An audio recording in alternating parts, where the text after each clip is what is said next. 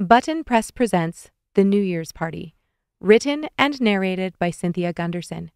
Copyright 2023, Button Press. Chapter 1. December 31st, 1999. Are you serious? Karl sighed, setting the plastic bags down in the hallway. I'm sorry, I completely forgot about the tarragon, Nicole said, wiping her hands on her apron as she poked her head around the corner from the kitchen. Her chestnut hair was pulled into a messy bun on top of her head, and she apparently hadn't found time to change out of her pajama pants. And you can't use anything else? Karl asked, exasperated. She shrugged. That's what the recipe calls for. I've been to the store twice already this morning. It's a madhouse. I know, she sighed. I'm sorry, I forgot. Karl took a deep breath, staring forlornly at the groceries on the floor beside him. Nicole walked into the hall, wrapping her arms around his neck. I'd like to remind you that this whole thing was your idea. Karl raised an eyebrow. No, this whole thing is all you. My whole thing was more like, hey, maybe we could invite our friends over and order pizza for New Year's. Now I'm being sent to the store for blueberry chèvre and tarragon. Nicole laughed lightly, refusing to let him out of her grasp. I may have gotten a little carried away, I'll admit it, but these are your friends. And your roommates. You invited them. Plus, Karl finally relented and pulled her into a hug. It's fine, I'm kidding. I'm only slightly annoyed that I have to go back out into the freezing cold for the third time to buy something I've never heard of. It's an herb, she said, her voice muffled against his shoulder. I'm sure it is. Nicole leaned back, Karl's arms remaining tied around her waist. I promise it'll be worth it. Better be, he teased, watching her saunter back to the kitchen. Do you want me to bring these bags in there? No, I've got it, she called. Fresh herbs, not dried. Okay, see you in a few. Karl stepped out the front door of their townhouse and trudged along the walkway he'd shoveled that morning to their car, parked on the street. At least he didn't have to scrape the windshield. At 5 o'clock, the doorbell rang. Nicole frantically ran up the stairs to finally change her clothes as Karl opened the front door. Hey, Karl grinned, moving aside to let his best friend in out of the cold. Nicole, he called up the stairs. Evan's here. Be down in a sec, she yelled back. She's changing, Karl explained, turning back to his guests. And you, he said, nodding toward a woman with dirty blonde hair standing next to Evan. Must be Amy. Oh, sorry, Evan said, pulling off his winter coat and setting his shoes on the mat. I should have officially introduced you. This, he motioned toward her with a flourish of his arm, is Amy. Nice to meet you. Here. Karl laughed, holding out his hands. I've been instructed to put personal belongings in the den. Perfect, thanks, Amy said, handing over her wool pea coat. Brr, she said, smiling as she shivered. It's freezing out there. What are you talking about? Evan scoffed. This is a perfect Calgary winter day. Says someone who's never lived anywhere reasonable, Amy muttered. Nicole rushed down the stairs just as Karl left the entry and walked through the double doors on his left with coats and purse in hand. Hey, Nikki. Evan greeted her warmly, pulling her into a hug. Releasing her, he motioned next to him. This is my girlfriend, Amy. I've heard so much about you, Nicole said, embracing her. I'm excited to meet you two finally, Amy said. It smells amazing in here. It must be the tarragon, Nicole commented, catching Karl's eye as he returned to the hallway. Karl rolled his eyes. Come on in, you guys. Have a seat. Do you need anything to drink? Just water for me, Amy said, pulling her sweater closed. I'll take whatever you're having, Evan added. As soon as Evan and Amy were settled on the love seat in the living room, the doorbell rang again. Seeing Karl walking down the hall juggling drinks, Evan hopped up to answer it. Nicole began shuttling in hors d'oeuvres from the kitchen as a large group of friends walked in together. Where's Mike? Nicole asked, pulling Karl aside as she set the last of the serving utensils on the buffet against the living room wall. No idea, Karl said, looking around the room. I think everyone else is here, though. Nicole nodded. I'm just going to tell them to go for it, she said, motioning to the food. I don't want it to get cold. Karl nodded. He's always late. And you made a ton. I'm sure there'll be plenty of food left when he shows up. Isn't he bringing Amanda with him? I think so. Nicole shrugged, then pulled him along to greet the newcomers and invite everyone to dig in. Sorry I'm late, Mike said, leaning across the center console of his Honda Civic. I should have paged you. Amanda slid into the passenger seat and kissed him lightly before reaching for her seatbelt. It's okay.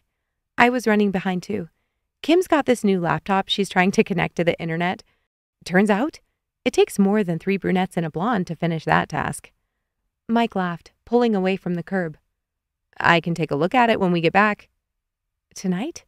Isn't this a New Year's party? Yeah, he said slowly. But I wasn't necessarily planning to stay till midnight. Amanda scoffed. You're planning to ditch out early on your own brother's New Year's party? Okay, he said in mock defense. Everyone else there is already finished with school or in a PhD program. It's not my normal crowd. So you're taking me to a lame party, Amanda teased. No, I'm taking you so my party experience won't be lame. Ah, I see. She grinned, wrapping her hand around his.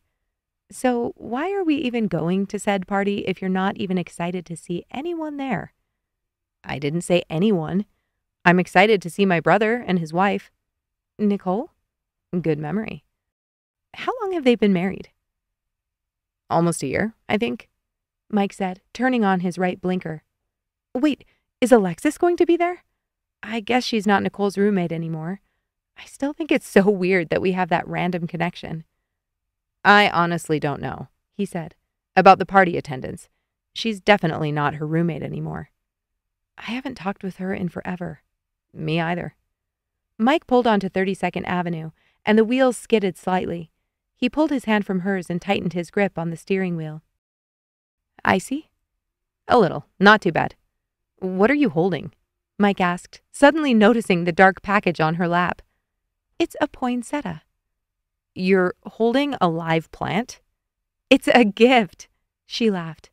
Never show up to a party empty-handed. You're a way nicer person than me. We can say it's from both of us. Mike laughed out loud. Karl's never going to buy that, but I appreciate the offer. He took the exit to Crowchild Trail, then carefully accelerated. Checking his blind spot, Mike flicked on his signal to merge. What's wrong? Amanda asked, noticing him looking from his side mirror to his rear view 3 separate times before pulling fully into the right-hand lane. I don't know, he said. That guy's being sketchy. The guy behind you? Yeah, he's weaving in and out of his lane. He's probably just messing around, she said, looking in her mirror. I don't see him. He's pulling past us. I think I'm going to slow down and let him get a ways ahead. Probably smart. They watched as a pickup truck pulled past them on the right, swerving erratically. The truck barreled down the road, barely staying within the lines. Not cool, Amanda breathed. Glad you noticed that. Mike's body relaxed. So, what are you... Before he could finish his sentence, his eyes widened, and he gasped. Amanda's head whipped toward the windshield, but before she could speak, they slammed into the side of the truck that had passed them moments before. Sounds of shattering glass and crunching metal filled her ears as the car screamed across the icy asphalt. Something hit her head. Hard. Color exploded across her retinas as she began to fall, deeper and deeper into blackness.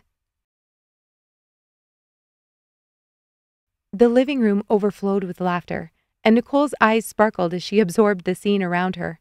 She placed the tray of butter tarts on the buffet and smiled when Karl caught her attention, motioning for her to join him.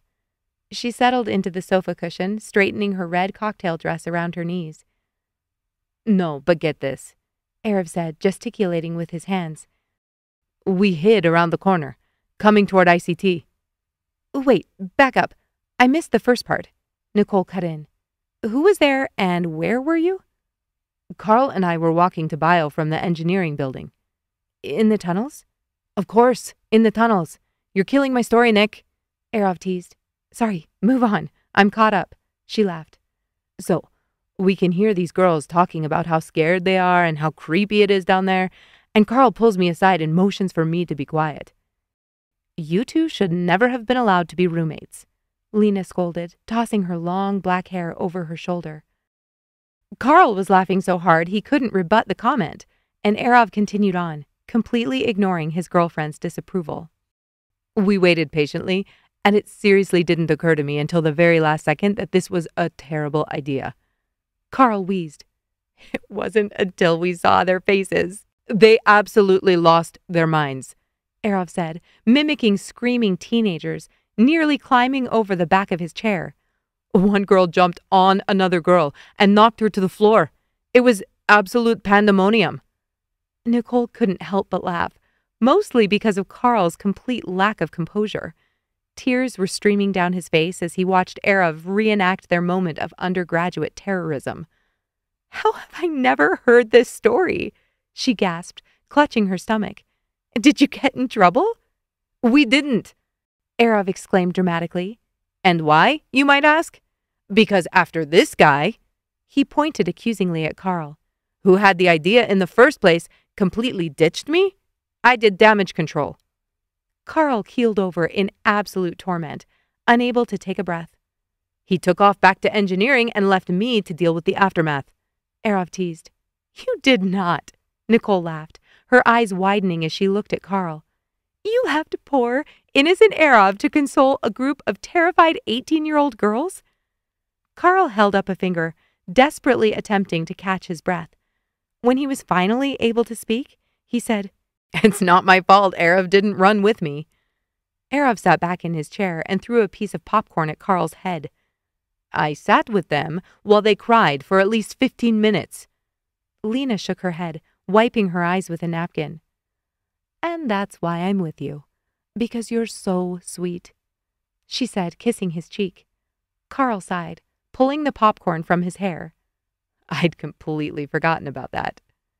You're lucky I talked them down, or we both would have been kicked out.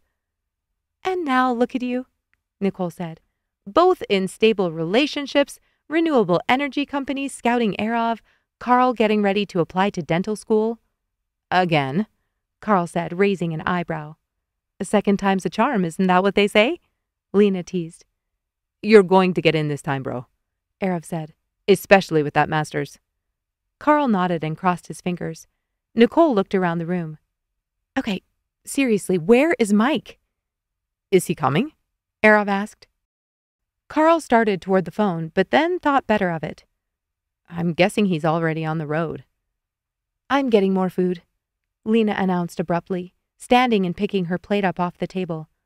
Everything is so good. Thanks, Nicole said absently, watching Karl nervously tap his knee. Classic Mike, Erav said, grinning. I'm sure he'll show up 10 minutes to midnight. He's been more responsible lately, Nicole said. He was even early the other day. Oh, when he came to help me fix the steps in the back. Karl nodded. Yeah, he was. I don't know, Nicole said, taking a sip of her sparkling soda.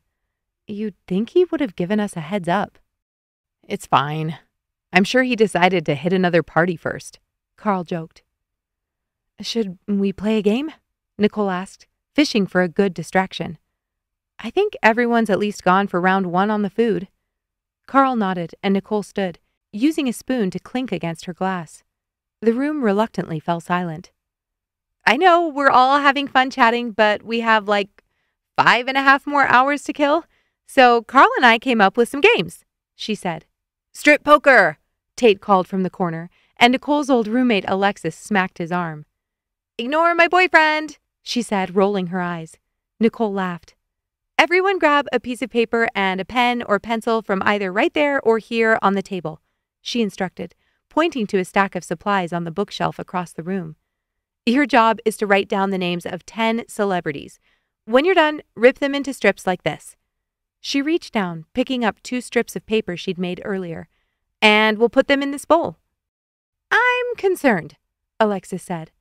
What are we going to have to do with these? You're not making us play charades, are you? Nicole raised an eyebrow, grinning.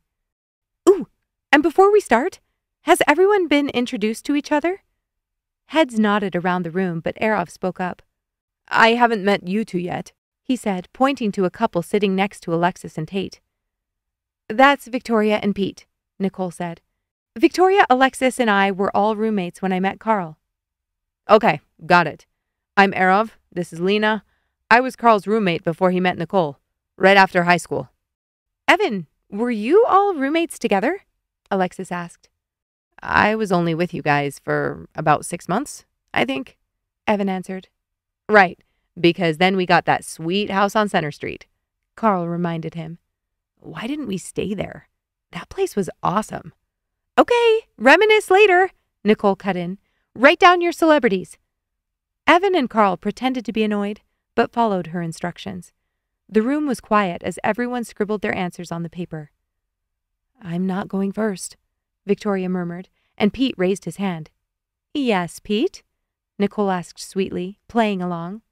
Victoria says she wants to go first, he said, dodging her elbow. Nicole laughed, winking at her friend. We're going to be in teams. Girls against guys? The men in the room roared their approval, which earned them competitive stares and some light smack talk from the women in the room. Girls get the couch, Nicole said, planting herself firmly back on the cushion next to Karl. For the first time, she noticed his expression. He had their cordless phone against his ear, and he held up a hand before she could ask what was going on. His face blanched as he nodded and said, Right. I'll be there as soon as I can. Who was that? Nicole asked, her stomach flipping as he hung up the phone. My mom. I have to get to the hospital, he whispered. Not Mike, she breathed, and Karl pursed his lips. He stood and ran to the entry, pulling his coat off the hook and searching through the pile of boots for his own. I'm sorry, he said to the group, rushing out the door. Evan hastily jumped up from his chair, threw on his boots, and ran out after him, not even hesitating to find his coat. Nicole stared as the door slammed, her heart in her throat, and her fingers clamped around her pencil. Have you heard anything? Karl's dad asked, walking determinedly through the glass doors of the ER toward his son. Karl shook his head. I'm not sure if that's bad or good. He shrugged nervously. Hi, Evan, Karl's mom said. Hey, Deb, Evan said, standing and embracing her. Ray. He nodded toward Karl's dad. I'm sorry you had to drive all the way here with it starting to snow like this. That was probably the most stressful drive of my life, Ray said as Karl guided him to the open seat next to him, but not because of the snow. Glad you took your time, Karl said, putting an arm around his dad's shoulder. Deb sat next to Evan across from them. Did the police tell you anything else when they phoned? Karl asked softly. I'm sure they did, but I couldn't process anything after they said Mike was in an accident, Deb said. I'm lucky I got the name of the hospital correct. The double doors to their left opened, and a man in blue scrubs walked through. He searched the waiting room, and when he saw them, walked in their direction. Deb and Ray stood as he approached. McKay family? They all nodded. I'm Dr. Simon. Would you follow me, please? Deb looked warily at the men around her, and Karl put his arm around her, ushering her forward. Dr. Simon scanned his card, and they followed him through the doors and down the hall into a room on the left. As they took their seats on the couches that lined both walls, the doctor shut the door and turned to them. As you know, Mike was in a serious car accident earlier this evening. Sorry to interrupt, but could you tell us what happened? Karl asked, his hands shaking. This room was furnished differently than the waiting room. A landscape painting hung on the wall, and there were decorative pillows on the sofa. He suspected this wasn't a place people came to hear their loved ones were recovering nicely. Of course, Dr. Simon said gently.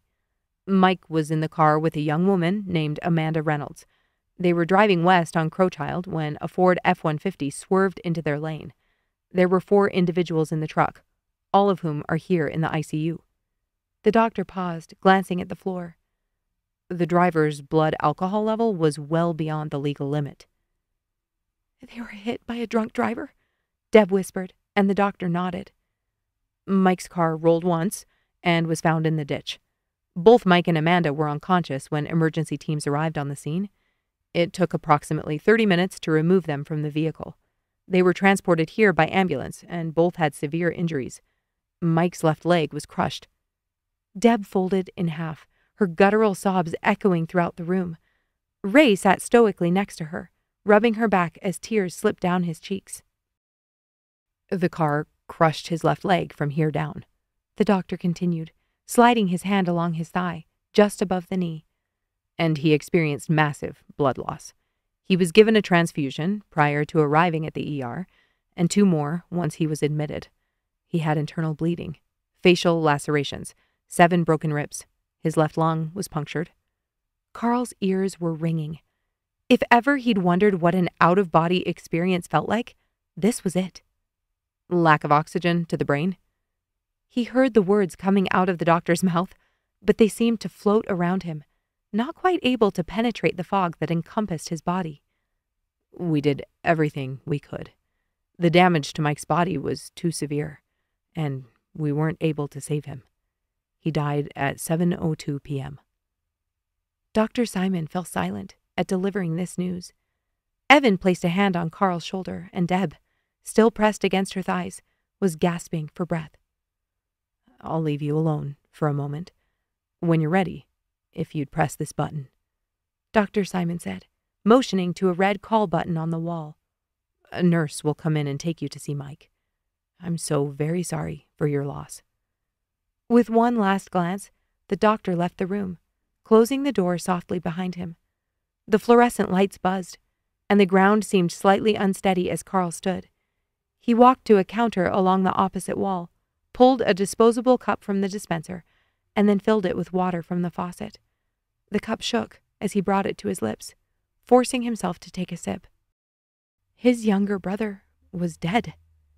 He repeated this statement over and over in his mind, attempting to make sense of it. Mike couldn't be dead. He was supposed to come to the party. His pager buzzed in his pocket every few minutes, but he couldn't bring himself to look at the messages. He knew he should call Nicole and let her know what was going on. If there was anything worse than knowing what happened, it was not knowing. But he couldn't do it. Not yet. I want to see him, Deb stammered, sitting upright. Evan reached over to grab a couple of tissues from the box on the end table. He handed them to her, and she took them gratefully. Are you sure you're ready for this? Karl breathed, tears stinging the corners of his eyes. It sounded like his injuries. Ray held up a hand, a wan smile on his lips. Press the button, he breathed, and Karl obediently hit it with his palm. A few moments later, a different man in scrubs opened the door and motioned for them to follow him down the hall. As they passed the nurse's station, Karl kept his gaze forward, not wanting to witness the pitying looks that were surely being sent their way. They followed the nurse into the quietest hospital room he'd ever been in. No beeping or humming equipment, and no movement of hospital personnel. It was somber and stifling. Mike lay still in the bed, barely recognizable. His face was swollen and bruised, with cuts stretching from his jaw to his forehead. His unruly hair spread across the white pillow, and only his right arm was visible over the sheet and blanket. Deb collapsed in the chair next to the bed, gripping Mike's arm and sobbing afresh. Ray sat next to her, pulling another chair close and wrapping his hand around hers. What happened to her? Ray called out as the nurse turned to walk from the room. Who? He asked, concern on his face. The young woman.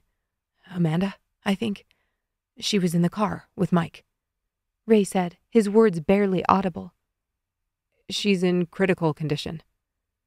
Is her family here? We'd like to meet them. We haven't been able to contact her family at this time, the nurse said apologetically. Deb lifted her head. She's alone?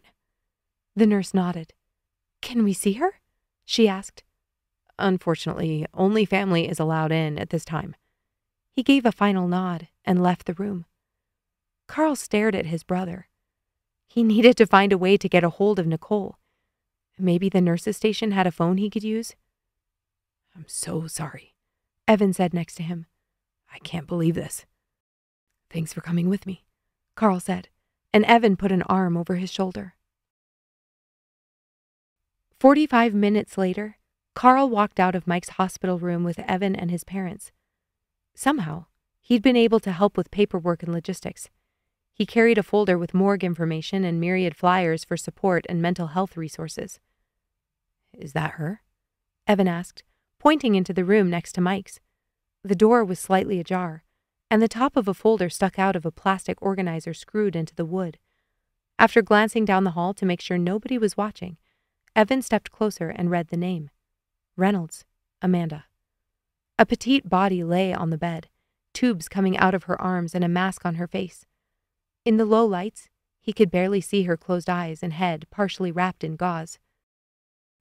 "I can't believe they haven't been able to contact anyone. She's completely alone. What if she wakes up?" Deb whispered.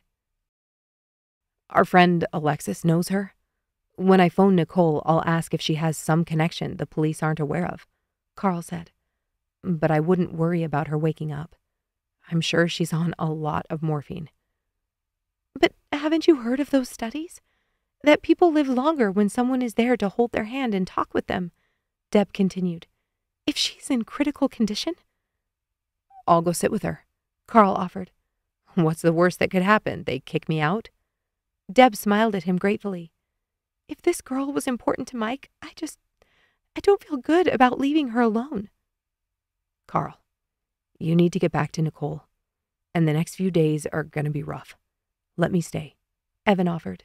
"You need more sleep than I do." "I doubt I'll be able to sleep," Karl said. "But you need to be with your family, and with Nicole." Karl nodded. "Don't get arrested," he said with as much humor as he could muster, clapping him on the back. "You'll bail me out, right?" Evan hugged Deb and Ray, then walked into the dimly lit room and took a seat. An hour or so later, Evan blinked awake when a nurse walked into the room. Her eyes widened when she saw him seated next to the bed. "Who are you?" she asked, holding Amanda's chart in one hand and placing the other on her hip. "I'm a family member," he said, less confidently than he would have liked. "Now, I know that's not true," she scolded, setting down her clipboard and walking to the head of the bed. "We haven't been able to get a hold of any of her family." "What if I got the message and came right over?" "Then I would have been informed." "And I was not informed," the nurse said, lifting the gauze and flashing him a look. Evan sighed. "I'm Mike's brother." He figured that was almost true. Mike and Karl were the closest things to brothers he'd ever had. "He died tonight, and Amanda was in the car with him. We didn't want her to be alone."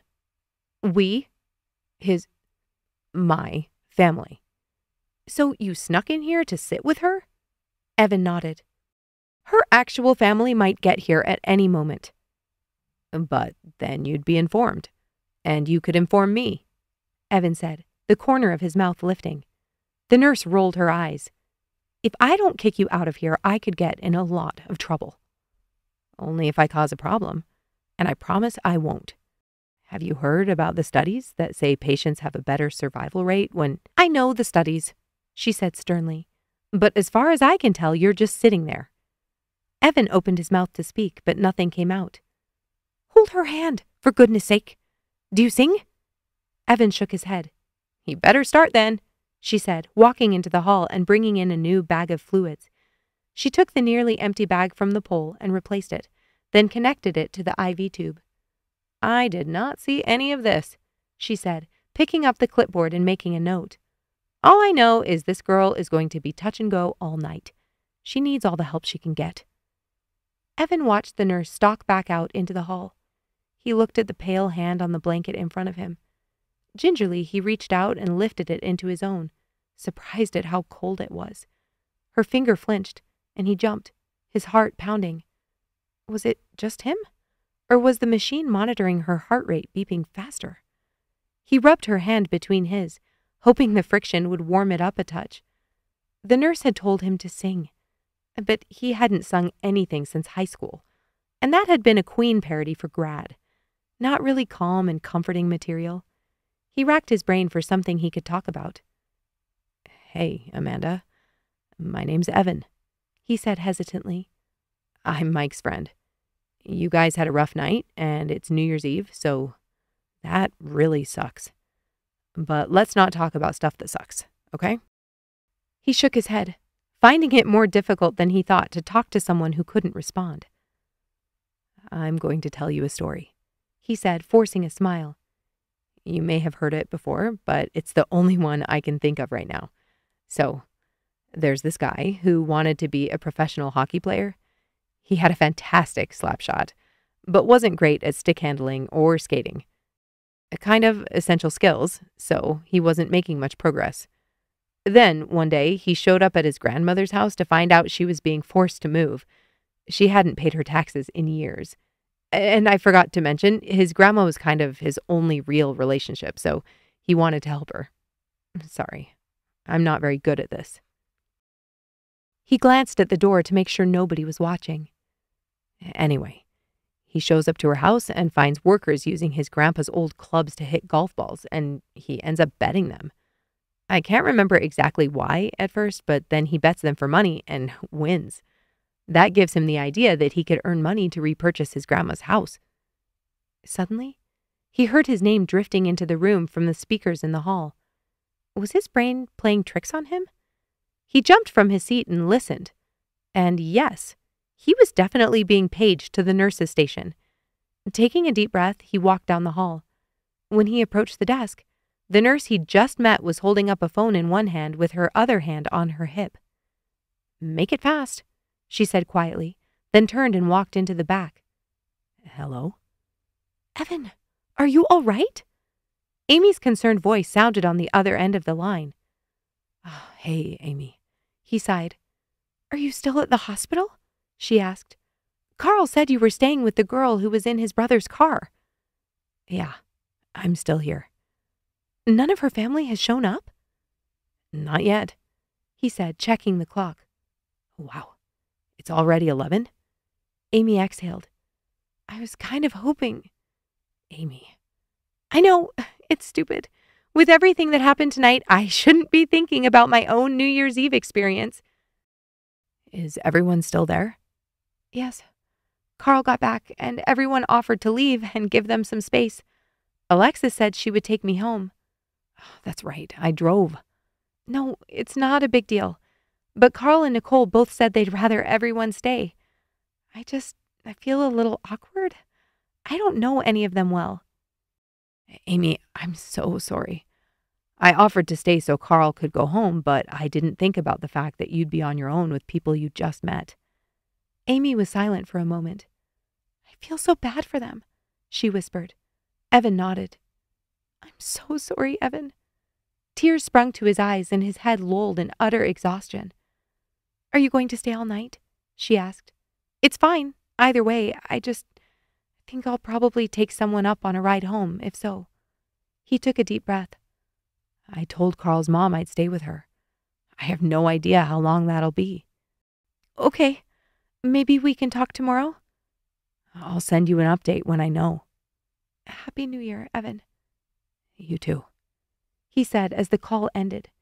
He couldn't tell if she'd sounded more tired or upset.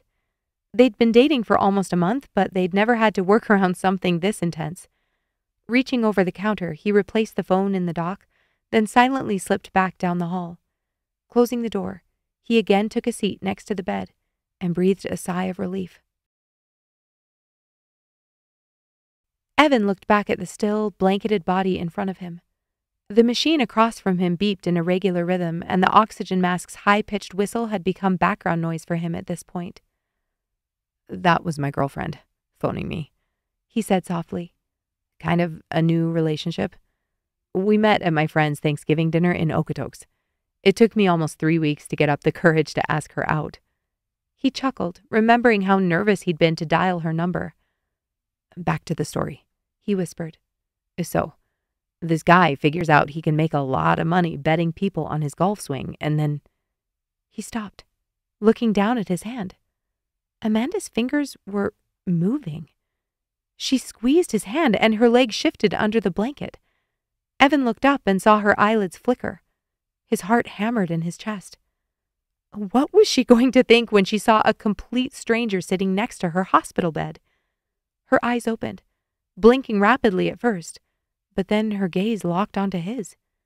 They stared at each other, and Evan's voice caught in his throat. Slowly, her eyelids drooped, and she relaxed into her pillow once again, her hand falling still. Evan took a deep breath. She didn't freak out. That was a good sign, right? Relieved, he pulled his chair closer and lay his head on his left arm, resting on the empty strip of mattress next to where his right hand continued to grip hers. He ends up joining a golf tournament to try and win the money, he continued, yawning. The other golfers hate him because he's nothing like them, but he kind of becomes a hero. And meets this guy who lost a hand to an alligator. Sounds weird, but it's pretty funny. Evan's words began to slur as he closed his eyes. His breathing slowed, and eventually he fell asleep to the sound of beeping, whistling, and humming. 10 minutes to midnight, Alexis said softly. 6 of them, Alexis, Victoria, Erav and Lena, and Karl and Nicole, sat in a tight circle in the living room. Pete, Tate, and Amy had all gone home shortly after Amy's phone call with Evan. Thanks for staying, guys, Nicole breathed. Karl nodded. I'm sorry this is kind of the worst New Year's party ever. We all knew and loved Mike, Erav said, putting a hand on Karl's shoulder. We wouldn't want to be anywhere else. Plus, if Y2K's a thing, I wouldn't want to be with anyone else when the world ends. Thanks for that, Alexis said, a smile threatening to erase her solemn expression. Have you heard from Evan? Nicole asked. No. Karl shook his head. I'm sure he'll get in touch when he leaves, Karl said, hunching over and resting his arms on his thighs. I can't believe Mike's gone. It's so strange. I just saw my brother's body lying in a hospital bed, and then I drove home, and he doesn't exist anymore. And now we're starting a new year without him, Nicole said, her voice catching. Alexis wrapped an arm around Nicole's shoulder and pulled her close. I feel like I should be there, at the hospital with Amanda. I gave them the info you had, Karl said. I highly doubt they'd let you go back there even if you did go over. I know, Alexis breathed, still holding tightly to her friend. And Nicole, Mike would have loved this party. Butter tarts were his favorite. And shrimp, Victoria grinned. Remember when he ate shrimp out of my noodle bowl that year we went out for Karl's birthday? He was the worst, Lena laughed. He stole a bite of my cake that year, too. Karl laughed. He would have loved everything about this party. Sitting up, he looked around the room. We've been friends for almost 8 years now. Over 8, Victoria said, smiling softly. I know our lives are probably going to take different paths in the next year or two, but what if we did this again? Karl said. Did this? Lena asked. Like a New Year's party, to celebrate Mike. What if we did this every year, no matter where we are or what we're doing? We could meet wherever. Nicole wiped a tear from her cheek. I'm automatically in, she grinned. We're in, Erav said, and Lena reached for his hand. And I'll speak for Evan. Of course we're in. Alexis and Victoria both nodded. 2 minutes, Lena said, watching her clock. This year, my goal is to appreciate the people I love. I don't want to take anything for granted, Alexis said, her cheeks flushed with emotion. I want to be more fun, Karl said, wrapping his arms around Nicole. You're going to have to work hard at that, eh? Erav said, nudging Karl with his elbow. I want to be less fun, because I'm too fun already. And Lena says I need to take things more seriously. Lena laughed. You know those engineers. So fun. Erav scoffed, feigning offense. 10, 9, 8. Lena started the countdown and everyone joined in. Happy New Year, they said together, standing and embracing each other. As Karl pulled Nicole away from her roommates, he held her tightly in his arms. He knew in a few minutes this room would be empty, besides the two of them, and they'd have to walk upstairs and go to bed, and wake up tomorrow in a world without Mike.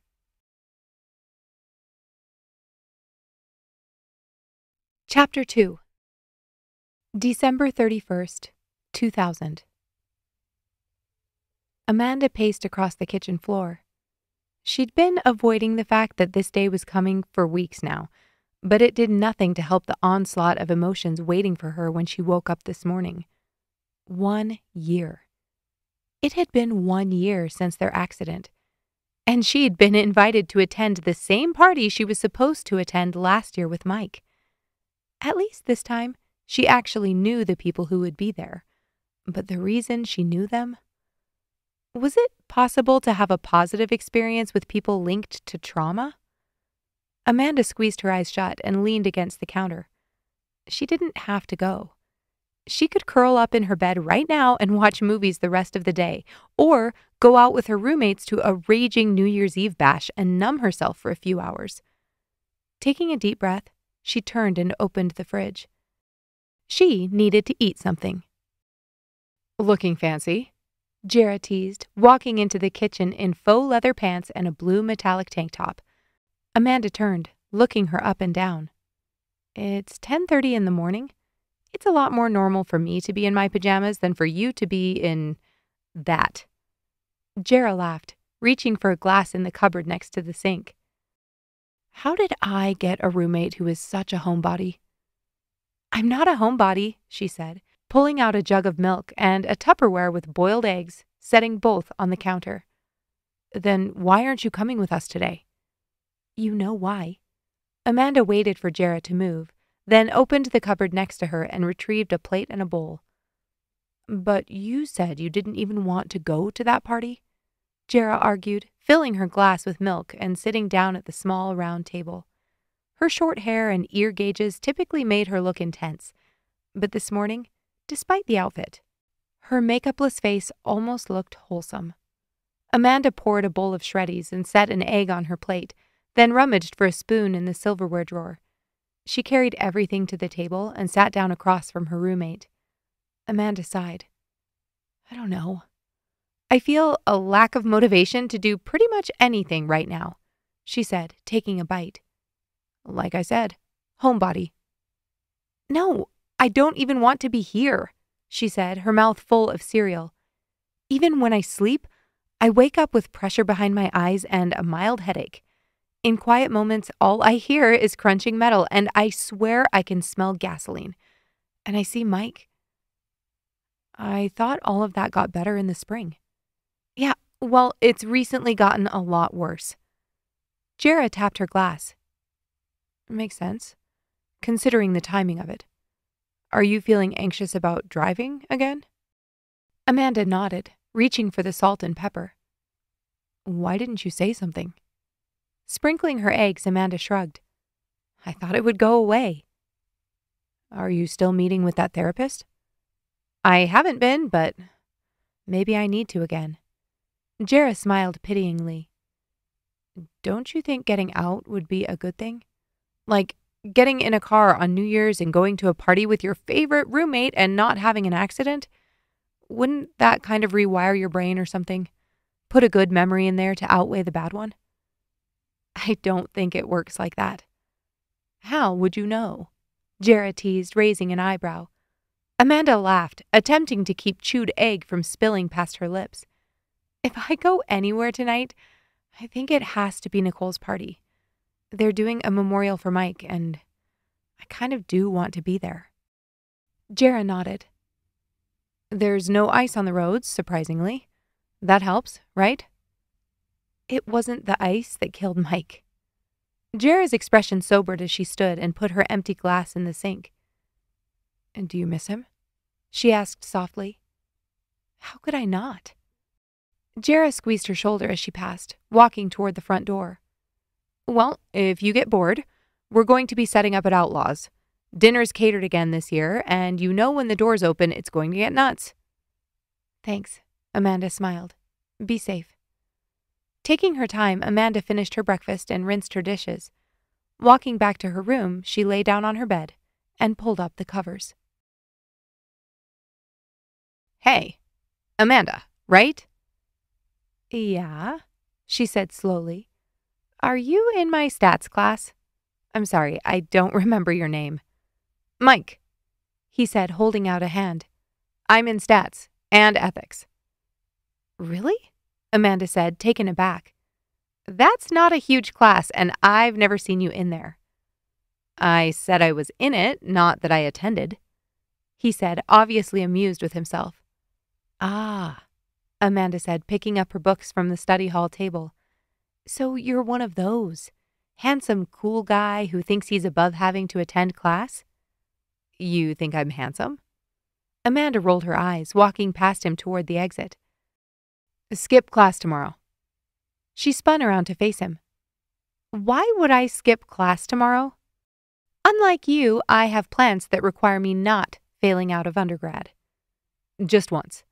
I'll even help you catch up on what you missed. Call it an act of service. For who? You? Mike nodded, grinning.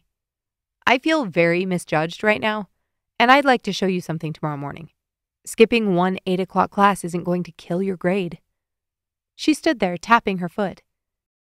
If you think I'm going to go anywhere with you alone, you're crazy. So bring a friend. I don't mind. What time? Meet me at the zoo. North entrance, 5:30. Amanda looked at him quizzically. In the morning? Mike nodded. The zoo? You're not going to murder us? Promise. Amanda nodded nervously, then turned and walked briskly through the double doors. How's it looking? Nicole asked, poking her head out onto the patio. I think the temperature is pretty stable, surprisingly, Karl said. I wondered if I was going to need to add a bunch more wood chips with it being so cold. He stood up and walked back inside, rubbing his hands together.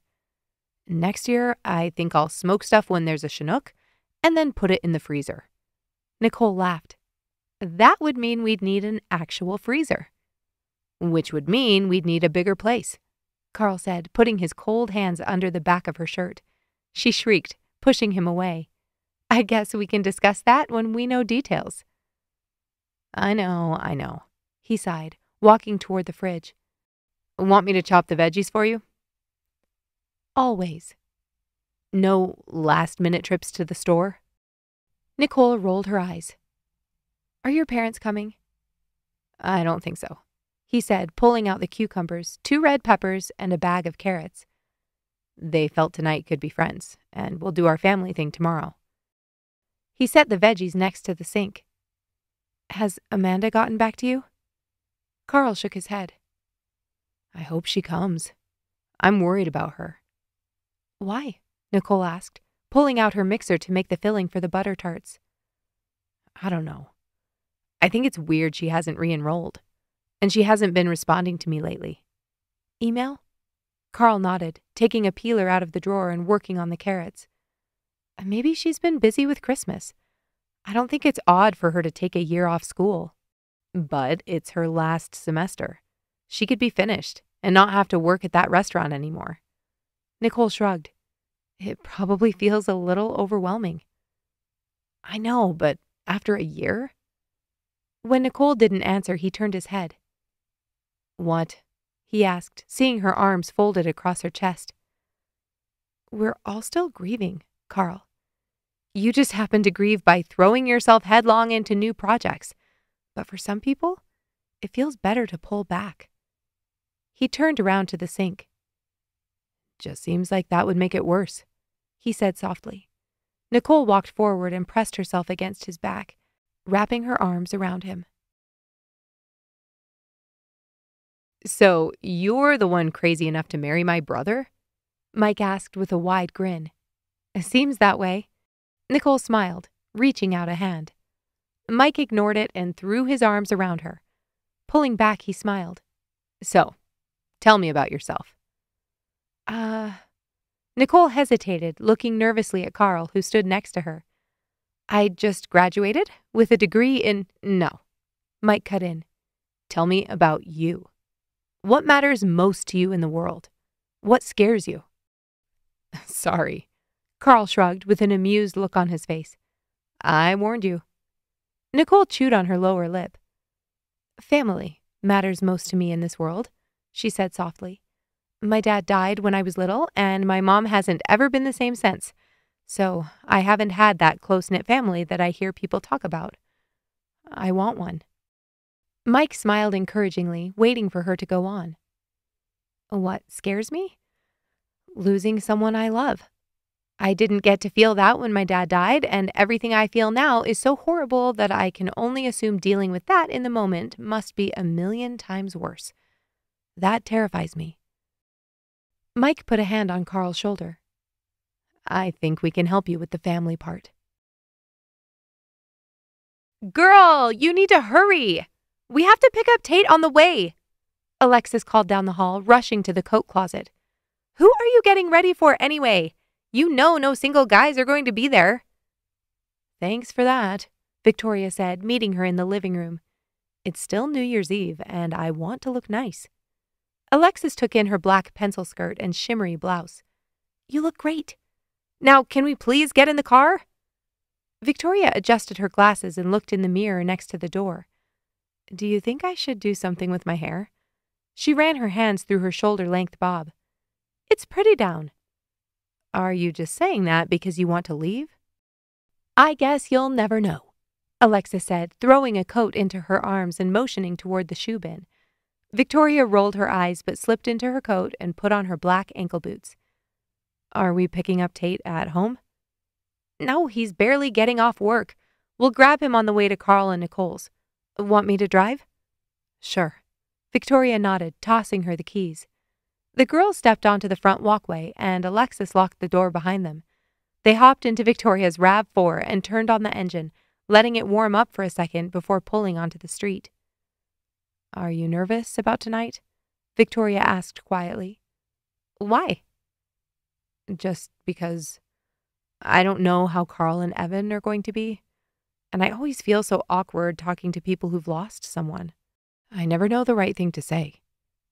I mean, it's been a year. I'm not saying they're suddenly over it, but they're definitely more normal. Remember how they all were right after it happened compared to last month, when we got together? Victoria nodded. It didn't even feel like they were the same people then. That's not a criticism. It's just true. Alexis finished. She held onto the armrest as Victoria turned sharply to the right. No, I know. I remember wondering if Nicole was ever going to have fun again. It was like she didn't want to laugh in case Karl happened to be around, Victoria said. Death is just weird and hard. I didn't have as much of a relationship with Mike as you did, but I still miss him. When we got together for Nicole's birthday in the summer, that's when I really noticed his absence. It was like there was a hole that nobody else could fill. Alexis exhaled loudly. I know. I felt it too. Remember that year he walked into the restaurant dressed like a Chippendale dancer? Yes. Alexis laughed out loud. Remember Nicole's face? And when he stood on the chair seductively eating fries off her plate? What ended up happening? Did he get kicked out? No. Evan brought him clothes in his backpack. Remember the manager came over and he quickly dressed? Alexis snorted, attempting to focus on the road ahead of her as her friend laughed hysterically next to her. There's Tate. Victoria pointed to the front of the parking lot they'd just pulled into, wiping tears from her cheeks. Want me to get into the back? No way. He can sit back there, Alexis said, pulling up to the curb and unlocking the door. Rolling down the passenger side window, Alexis leaned over and gave him a smoldering look. Hey, gorgeous. Are you for hire? Tate grinned and walked to her side of the vehicle, insisting she roll down her window so he could kiss her before jumping in the back seat. Ladies, how's your last day of the year 2000 going? Tate asked. Incredible now. Alexis grinned, pulling slowly through the lot. And pumped that we don't have to worry about the world ending this New Year's. Y2K, what a joke. Tate laughed. I'm excited to hang out tonight. And eat more of Nicole's food. Do you think she's making the same stuff? Oh, crap, Alexis said, slamming on the brakes. I forgot. We're supposed to bring drinks. Victoria looked at her in surprise. Since when? I forgot to tell you. I offered to bring something the other day when I was helping Nicole paint. So, you were supposed to bring drinks, Victoria teased. There's a liquor store over. Tate started, but Alexis held up a hand. Nope. Karl's given strict instructions. No alcohol. Tate stared at her in stunned silence. But it's a New Year's party. Dude, she said, turning fully in her seat. His brother was killed by a drunk driver. Are you saying you can't have fun without alcohol for one night? Before Tate could respond, a car honked behind them. All right, I'm going. Is there a co-op around here? Alexis asked, putting the car in gear. Turn right, and then I think there's one a couple of blocks up, Victoria offered. What if we did French sodas? What are those? Tate asked. It's like soda water, those flavorings that come in the glass bottles, you know, she explained, miming with her hands. Then you add milk. They're delicious. Done, Alexis said. Do you think Nicole will have ice? Not sure. I see the co-op. Tate, go grab a bag of ice just in case. We'll get the other stuff. Divide and conquer. Tate groaned but didn't argue as Alexis pulled into a parking space. Meet back here in 10? But what if I'm faster than that? I don't want to stand out here in the cold, Tate complained, and Alexis tossed him the keys as she grabbed Victoria's hand and ran into the store.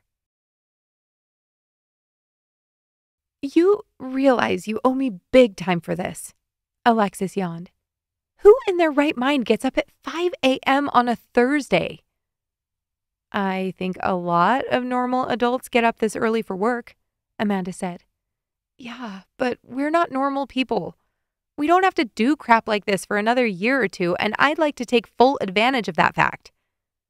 I definitely owe you big time. A, for the use of your car, and B, for coming with me so I don't get chopped up into little pieces and fed to the tigers. Is this dude a total weirdo? Amanda shook her head. I don't think so. There's something about him. It could either be that he's incredibly cool or that he's a psychopath. I mean, I'll take those odds, Alexis laughed, taking a Timbit out of the box that sat between them on the console. And you owe me coffee for the rest of the week. Done, Amanda smiled. They pulled into the zoo entrance and Alexis slowed down. Where do you think we should park? There, Amanda exclaimed, pointing to a man waving them down near the front. He guided them into a zoo staff-only parking spot. If I get a ticket? Alexis said under her breath, but then noticed the official zoo uniform he was wearing. Wait, is that Mike? Yeah, Amanda nodded. Wait, how do you know his name? She looked at her friend in confusion. My roommate Nicole is dating his older brother, Alexis said. How did you meet him? He's in two of my classes, she said, slinging her purse over her shoulder and stepping out of the car. Alexis pulled on her leather jacket, grabbed the box of Timbits, and followed her. Okay, Amanda said. We're here. Hey, he smiled, then turned to Alexis. Oh, hey, he said slowly. Alexis, right? Yeah, she said, still obviously weirded out by the connection. You two are friends? He asked. Amanda nodded. We used to work at the same restaurant. Mike nodded. Small world. We're going this way. He opened a utility door and ushered them into a plain hallway. They walked behind them, their footsteps echoing against the painted brick walls. Turn here, he said, and they followed him through another door back onto the main zoo path. It's so weird being here when it's empty like this, Amanda said. I think it's peaceful. All the animals are waking up, the plants are coming alive. That's why I do this. And what is this exactly? Alexis asked. I'm a volunteer zookeeper, he said, spinning around to walk backward.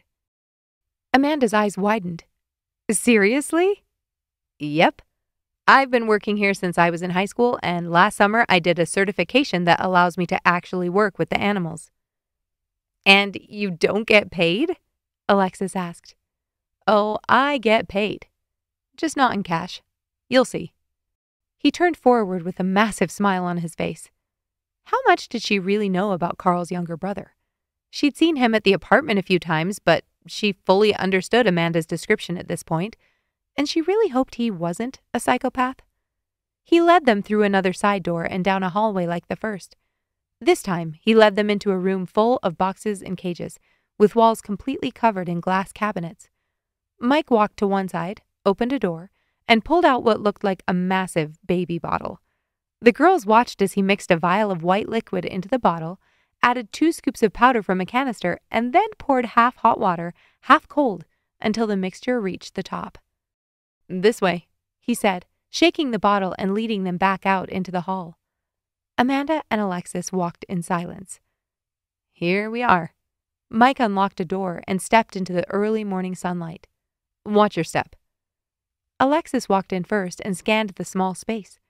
It was an enclosure, or at least part of it. "What's in here?" Amanda asked nervously. Mike hushed them as he opened the gate. "She was found injured. We're trying to get her back up to weight." Alexis watched as Mike tapped on the metal and gently clicked his tongue. 2 golden paws stretched out from a crate in the corner. Slowly, what looked like a huge kitten walked lazily toward them. "Is that a lion?" Alexis asked.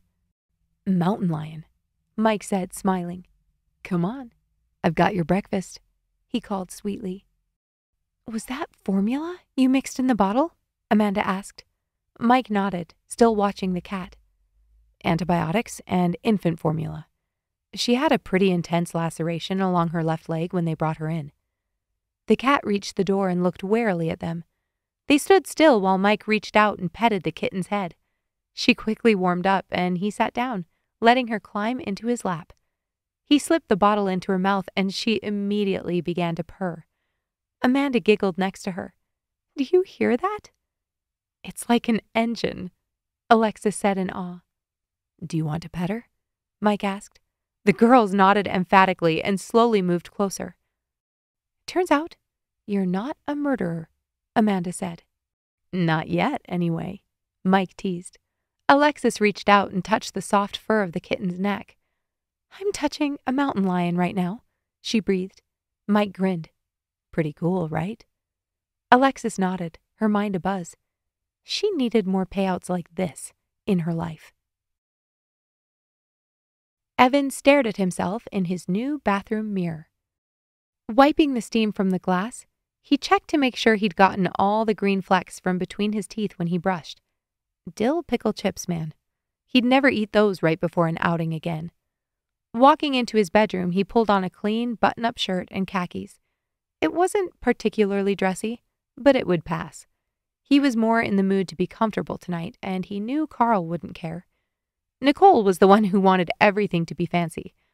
Amy certainly didn't mind the excuse to dress up. What was it with women and special occasions?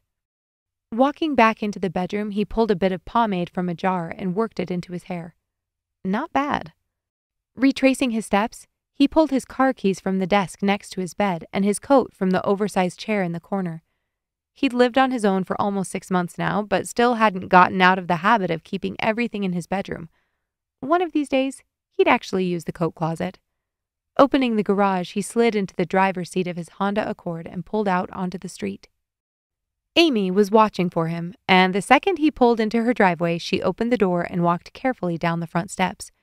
As he'd predicted, she was decked out, high heels and all. "Hey," she said, a burst of cold air rushing into the car as she sat in the passenger seat. "You look beautiful," Evan said, smiling at her. "What's that?" He motioned to a platter she was holding, covered in tin foil.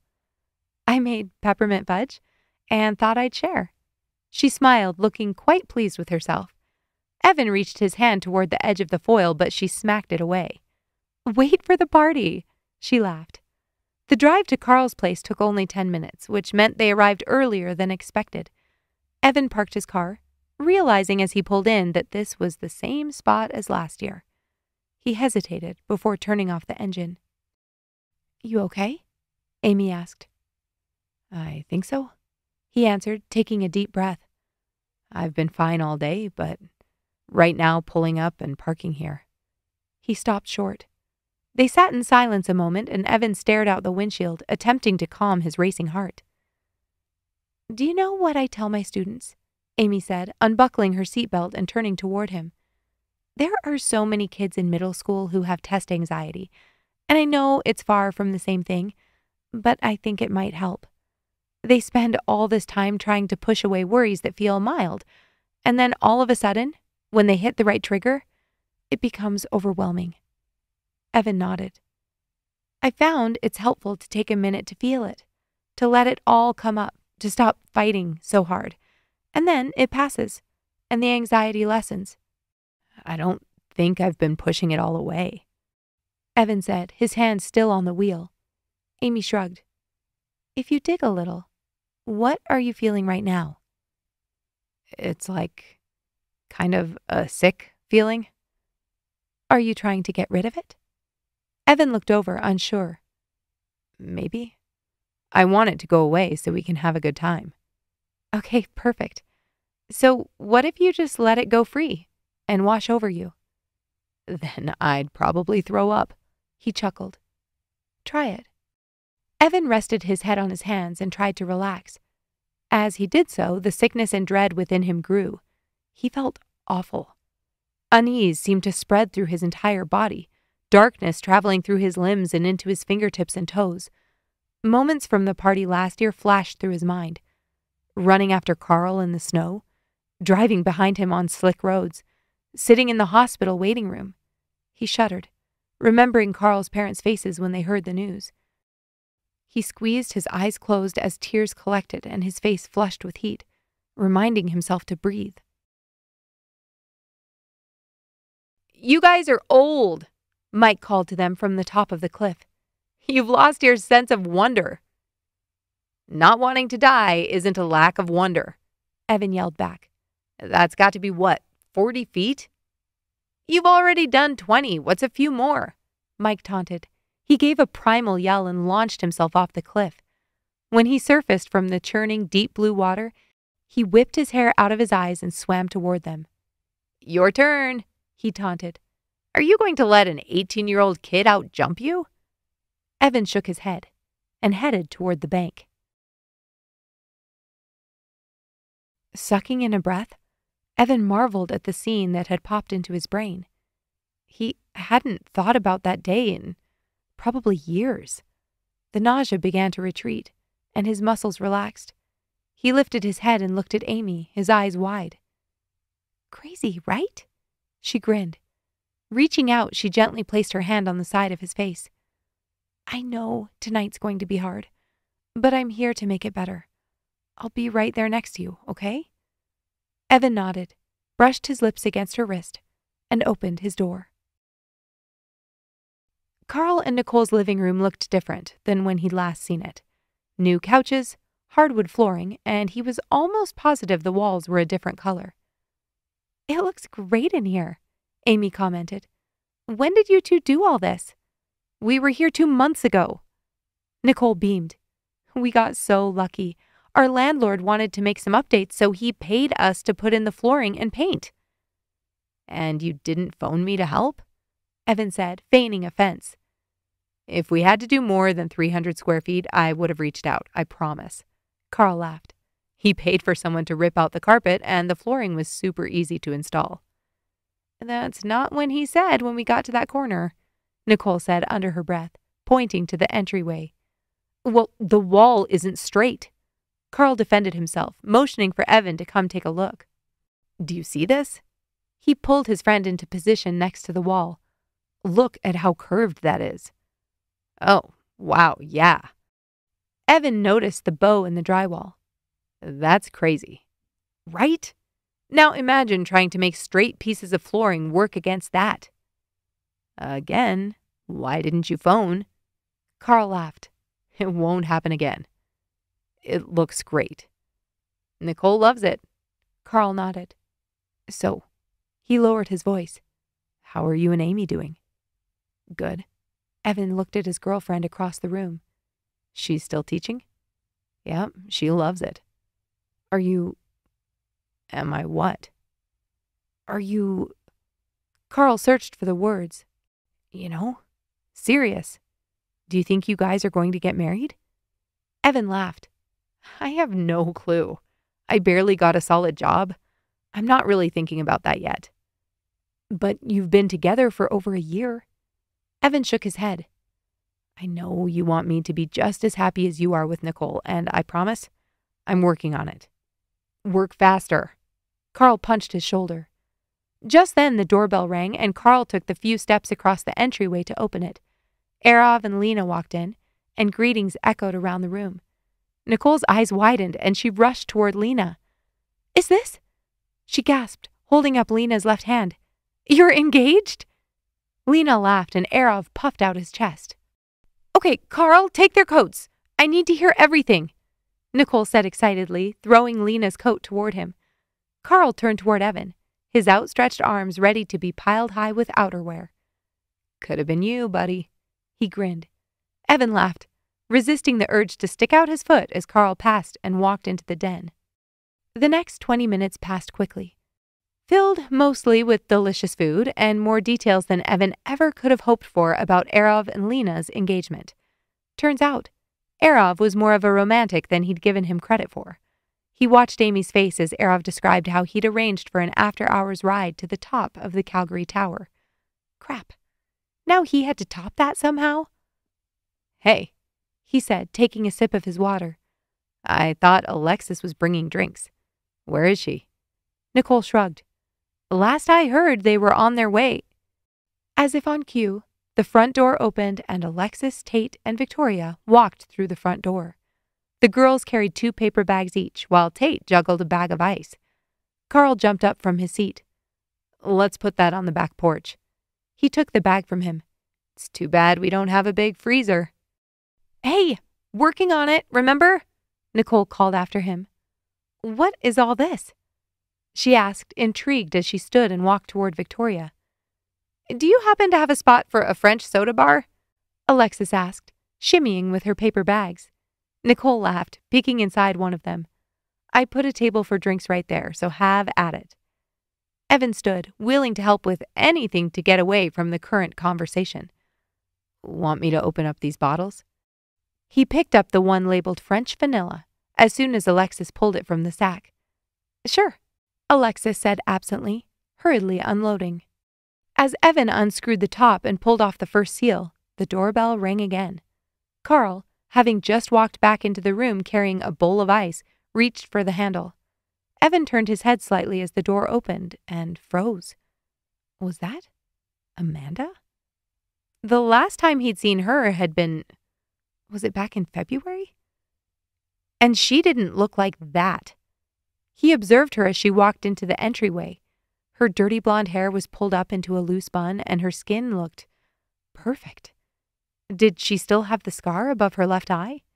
He couldn't tell from here. She was wearing a V-neck tan sweater and dark bootcut jeans, with delicate silver hoop earrings. You've only done one?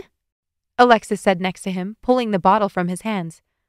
Oh, sorry, he said, blinking and turning back to the table. He quickly picked up another bottle and resumed his task. Amanda, Nicole said behind him. I'm so glad you made it. Alexis put down the bottle she was holding and spun around, leaving Evan to keep working, slowly, on the drinks. Almost didn't, Amanda said. Did you have something else going on beforehand? Lena asked. No, Amanda answered, not giving any further clarification. It wasn't needed, as far as Evan was concerned. He knew exactly what she meant. Well, grab a plate, Nicole instructed, walking her through all the items on the buffet table, specifically highlighting Amy's fudge. You've met everyone here, right? Get over here, Alexis said behind him, and Evan lifted his head as Amanda approached the table. Her eyes locked on his over Alexis's shoulder, and his heart started beating faster. Last time they'd met, she'd been in a wheelchair, and the time before that? Memories of that night regularly flashed into his mind, usually in the middle of the night. The feeling of her hand in his, completely vulnerable, as he openly let his guard down and told her ridiculous stories. Right now, the way she looked at him, he wondered if somehow she remembered it too. It's so good to see you. I miss our adventures, Alexis said. I know, though I'm sure you still have them. Alexis grinned. Do you want a French soda? I think we're ready. Sure, thanks. What flavor do you want? Nicole, you want one too? Nicole nodded. Raspberry, please. Amanda looked toward the bottles. Surprise me, she said. Alexis nudged Evan with her elbow. You heard the girl. She handed him a cup already filled with ice and soda. Evan glanced at Amanda, then back to the flavors. Surprise her. He turned to ask her a question, but Amy stepped between them. I haven't met you, she said. I'm Amy, Evan's girlfriend. Evan's cheeks flushed as he reached for the blackberry syrup. Oh, hi, Amanda said sweetly. It's so good to put a face to a name. Amy turned toward Evan. Will you make me one too? Sure. He cleared his throat and watched as Alexis added milk into the cup he was holding. Here you go. He handed the red plastic cup to Amanda and she took a sip. What is this? Blackberry and vanilla. She smiled, then turned with Nicole back to the group and found a seat next to Lena. Sounds lovely, Amy said next to him. I'll do the same. He nodded, taking another cup from Alexis's outstretched hand. At 11:30, after playing the series of horrifyingly embarrassing games Nicole had cooked up, they filled up their plates with seconds on the food and played musical chairs with the available seats in the room. Amanda landed the spot next to Lena again and gratefully took a bite of butter tart. It had been surprisingly easy to forget about last year with this group, especially since they were all so willing to make a fool of themselves. She glanced at Evan and then hastily looked away. He was cute. Really cute. And also dating the same girl from last year, per Nicole. That meant it was serious. Half of this group had visited her at home a couple of months after the accident. That was during what she liked to call her bitter phase. Her hip hadn't healed from the accident, and using a wheelchair was quite possibly her very own hell on earth. She had no idea how she'd acted that day and wondered if she'd made a horrible first impression. She must not have been too bad if Nicole was willing to hang out with her again, but Nicole was kinder than most.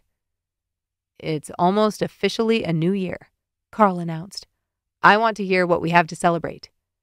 Then you have to go first, Nicole said excitedly. Have you told everyone? Amanda looked at him with interest. Nicole had mentioned he'd been applying to dental school again, but hadn't heard any other updates. Karl grinned. I got into U of A. Everyone cheered and shouted congratulations, but Arov held up a hand. Wait, so that means they're moving, Evan said. I know. It sucks. The energy in the room dulled considerably.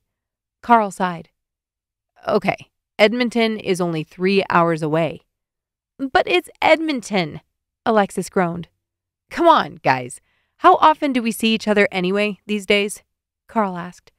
We can still talk and text, and we'll totally have our party again. Not here, obviously, but Arav and Lena are going to have a new house by then, and he assured me they'd be glad to host. Lena laughed, and Arav shook his head. What about Evan? He laughed. He already has a house. A bachelor pad with 0 furniture, Evan laughed. Amanda grinned, watching the way Evan's eyes crinkled when he smiled. That voice. She felt tingles each time she heard it. We'll figure it out, I promise, Karl said. Arav and Lena have something to celebrate, if you didn't hear earlier. Lena held up her hand and everyone cheered again. Not only that, this woman just landed a second-chair violin with the Philharmonic, Arav gushed. Even better, I'm still working for TransCanada, so we're not moving, he added with a dramatic flourish of his arm. Amanda laughed and cheered along with the others.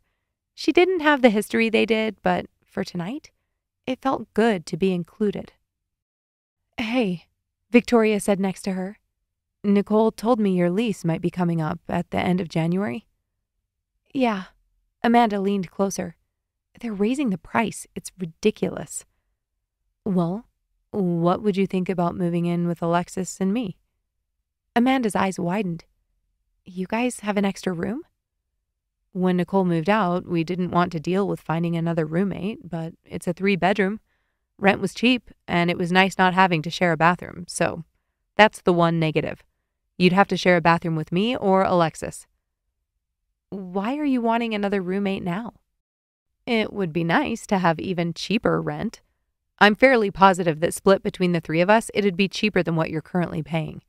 Our landlord is old and not up on rent prices in Calgary. She laughed.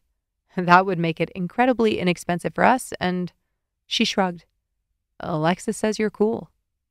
Amanda grinned. I'm flattered. Let's definitely talk about it. Here, what's your number? Victoria asked. I'll phone you, and then you'll have my number. You have Alexis's, right? Amanda nodded and gave it to her, partially tuning in to the conversation around her. Maybe it was time for a change. She loved her roommates, but they didn't have a lot in common. After exchanging information, Amanda listened to the laughter around her and filled up a plate with more food. She didn't have much to contribute, and that was okay. It was entertaining to watch Victoria laughing with her friends, Alexis and Tate surreptitiously groping each other, Arav and Lena reveling in the newness of their engagement, Karl and Nicole playing the gracious hosts, and Evan. Well, that was the exception. Somehow more fudge ended up in her mouth each time she saw Amy resting her hand on his arm or whispering something in his ear. As midnight drew near, she chose a popper from the basket Nicole passed around. Was it a new year already? Karl started the countdown at 20 seconds to midnight, and tears unexpectedly sprang to her eyes. She wished Mike could have been here, because this was exponentially better than last year. December 31st, 2001.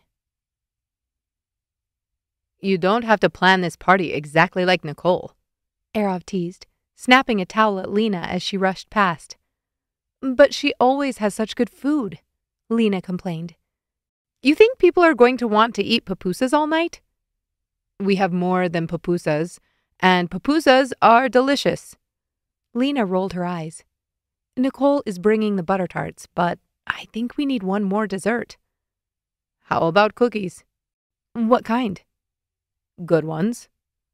Helpful, very helpful, Arav, she said, pulling a tablecloth over the table she'd set up next to the piano. Ooh, popcorn. She stood up. Caramel? Or peppermint white chocolate. Remember we had that at the booth, at the Stampede? Lena grinned. Perfect. Yes. I'll look up the recipe and go to the store. Can you pop me a bunch of popcorn? Of course, because I'm very helpful, he said pointedly. She ignored him. I'll get out a few big bowls.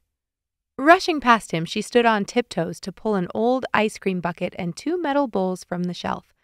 When she turned, Arav was standing behind her. She smiled and kissed him on the cheek. You're the best husband. I'm sorry I'm a little... She shook her head back and forth. This party is going to be great, with or without food. So take a deep breath, he said softly. Ooh, candles! We need candles! She pulled away from him and ran down the hall. That's her, Arav said, pointing toward the stage. The one with the long black hair? Karl asked. You can just say the East Indian one, Arav teased. She plays violin? Mike asked. Arav laughed. Let's hope so. So you've never talked to her before? Karl asked, aghast. And you're going to marry her? It's not like it's a fully arranged marriage, Arav said. Just that my parents and her parents think we should at least consider it. And you're willing to do that? Karl asked. You've met my parents, Arav said with a sigh. I think it's beautiful, Mike said. I wish my parents would choose a girl for me. Karl shoved his younger brother playfully. Yeah, okay. Mom would choose some girl who loves to make wreaths and knit. Mike laughed. I don't know. I think there's something cool about trusting people enough to listen to their opinion about who you're dating. Well, from now on, I'm going to give you all my opinions on who you're dating.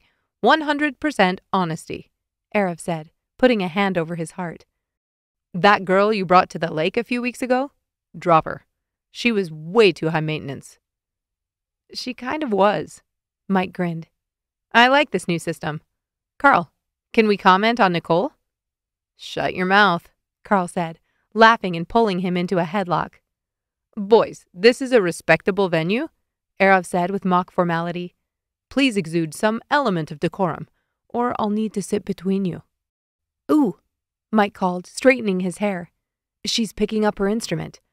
I'm guessing by the end of this concert you're not going to care who set you up. Arov watched Lena flick her hair behind her back and settle her violin between her chin and her shoulder. Her skin seemed to have a golden glow in the lights, and her dark brown eyes were intense as she fixed her gaze on the conductor. Mike was right. He was already sunk. Why is it so cold here? Alexis groaned, pulling on a fleece over her sweatshirt. Stop whining, Victoria said, rinsing her cereal bowl and putting it in the drying rack on the counter. If you hate it here so much, why don't you just move to Haiti?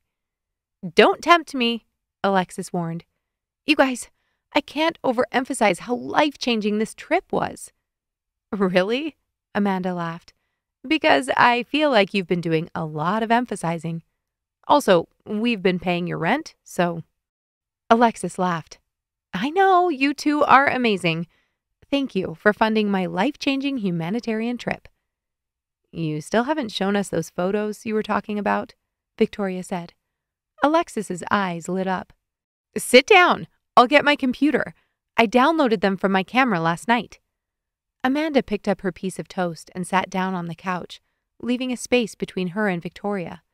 Alexis hurried into the room with her laptop in hand, settling in between them, looking like a puffy, multicolored marshmallow with all her layers. Okay, she said, pulling up her files. This is where I lived. Victoria's jaw dropped. You lived there? It's a shack. That's nice compared to where the locals lived. I had a roof that didn't leak. What was it like on the inside? Amanda asked. I'll show you. She scrolled past a few landscape photos. Here. The image came into focus and showed rows of beds with mattresses that looked anything but comfortable. You all slept in there? Victoria asked. Yep. The bathroom was outside, and so was our cooking area. Did you have to cook? No. A few of the women from the village cooked for us while we worked. I think it was their way of saying thank you. And you got an entire hospital up and working? Amanda asked in awe. I mean, hospital is a strong word, but compared to what they had, yes. It may as well have been foothills. We're hoping to fund an X-ray machine there by the spring. Wait, Victoria said. Are you planning on going back? Alexis took a deep breath. I'm dying to. But the only position they have next year would require me to be there for 5 months. Amanda whistled. 5 months? Wow, that's a big commitment. Alexis nodded. Is Ben coming here tonight? She asked, changing the subject. Yeah, he said he'd be here around 4:30, Amanda said. You two want to drive with us? Definitely. Alexis closed her computer. I need to grill this guy. How did you meet him again? He was in my cognitive psych class. He's a nice guy, Victoria said. You're lucky you met him before you graduated. You're telling me. It only took 1.5 years to get back on the dating wagon, Amanda teased. Worth the wait, Victoria waggled her eyebrows. Wait? Is he hot? Alexis asked, her head snapping back and forth between the two of them. I mean, Amanda grinned. He is. Alexis cut her off. I need to see a picture ASAP. I can pull up his MySpace page. Amanda stood and walked over to the desk in the kitchen. No, on second thought, Alexis said dramatically. I want to be surprised. Don't show me. You sure? Amanda teased. Positive. It's not fair at all, Victoria complained. I didn't meet one guy worth dating in my hygienist program. Alexis laughed out loud. And you're surprised by that? Victoria's brow furrowed. Seriously, how many guys were in the program to start with? Alexis continued. Like 2? Amanda laughed from the kitchen. There were more than that, Victoria scoffed. Come on, we all know the real dating pool is going to come when you start meeting dentists. Alexis stood and set her laptop on the table.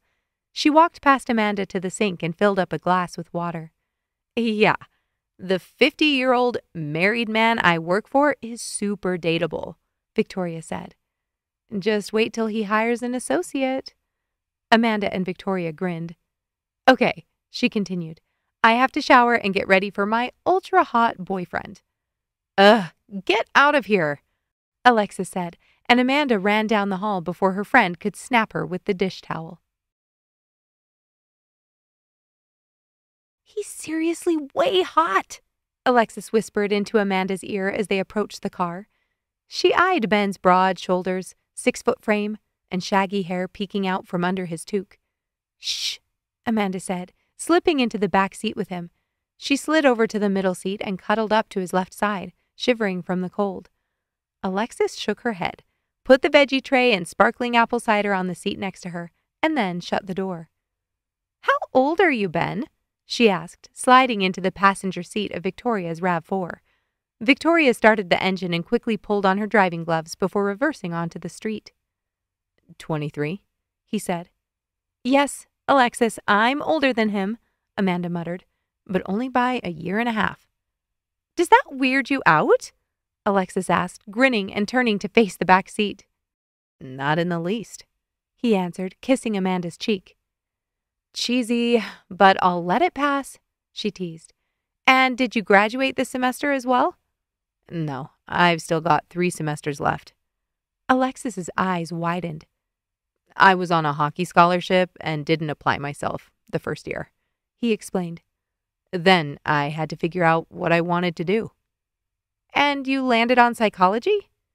I'm a sociology major, actually, he said. That's great. Victoria cut in before Alexis could begin her rant about the viability of a degree like that. Have you met anyone besides us who's going to be at the party tonight?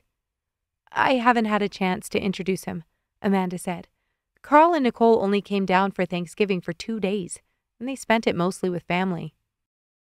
We were supposed to go out for dinner with Erov and, what's his wife's name? Ben asked. Lena. Yeah. That didn't work out because she got sick or something, Amanda said. Oh, was that for Erov's birthday? Victoria asked. Mm-hmm. Amanda nodded. What about Evan? Alexis asked. How's he doing these days? Amanda felt her cheeks flush. The last time I saw him was when we were at the Stampede. He was with Amy, remember? Oh, that's right. Did they only come that one night? Alexis asked. Amanda nodded, remembering that entire whimsical month. First, the trip to Canmore for the wedding, the beautiful outdoor pavilion strung with crepe paper and filled with pastel flowers, Lena's dress, gorgeous, and the party hadn't stopped there.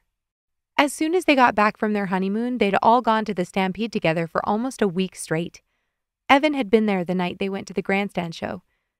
She remembered because she'd sat next to him, and they'd talked the entire evening.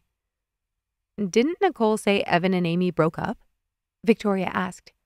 Amanda's heart started beating faster, and she shifted positions to avoid making her agitation obvious. I didn't hear that, she said. When did you two talk? Just a couple weeks ago. I guess we'll find out for sure tonight, Alexis said. Amanda suddenly wished Ben wasn't beside her. Then she felt like a terrible person for thinking that. The light turned green, and Victoria drove through the intersection, pulling onto 16th Avenue, heading east. I don't even know where Lena lives now, Alexis said. That makes 2 of us, Ben teased. Hey, we should stop at Peter's. I'm dying for a burger. He pointed at the sign ahead of them. Amanda smacked his arm playfully, ignoring his comment. Did they move after you left? She asked, and Alexis nodded. It's beautiful, Victoria said. You're going to love it. 15 minutes later, they parked on the street in front of Erov and Lena's split level. Amanda and Ben followed Victoria and Alexis up the walkway and front steps, their shoes crunching over the refrozen snow. You're not going to leave me alone in there, right? Ben threw an arm over Amanda's shoulders. I'm pretty sure you can fend for yourself, she teased. How's your hip? He asked, glancing down. I know it aches when you get cold. And it was freezing in her car. Amanda smiled. It's okay. Thanks for asking. His sweet comment only made her feel worse for wanting to ditch him in the car. Lena opened the door, bathing the concrete landing in a warm glow. Come on in, she said excitedly, stepping back into the hall. Even from their vantage point on the step, they could see the twinkle lights and garlands strung up in the house. It looked sophisticated and cheery. Alexis walked in first, wrapping her friend in a warm hug. I missed you. She stepped back and pulled off her coat and scarf. Her chestnut hair fell in loose curls around her shoulders, and Amanda noticed new, blonde highlights from her month and a half in the Caribbean sun. Lena embraced Victoria next, her arm accidentally hitting Victoria's glasses askew. The women laughed, and as Lena turned, she noticed Ben stripping off his warm outerwear. And who's this? Lena asked, stepping away from Victoria. Ben. He held out a hand. I've heard a lot about you.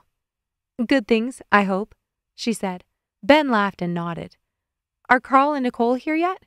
Amanda asked, setting her boots on the mat. Lena hugged her and shook her head. They were out in Airdrie visiting his parents earlier. They said they'd be a little late. You guys did an amazing job in here. Alexis walked into the spacious living area that flowed into the kitchen. Lena's eyes lit up. There used to be a wall here. She motioned between the two rooms. She launched into her renovation process, and Amanda followed her across the room. Only partially listening, she caught Evan's eye. He was standing next to the island covered in red and gold Christmas decor and plates of hors d'oeuvres. Hey. He grinned, smiling, and walked toward her, passing Victoria, who was setting their veggie plate between a shrimp cocktail and a bowl of marinated olives. His eye caught Ben for the first time, and his grin faded slightly. Hi, Evan. This is Ben, Amanda said, and Ben moved close to her, wrapping an arm around her waist. Hey, man, Ben said. I heard you graduated, Evan said. I did, Amanda smiled. Feels good, eh? Definitely. But I'm going right back in for my master's. Evan's eyes widened. Not in January. I'm still applying, but I hope to start in September. That's awesome. He took a bite of something that looked like spinach dip from his plate. And what do you want to do with that? Ben patted her shoulders, motioning to the food. Go for it, she said. I'll be there in a sec. Turning back to Evan, she answered, I'm not entirely sure. I'm debating whether I should do a PhD. Alberta is one of the few provinces that doesn't require that to practice, but it still would afford me more opportunities. Sheesh. How many years would that take? Like 5 to 8? Evan whistled. That's a big commitment. She shrugged. What about you? You're still working for Solium? Mm-hmm. We made our first public offering this year. We'll see how that goes. I've been talking to a guy that went to school with me. He's an electrical engineer, but he has kind of a cool idea for a startup. What is it? It's a web discovery platform.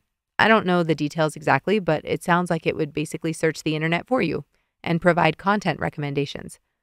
Amanda nodded, impressed. Sounds wild. I can't believe how many internet companies there are these days. Evan laughed. I know. And nobody knows what to expect going forward, especially with all this insanity happening in the world. Kind of risky, but that makes it fun. Totally, she grinned.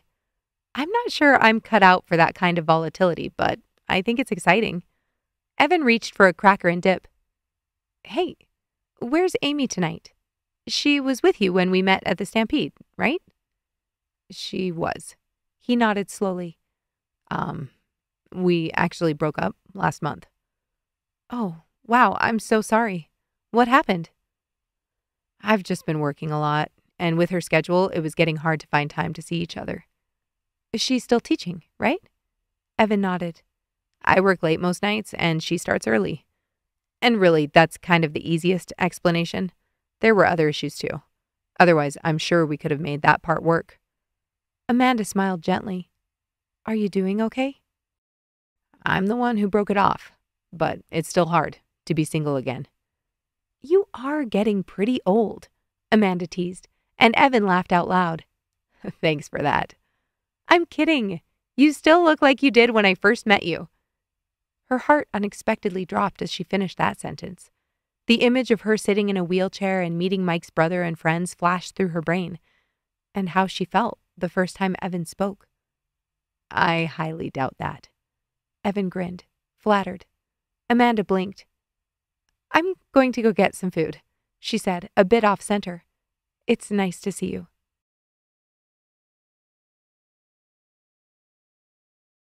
Jack Nicholson! Arov shouted out, laughing hysterically at Karl's impression of Jack peeking around the door in The Shining. Time's up! Lena shrieked, holding out the sand timer triumphantly. How many did we get? Karl asked, still breathless. 7, Arov announced. I don't know. I think you cheated on Tom Hanks. You totally made a sound, Alexis accused. It was an accident, Karl argued. We'll let it pass, but that's your warning. Lena raised an eyebrow. That makes the score 32-38. Boys lead. Before the men's section erupted into cheers, Nicole stood and held up a hand. We still have one more chance, she pointed to Amanda. All we need is 6 to tie, 7 to win. Are you sure you want your hopes to rest on me? Amanda laughed. We can choose someone else. Nope, it's your turn, Victoria said. Go for it. Amanda groaned. I'll do my best. She stood up and put her hand in the bowl, pulling out a slip of paper. Celine Dion. Easy. When the timer started, she held her hand in front of her face and pretended to sing into it emotionally, then balled her free hand into a fist and dramatically thumped her heart. The girl team yelled out Celine's name, laughing. She quickly moved on to the next name and then the next. When Arov warned them time was running out, she was moving on to slip number 7. Her heart pounded frantically and her hands were shaking as she read the name. Oprah Winfrey. How in the world? This name hadn't been pulled since round 1. Thinking quickly, she ran toward Evan, who happened to be the closest person to her. Squatting next to him, she plastered a severe and intent expression on her face and pretended to interview him. When the girls weren't getting it, she pointed to him and threw her hands up in the air, then ran backward and pretended to drive a car toward him, then handed him the keys with an overly excited smile on her face. She then pointed at the next person on the couch and celebrated, then drove their car over and handed the keys. Oprah Winfrey! Nicole shouted, barely beating Arov, who yelled, Time! Amanda collapsed on the floor, laughing and completely exhausted by her performance. Suckers! Alexis goaded as all the women slapped two-handed high fives. Amanda sat up and walked back to the couch, joining her team's celebrations. That was amazing, Victoria said. Great job. Great guessing. You guys nailed it, Amanda laughed. All right, settle down, Karl roared, feigning annoyance. It's only 10 minutes till midnight, so grab your snacks or your kissing buddy and get ready to count. Victoria rolled her eyes. I guess that means snacks for me. Amanda attempted to meet Ben's eyes across the room, but he was engaged in an intense conversation with Arov. Whatever, I'm right there with you, Amanda said. Did you try those fried mashed potato things? So good, eh? Victoria grinned. They walked into the kitchen and began choosing a few favorites before they completely disappeared from the plates. Have you tried these? Amanda turned to ask, but found herself unexpectedly looking at Evan instead of Victoria. Oh, sorry. I thought Victoria was right behind me. Evan smiled. She got distracted. He motioned to Lena, who was pulling Victoria down the hall. Probably more renovation talk. I did try those, though, and they were just okay for me. Oh. Amanda looked back down at the platter of puff pastry in front of her. Thanks for the heads up. She reached over and picked up a few cucumbers and olives instead. That performance was pretty impressive. Amanda shook her head. I don't think I've laughed that hard in a long time. Neither have I. I'm not sure if it was because it was such a close game or what, but that was hilarious. Amanda turned to face him. I see how it is. You're not willing to give me and my masterful acting skills all the credit? Evan chuckled and picked up cheese toast. I'm just saying, emotions were heightened. Amanda's grin faded as she studied him, realizing this may be her only opportunity to talk with him in private. Can I ask you? She trailed off, unsure how to phrase her question. What is it? Evan stood straight and held his plate in front of him. I wondered if you still have moments where things feel...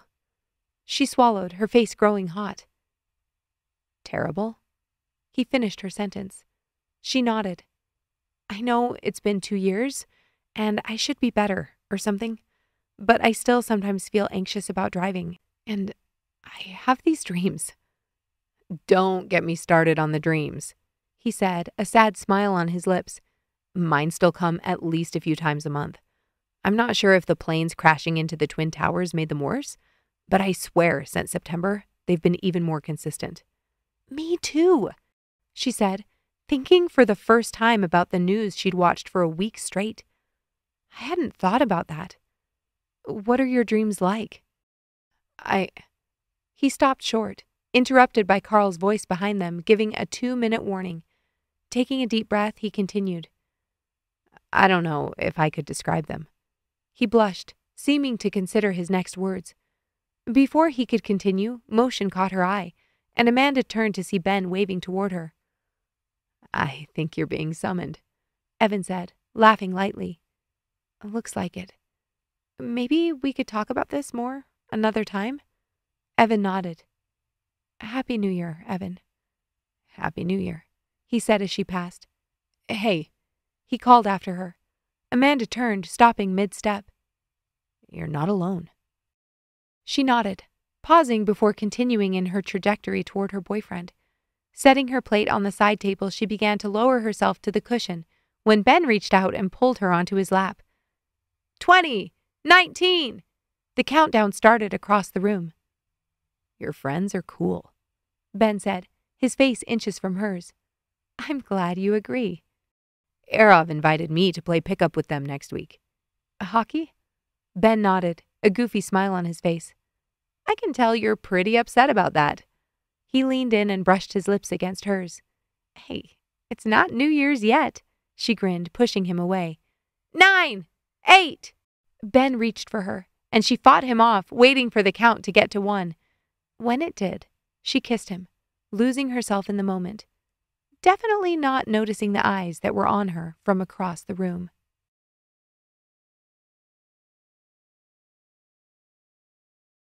So, when you're not feeding baby mountain lions or skipping class, what do you like to do for fun? Amanda asked, taking a bite of her burger. Depends. What season is it? Mike asked seriously. Let's start with summer. I'm at the lake for a few weeks for sure. Which one? Usually Kukanusa, just over the border. What do you do there? That one, we usually camp and go boating. For a few weeks? Mike nodded. My dad's a high school principal, so he has most of the summer off. We've done it every year since we were kids. It sounds amazing. So what about when you're not at the lake? Mike chewed his bite and swallowed. I like to hike. Anything outdoors. I got a new camera last year for Christmas, so I want to take it out and get some good shots. I know nothing about photography. I think I can help with that. Mike grinned, reaching for a French fry. December 31st, 2002. We have to go, Mom, Karl said, pulling on Nicole's arm. Can we continue this conversation tomorrow? Deb put her hands on her hips. I'm trying to help your wife with her catering business. I know, and we both greatly appreciate it, but we're going to be late. She had a great idea for transporting those icebox cakes, Nicole started, but Karl twirled her around in a circle on the way to the stairwell. Tell me all about it, once we're driving. Nicole laughed, following him to the front door. Is this the 4th year in a row you've held this party? Deb asked in wonder. Has it been that long? Karl walked back up the stairs and put his hands on her shoulders.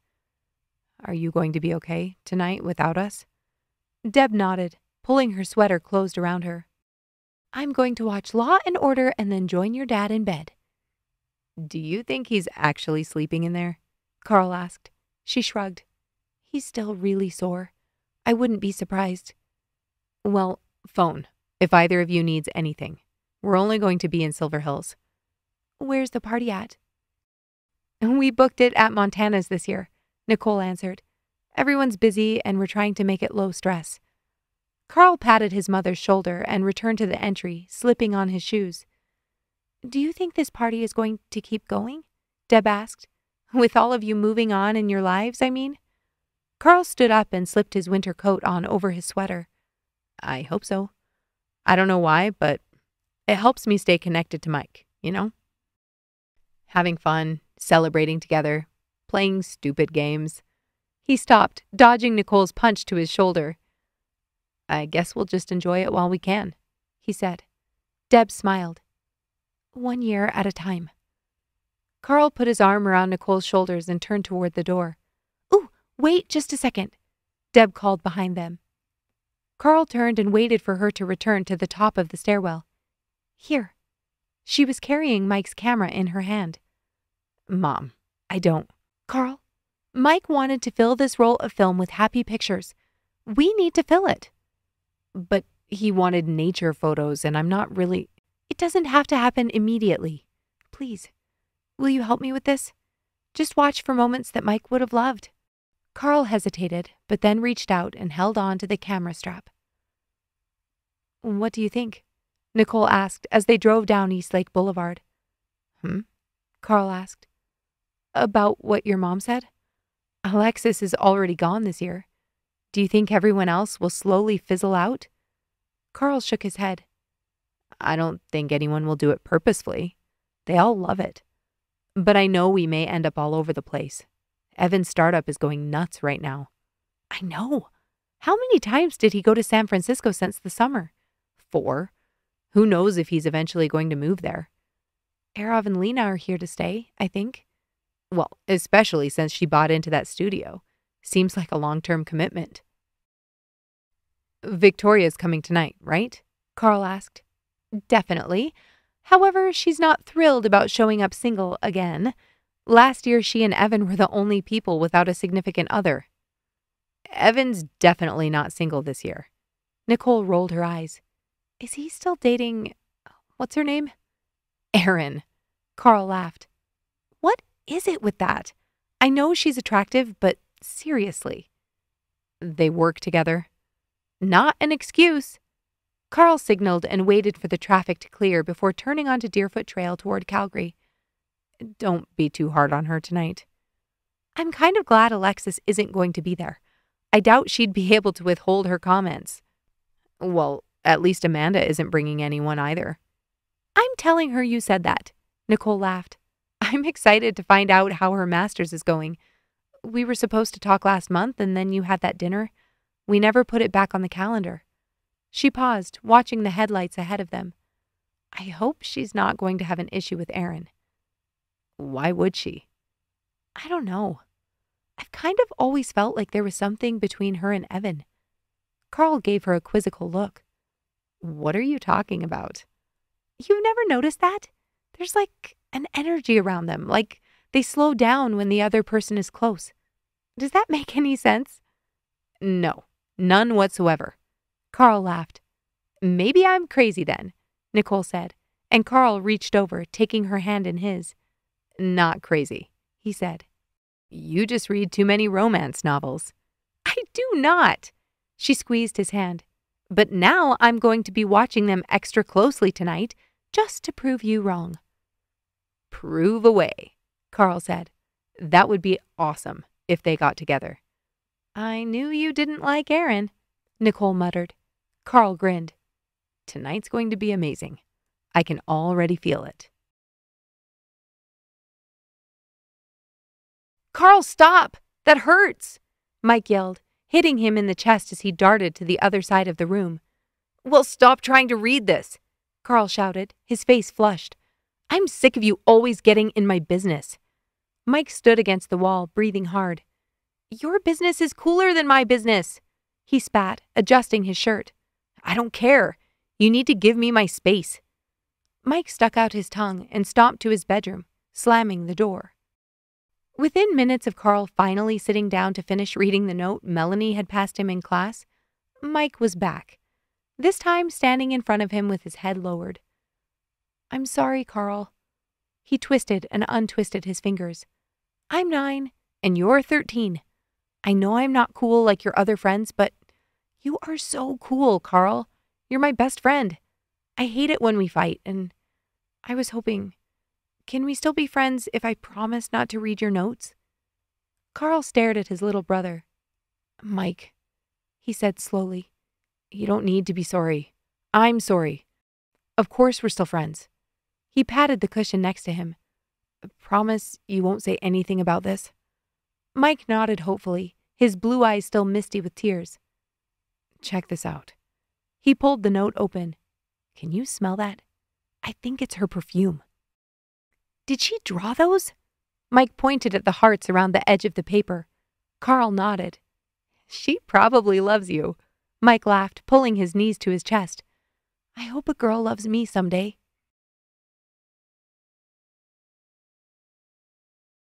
Amanda walked into the restaurant and glanced around, looking for their group. Country music blared overhead, and she smiled at the wagon wheels and old-timey pictures on the walls. "Can I help you?" the hostess asked cheerily. "Yeah, I'm looking for a group. Should be under Karl or Nicole?" The hostess nodded, her blonde curls bouncing above her shoulders. "Walk straight down this aisle. They're at the back." "Thank you," Amanda said, following her instructions. As she neared the back of the restaurant, she spotted them. Evan and a woman she didn't recognize were seated around a large table. Great. This wouldn't be awkward at all. "Amanda!" Evan greeted her, a little too over the top. He stood and hugged her. "This is my girlfriend, Erin." "Hi," Amanda waved, sitting in the seat across from them. "How long have you two—" "Almost 6 months," Erin said, her red lips arching into a satisfied smile. "This guy rocks my world." Amanda forced a smile to her face, taking in the woman's platinum hair, unnaturally tanned skin, and fake eyelashes. "That's great," she said, turning to hang her coat on her chair. "How'd you meet?" "Work." Erin laughed. "He noticed me right away." I'm sure he did, Amanda thought. "What do you do there? I know Evan is in charge of investor accounts, unless that changed." "Nope, although I've taken on a few other roles here and there," he said. "I'm an administrative assistant to the CFO," Erin said proudly, lifting the menu in front of her. "Have you been here before?" she asked Evan. "What should I get?" Amanda pretended to look down at her menu, but she couldn't focus on the words. Her mind flashed back to the previous spring when she'd met Evan at Prince's Island Park for the day. They hadn't done much, just walked around and enjoyed the beautiful 20-degree weather in the middle of March. But after she'd broken up with Ben, she wanted to take him up on his offer to continue their conversation from the party. "Do you remember that night at all?" Evan asked, shoving his hands in his pockets as they walked along the river. "What night?" "The night of your accident." Amanda cringed, just thinking about it. "The only things I remember are anxiety-inducing." "Like?" "Horrifying sounds, sirens, flashing lights, beeping machinery, scarred faces whizzing past the ceiling tiles. Not the best." They walked in silence a moment until Amanda couldn't help herself. "I remember your voice." She could see it perfectly in her mind. Evan had stopped and turned toward her but didn't say anything. Her heart was beating so fast it hurt. "I don't remember anything specifically," she explained, swallowing hard. "But when you visited, when I was still in the wheelchair, the first time you spoke, it was like I knew you. Your voice was comforting, I guess." "I stayed with you that entire night. Your parents didn't get there until the next morning." Amanda nodded, remembering her mom's face the next day when she woke. They'd been visiting family in Saskatoon for the holidays and had come as soon as they could. "Why did you stay?" she asked. Evan thought for a moment. "Deb was anxious about you, and when I saw you lying there all alone, I don't know. It was weird, right? But I guess it felt like the right thing to do. They talked the rest of the afternoon, never really delving into anything deeper after that, just laughing about work and life, sharing their best getting back to sleep after nightmares tips. She'd fully expected him to phone her after that day. He never did. "What do you think?" Erin asked, her abrasive voice breaking into Amanda's thoughts. She looked up. "I wondered if you had any thoughts on the pulled pork sandwich," Erin repeated. "I'm sure it's good," Amanda said absently, retreating again behind her menu. Where was everybody else? As if on cue, Victoria's voice sounded behind her. "Happy New Year's, everyone!" She sat down next to Amanda. Amanda breathed a sigh of relief. "How are you? I haven't seen you in so long," she teased, reaching over to hug her friend. "I know, those 10 hours were killer." "What are you up to?" Evan asked. "I'm starting at a new practice near Okotoks, so I was helping set up for the grand opening." "A hygienist who helps the owners set up? That's got to build job security," he commented. "That's the goal." She blushed slightly. Amanda raised an eyebrow. She'd suspected something else was at play with Victoria and this new practice, but with that reaction, she was sure of it. "Hey," Erin said, giving a small wave. "Erin, right?" Victoria said. "Nicole told me you'd be here tonight." Erin looked pleased as she hung on Evan's left arm. "Looks like we're just waiting on the old married couples," Victoria said. "Looks like it," Evan said. "Amanda, what are you up to these days?" The question grated. It hadn't been that long since they'd met up, and it's not like her life had drastically changed since then. "I'm still working on my master's," she said, slow and steady. "We made it!" a voice called from behind, and Amanda turned. Lena was walking toward them in a white wool coat and matching beret, closely followed by Erav in a black puffer coat and plaid scarf. Nicole and Karl were only a few steps behind him. "Everyone's here!" Amanda stood to greet her friends. Excited chatter filled their table as the newcomers settled in and found their seats. "I'm kind of glad we're a smaller group tonight," Nicole said, scooting closer to the table. "And this is awesome that they sat us at a round table. We can all talk to each other." "Do you think they're going to let us stay for 4.5 hours?" Erav asked skeptically. "As long as we keep ordering food," Karl laughed. "It's kind of nice to be at this point, isn't it? Where we're not super poor anymore. Oh, wait. We're the only ones who are still poor." The table erupted in laughter. "Evan's paying for us tonight, right, man? You've got plenty to spare." Evan grinned. "You know I'd always—" "No way." Karl cut him off. "I'm kidding. Dental school is all debt anyway, so what's another $100? Nicole laughed. "He talks big, but he's gotten so stingy. I'm making money now, and he still doesn't even want to buy good toilet paper." "How's your business going, Nick?" Lena asked. "Surprisingly well, but I'm still figuring out how to organize it. I think I came up with too many menu options. I need to pare it back down, make it more streamlined." "Are you mostly catering for families or private events?" Victoria asked. "Both, but I'd say events make up more of my business right now, and I think I want to keep it that way.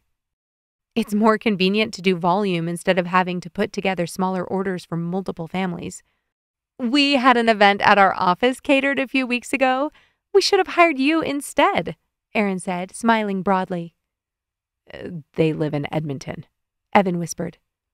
"I know. We could ship it, right?" "Not ideal in the food business, but that's nice of you to think of us," Karl said charitably. "Nicole's killing it," Karl continued, patting his arm on his wife's shoulders, "with basically zero help from me." "Would you like to order drinks?" a male server interrupted, standing next to the table with a pen and pad of paper.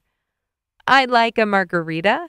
Double shot, please. And—" Erin said, and Evan leaned over to explain as she continued to order. Karl waved him off. "You're driving, right?" he mouthed to his friend, and Evan nodded. Everyone else ordered waters, strawberry lemonade, or pop, and Erin looked around quizzically but didn't say anything. When the waiter left, Erav spoke. "It isn't fair that we don't get a rematch on last year's games." Amanda grinned. We need to meet at restaurants from now on so our win will live in infamy. No way, Karl said. We'll get it back. I'm sure next year will be less crazy and one of us can host. Lena and Arav looked at each other. I don't know if we'll be an option anymore, Lena said. It looks like my parents will be moving in this year. Oh, wow, Victoria said. When did that happen? We've always known it would probably happen at some point, but didn't think it would be this soon, Arav said. They're having trouble taking care of themselves. It makes more sense this way. Are they going to live in the basement? Evan asked. Lena nodded. We just need to fix it up a bit down there, put in a kitchenette. We didn't renovate that when we moved in, and I think it will be best for them to have their own space. Isn't there a separate entrance to the basement? Victoria asked. I thought I saw that last time we were there. Yep, Arav said. It will be great. We won't be completely in each other's business. Drinks arrived and the server began taking their appetizer orders. Since they weren't in a hurry, Amanda felt no rush to decide on an entree yet. The group ordered 2 different kinds of poutine, potato skins, pulled pork nachos, and spinach dip. Despite having to stare at Aaron's cleavage all night, Amanda was beginning to think this could be an enjoyable evening. So, who was that Mike guy? That's why you have this party, right? Aaron asked, and Amanda immediately began to feel sick. Mike is my brother, Karl said. He died on New Year's Eve in 1999. So sad. Aaron took a sip of margarita from her straw. How did he die? He was hit by a drunk driver, Nicole said, and immediately realization dawned on Aaron's face. She shrugged. Wasn't someone in the car with him? Evs, didn't you say? I was in the accident with him, Amanda said, irrational anger beginning to bubble up within her. Why was Evan with this girl? She was vapid and insensitive. Was he attracted to this? Ooh, Aaron leaned forward. I want to hear all the details. You know, I'm actually not feeling that well right now, Amanda said. I think I'm going to head out. She stood and gathered her coat as tears began to sting her eyes. Amanda, Lena said, but Amanda shook her head. I love you guys. Happy New Year. She walked briskly toward the front of the restaurant and out the front door. She felt slightly bad about leaving the others with her appetizer order, but it wasn't enough to propel her back in there. Even as she walked to her car, she knew she was overreacting. It wouldn't have been a big deal to say, I don't want to talk about it. But the whole situation felt overwhelming.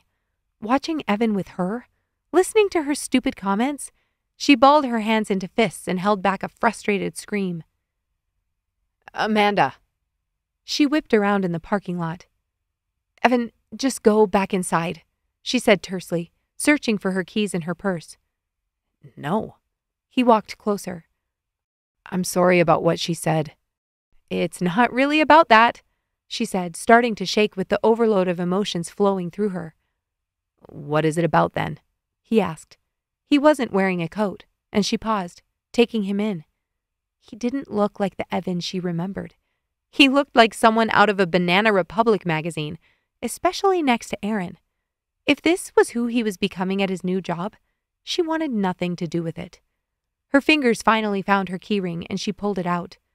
Nothing. It's freezing out here. Go enjoy the party. So you're just going to leave? Spend New Year's by yourself?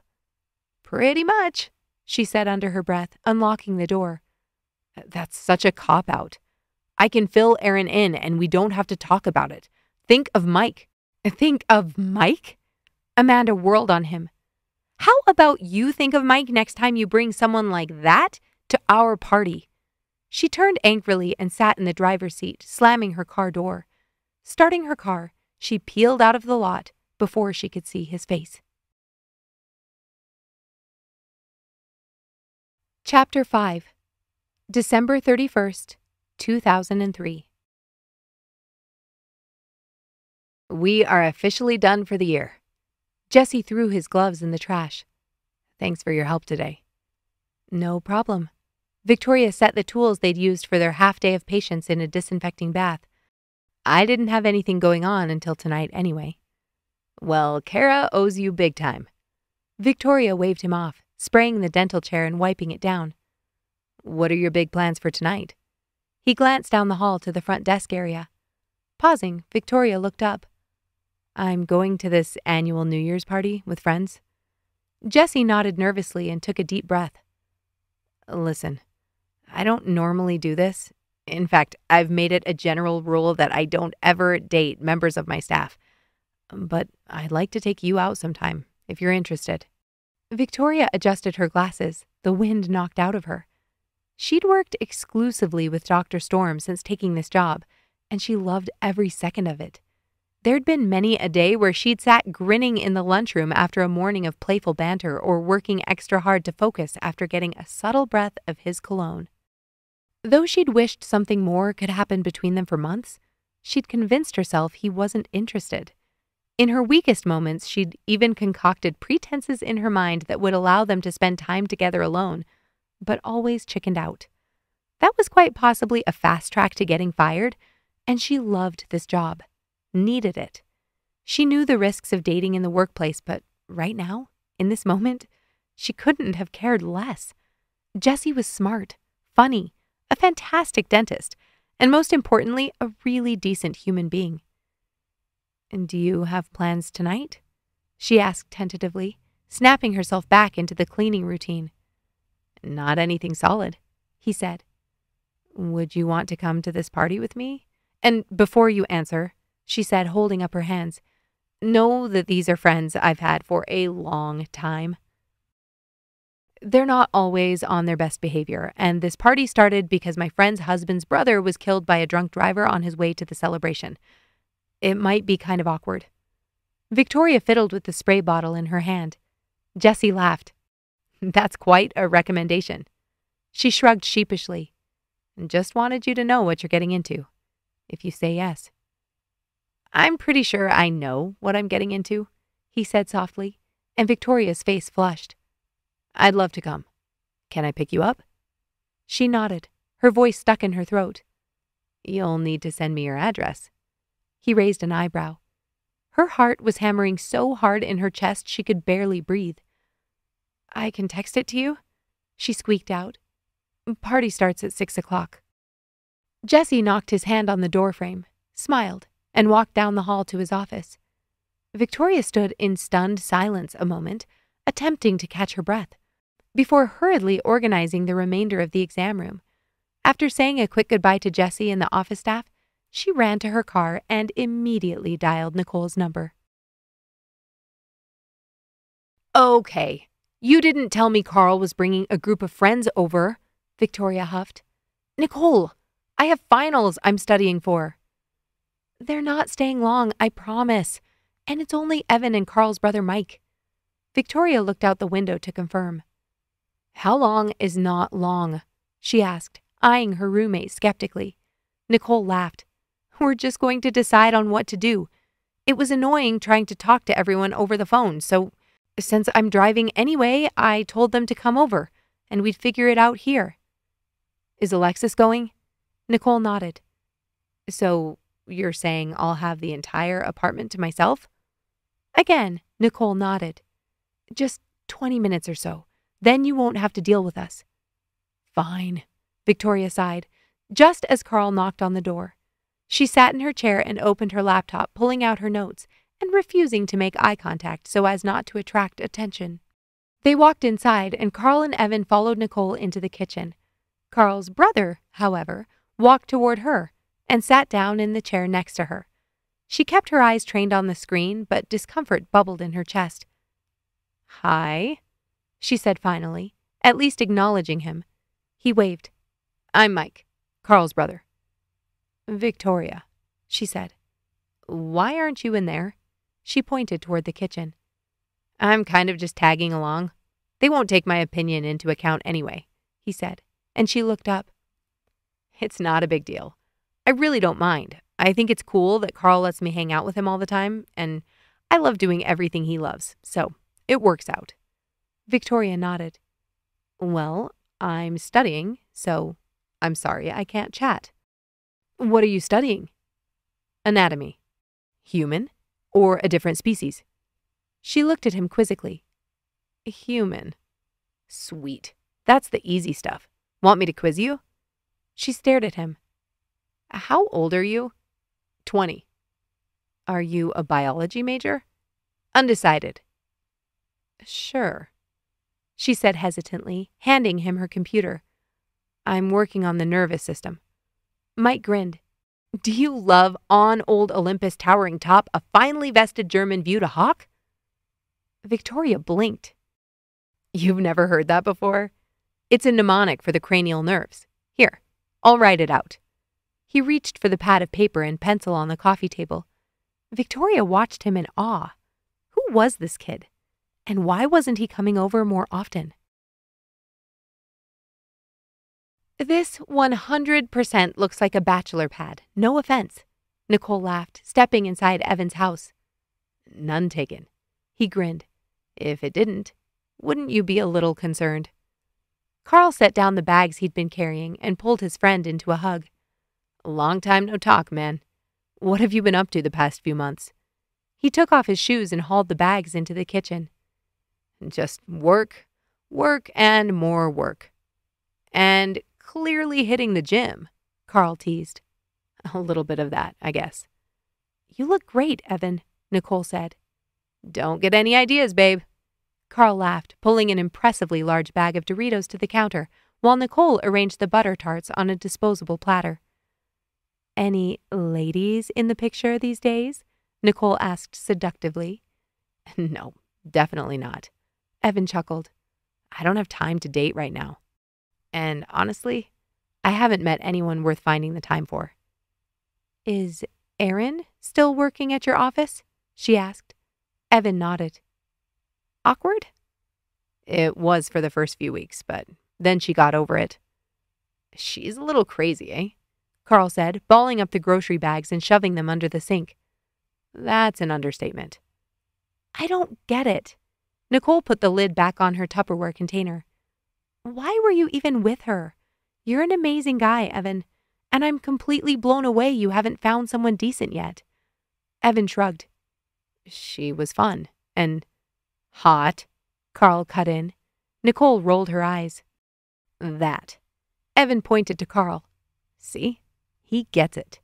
Hot girls are never worth the drama, Nicole said under her breath. I thought you were hot, Karl insisted, pulling her toward him. Not Erin hot. I didn't have my boobs hanging out all the time, and you hardly ever saw me with makeup on. True, Karl laughed. Still totally hot. Evan laughed. I'm sure as soon as I'm not traveling as much, I'll be able to put some effort into potential relationships. Nicole broke away from Karl's grasp. You better hurry it up. Otherwise, you're going to be one of those guys, 40, loaded, hitting on girls half your age. What's so wrong with that? Evan laughed. Okay. Nicole feigned annoyance. You two want to gang up on me? Fine. I'm going to the grocery store. You can have your shallow man conversation while I'm gone. Why do you need to go to the store? Evan asked, still grinning. I forgot the cheese plate in Airdrie. Evan smiled sweetly. I love cheese.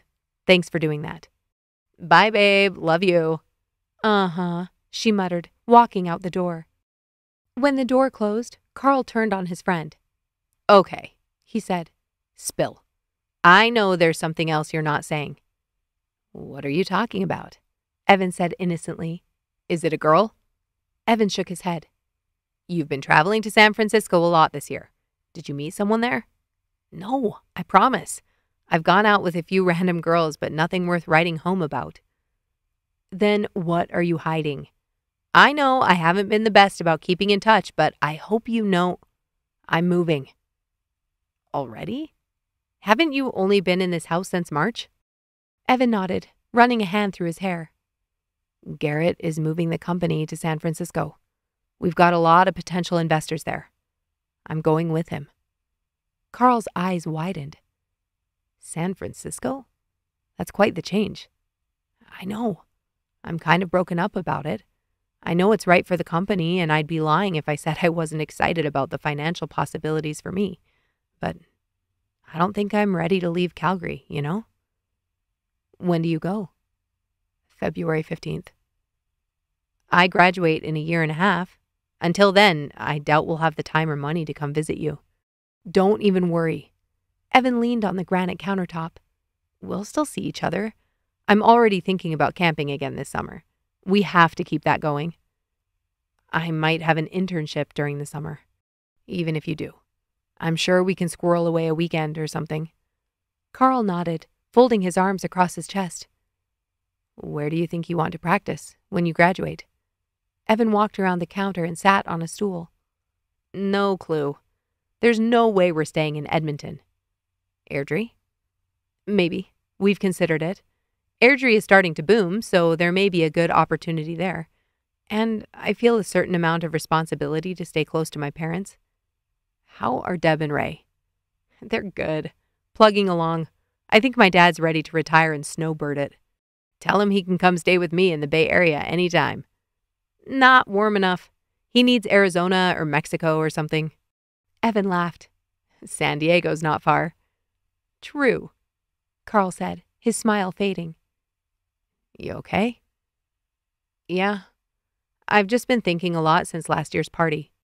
You mean the New Year's scandal of 2002. That one.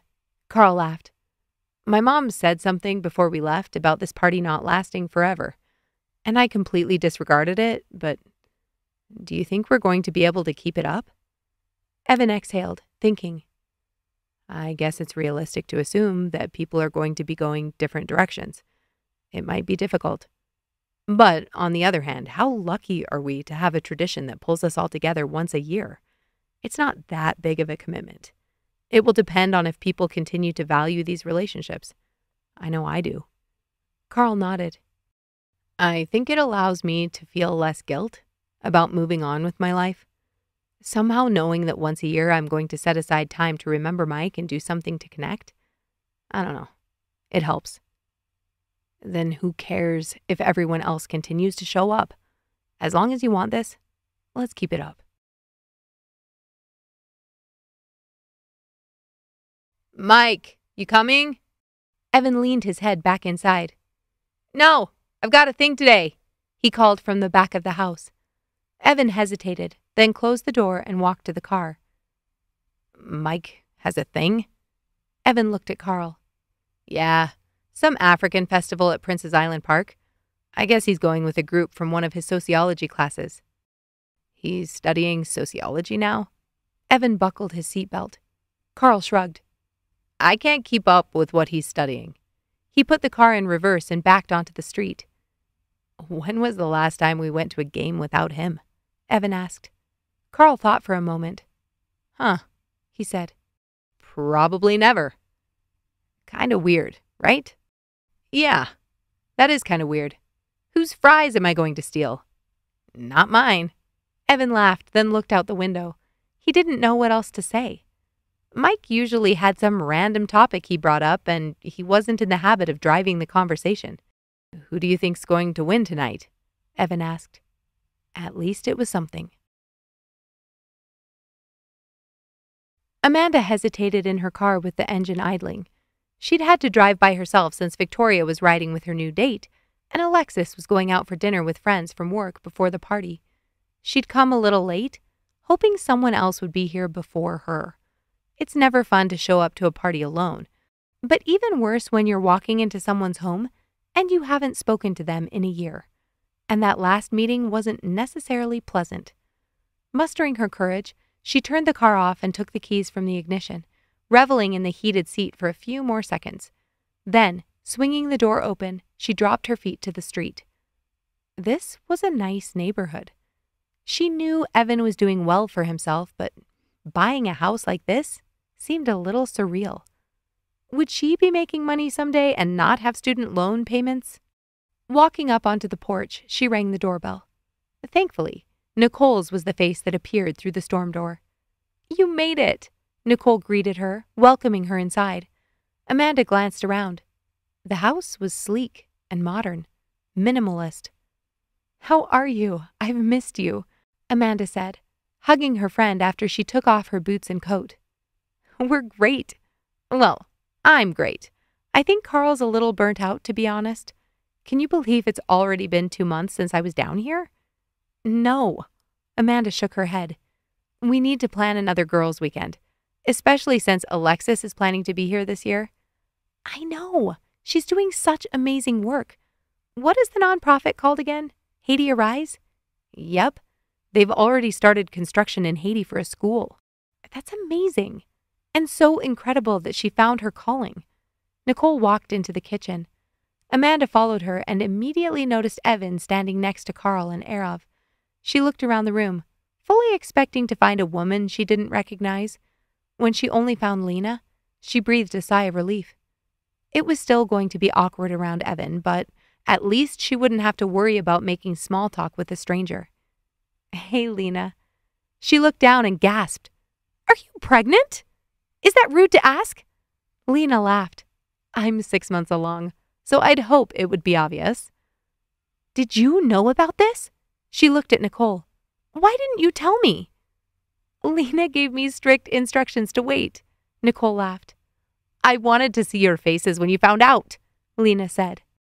When are you due? Amanda asked, in awe of her perfectly round belly. March 13th, but who knows? My mother delivered almost a month early on each of her babies. We've already got the nursery ready just in case. Amanda heard her phone buzz in her purse. She pulled it out and her face lit up. Victoria and the dentist are here. Hey, she called to the 3 men. Be nice to him, okay? Who? Erav asked. Victoria's date. She's majorly into him. Evan caught her eye briefly, but she hastily looked back to Nicole and Lena. Have you met the guy? Nicole asked. Amanda nodded. I saw him for about 5 minutes when I went in to get my teeth cleaned. He's cute. The doorbell rang and the 3 women rushed to the door together. Victoria stepped inside, followed by a tall, handsome man with dark hair. Ladies, this is Jessie, my dentist. She stopped short, blushing. I mean, the dentist I work with at the office. I came in a few months ago, Amanda said, reaching out and shaking his hand. I remember you. Victoria's roommate, right? Jessie smiled. His teeth were immaculate. I was Victoria's roommate before I got married. You'll meet my husband in a second, Nicole explained. And I'm just a friend. Lena extended her hand. Oh my gosh, Lena! You're pregnant! Victoria exclaimed. How did... I know how, but... She blustered, somehow blushing even more deeply than she had before. But when? How far along are you? Nicole motioned for Jessie to set their coats on the chair, then walked with him and Amanda into the dining room and then the kitchen. Let me introduce you to everyone, Nicole said, approaching the men next to the counter. Erav, Evan, and Karl. That's my husband. This is Jessie, the dentist Victoria works with. Nice to meet you. Karl shook his hand. I hope you know we're not going easy on you just because you're new, Erav said. You're going to have to play the games and everything else. I've heard the stories.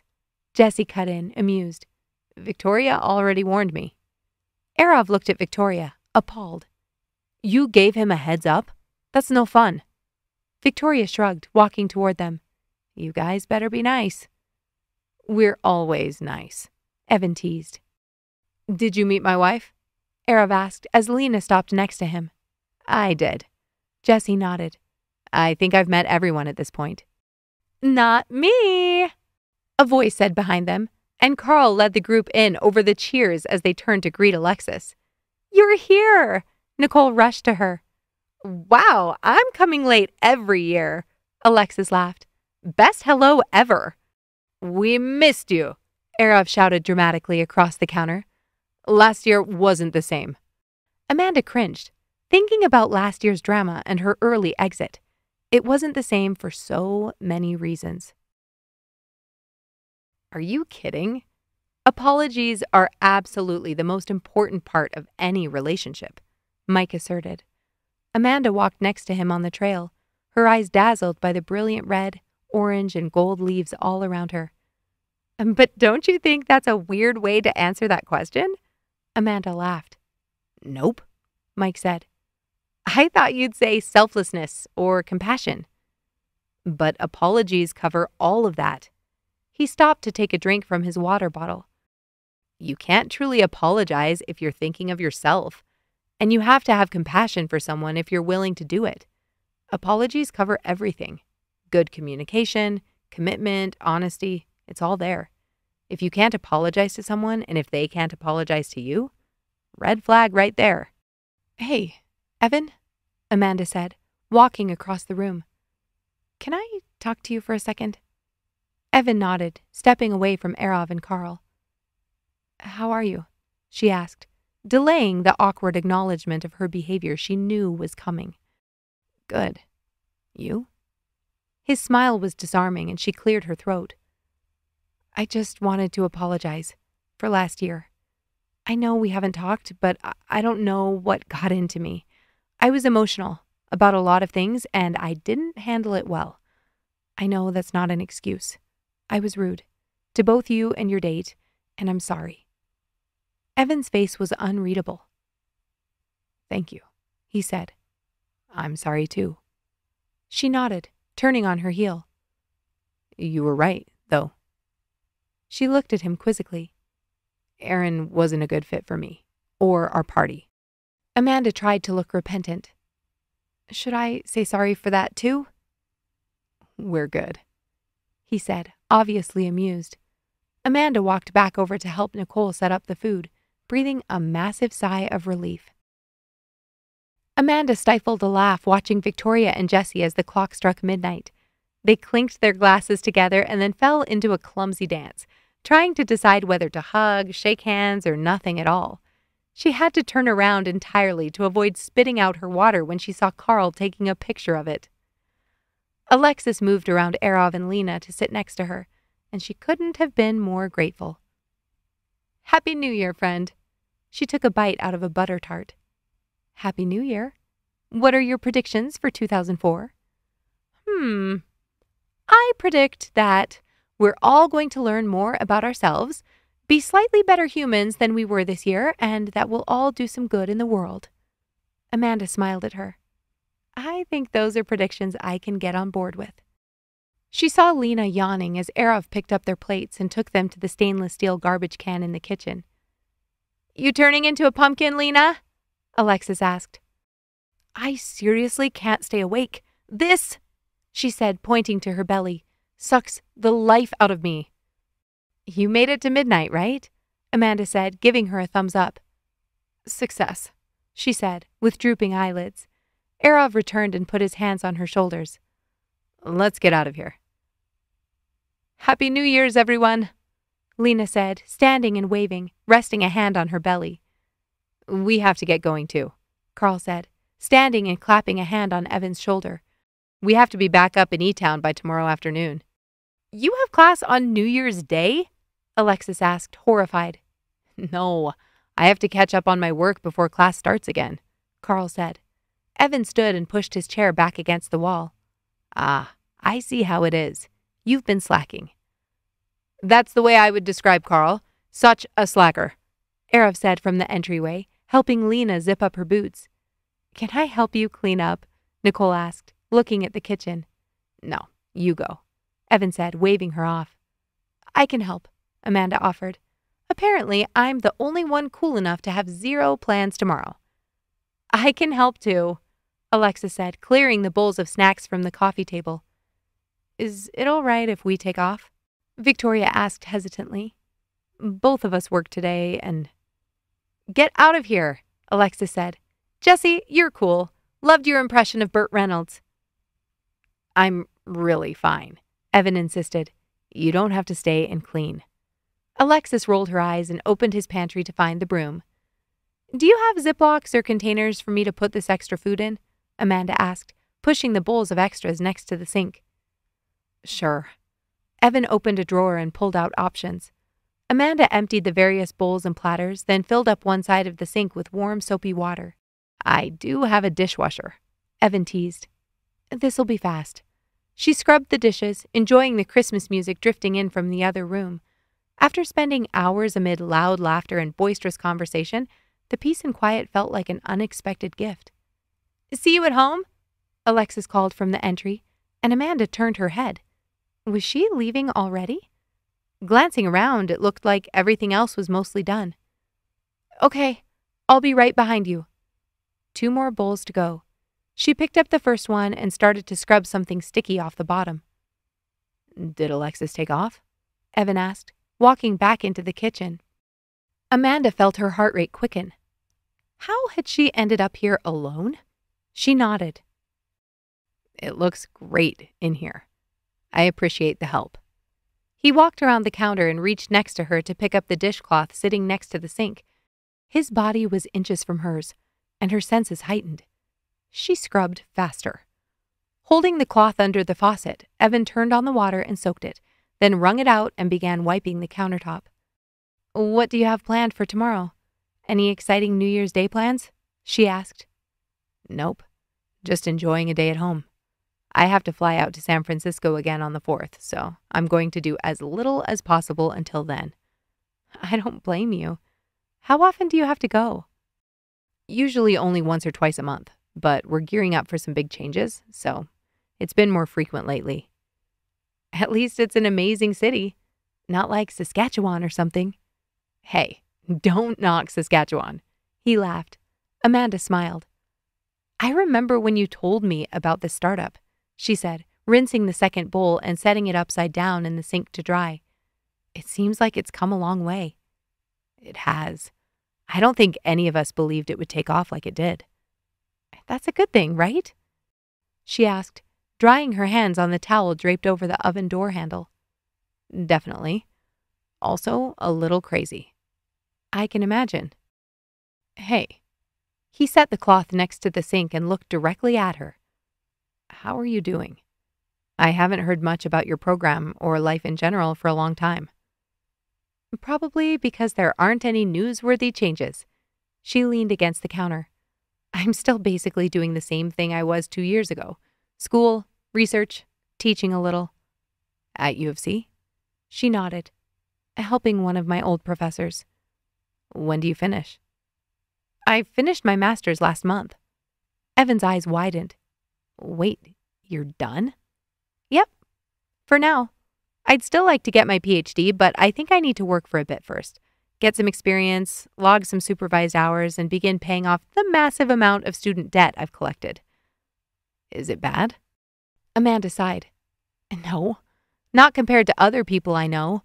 I'd saved up quite a bit and had scholarships for undergrad, but it still feels like a lot when I've been making next to nothing for years now. I get it. He sat down on a stool. No, you don't, Amanda teased.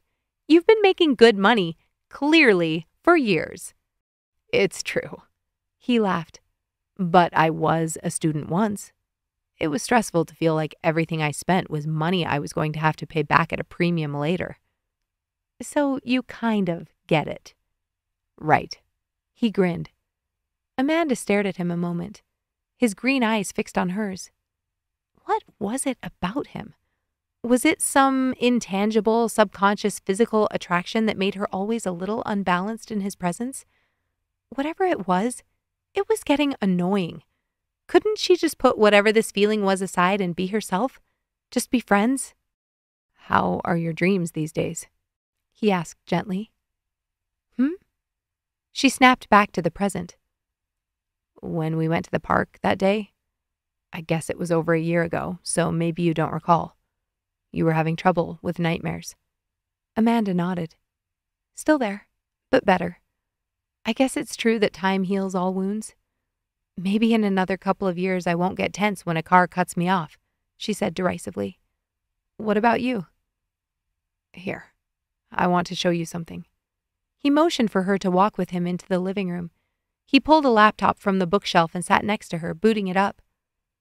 Karl put this together for his parents this year. I think he's planning to send a copy to everyone, but he has to get it burned onto discs first. So, shh, don't tell him I showed it to you early, okay? Amanda mimed a zipper across her lips. She watched with interest as the video loaded, then inhaled sharply when the title appeared on the computer screen. Mike McKay, 1975 to 1999. Evan put an arm over her shoulder, and her body hummed. Pictures and videos of Mike as a toddler flashed across the screen, and tears began to pool in her eyes. Her emotions jumped to the surface so readily that she immediately diagnosed herself with trauma repression. Not that that was an actual diagnosis, but still. She watched as Mike got older, watched him celebrating after a win in a hockey tournament and blowing out candles on his birthday. Tears streamed down her cheeks as she saw him in university, exactly how she remembered him. She caught her breath when a picture of her showed up on the screen. That was the first weekend they'd started dating. Where did Karl get that picture? The montage ended with pictures of the McKay family, and Amanda, out of habit, hastily attempted to wipe the moisture from her cheeks. Evan turned to her, his eyes red and watery. "Do you know why I wanted to show you that?" Amanda laughed as new tears began to form. "No, I'm a complete disaster now, so thanks for that." He put out a hand, stopping her from frantically dabbing her eyes. "It's okay, Amanda. It's okay to feel sad and frustrated and to react poorly sometimes. You apologized earlier for your reaction last year, and I'm grateful. But I wonder if you ever give yourself a break." Amanda stared at him, the tears continuing to flow down her cheeks. "I took a break after the accident, but it didn't help. I was just miserable and then behind in school and—" "That's not the break I'm talking about. I mean, a break from holding everything inside. Have you ever talked with Karl and Nicole about all this? Like about Mike? Or what he meant to you?" "No." She shook her head. "I didn't want to be insensitive. There's a diagram I like that shows the circle of grief, and I'm way on the outside." She motioned with her hands, but again he gently lowered them. "I get that you know way more about this stuff than I do. But just as a passive observer, I don't see you letting your guard down. It doesn't seem like you want to be vulnerable."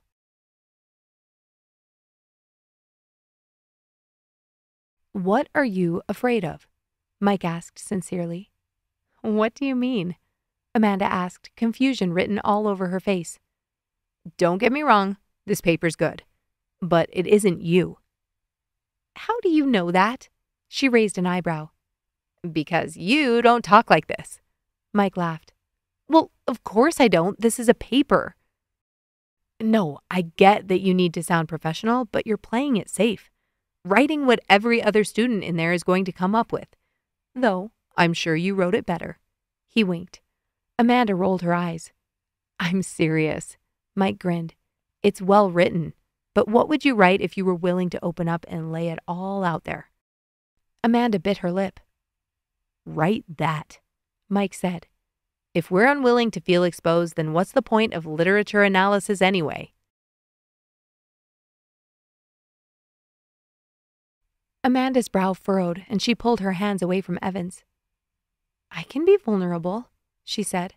"I'm a therapist, for crying out loud. I'm simply careful with who I open up to." He raised an eyebrow. "Who?" "I meant whom." "No." Evan laughed. "I'm not correcting your grammar. Who do you open up to? Alexis?" "She's been gone on and off for the last few years."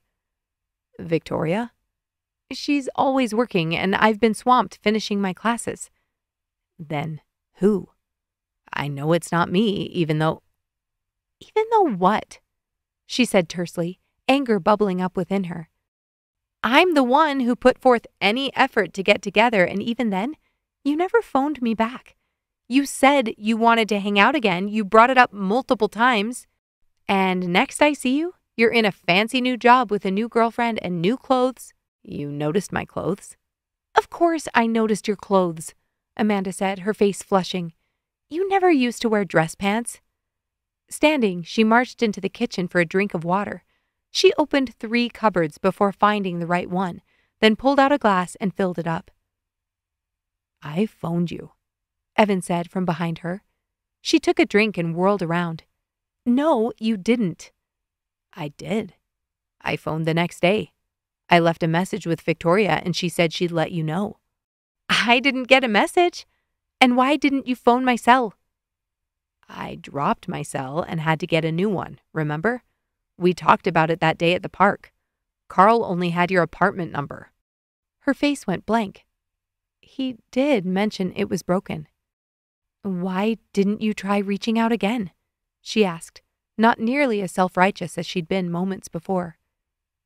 I didn't want to seem completely desperate.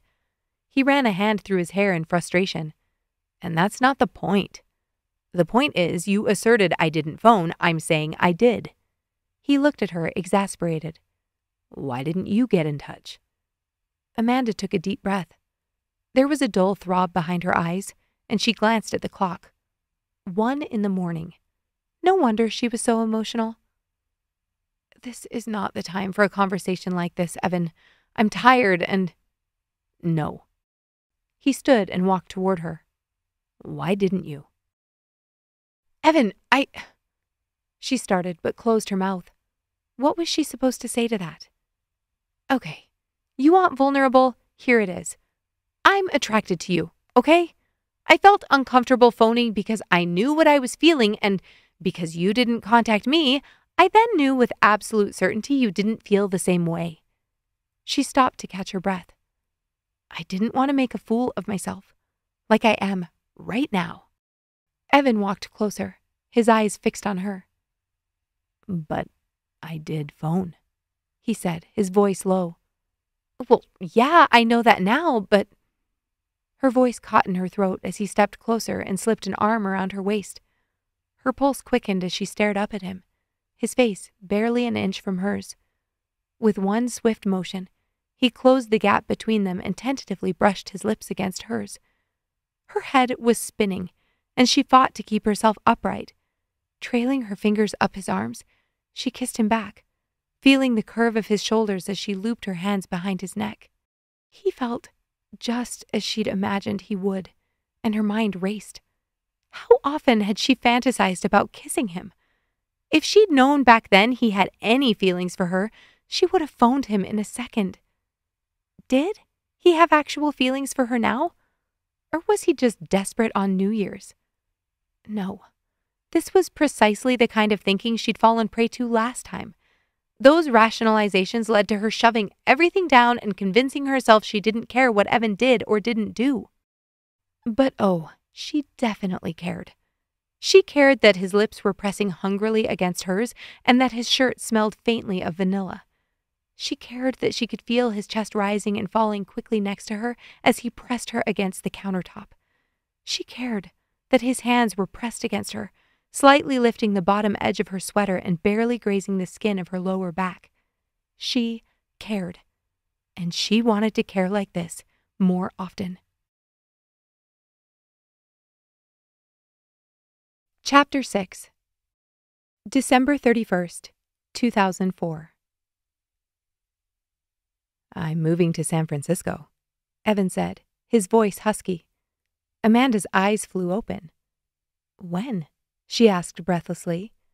February. So, we can do this until then? Evan nodded and lifted her onto the counter.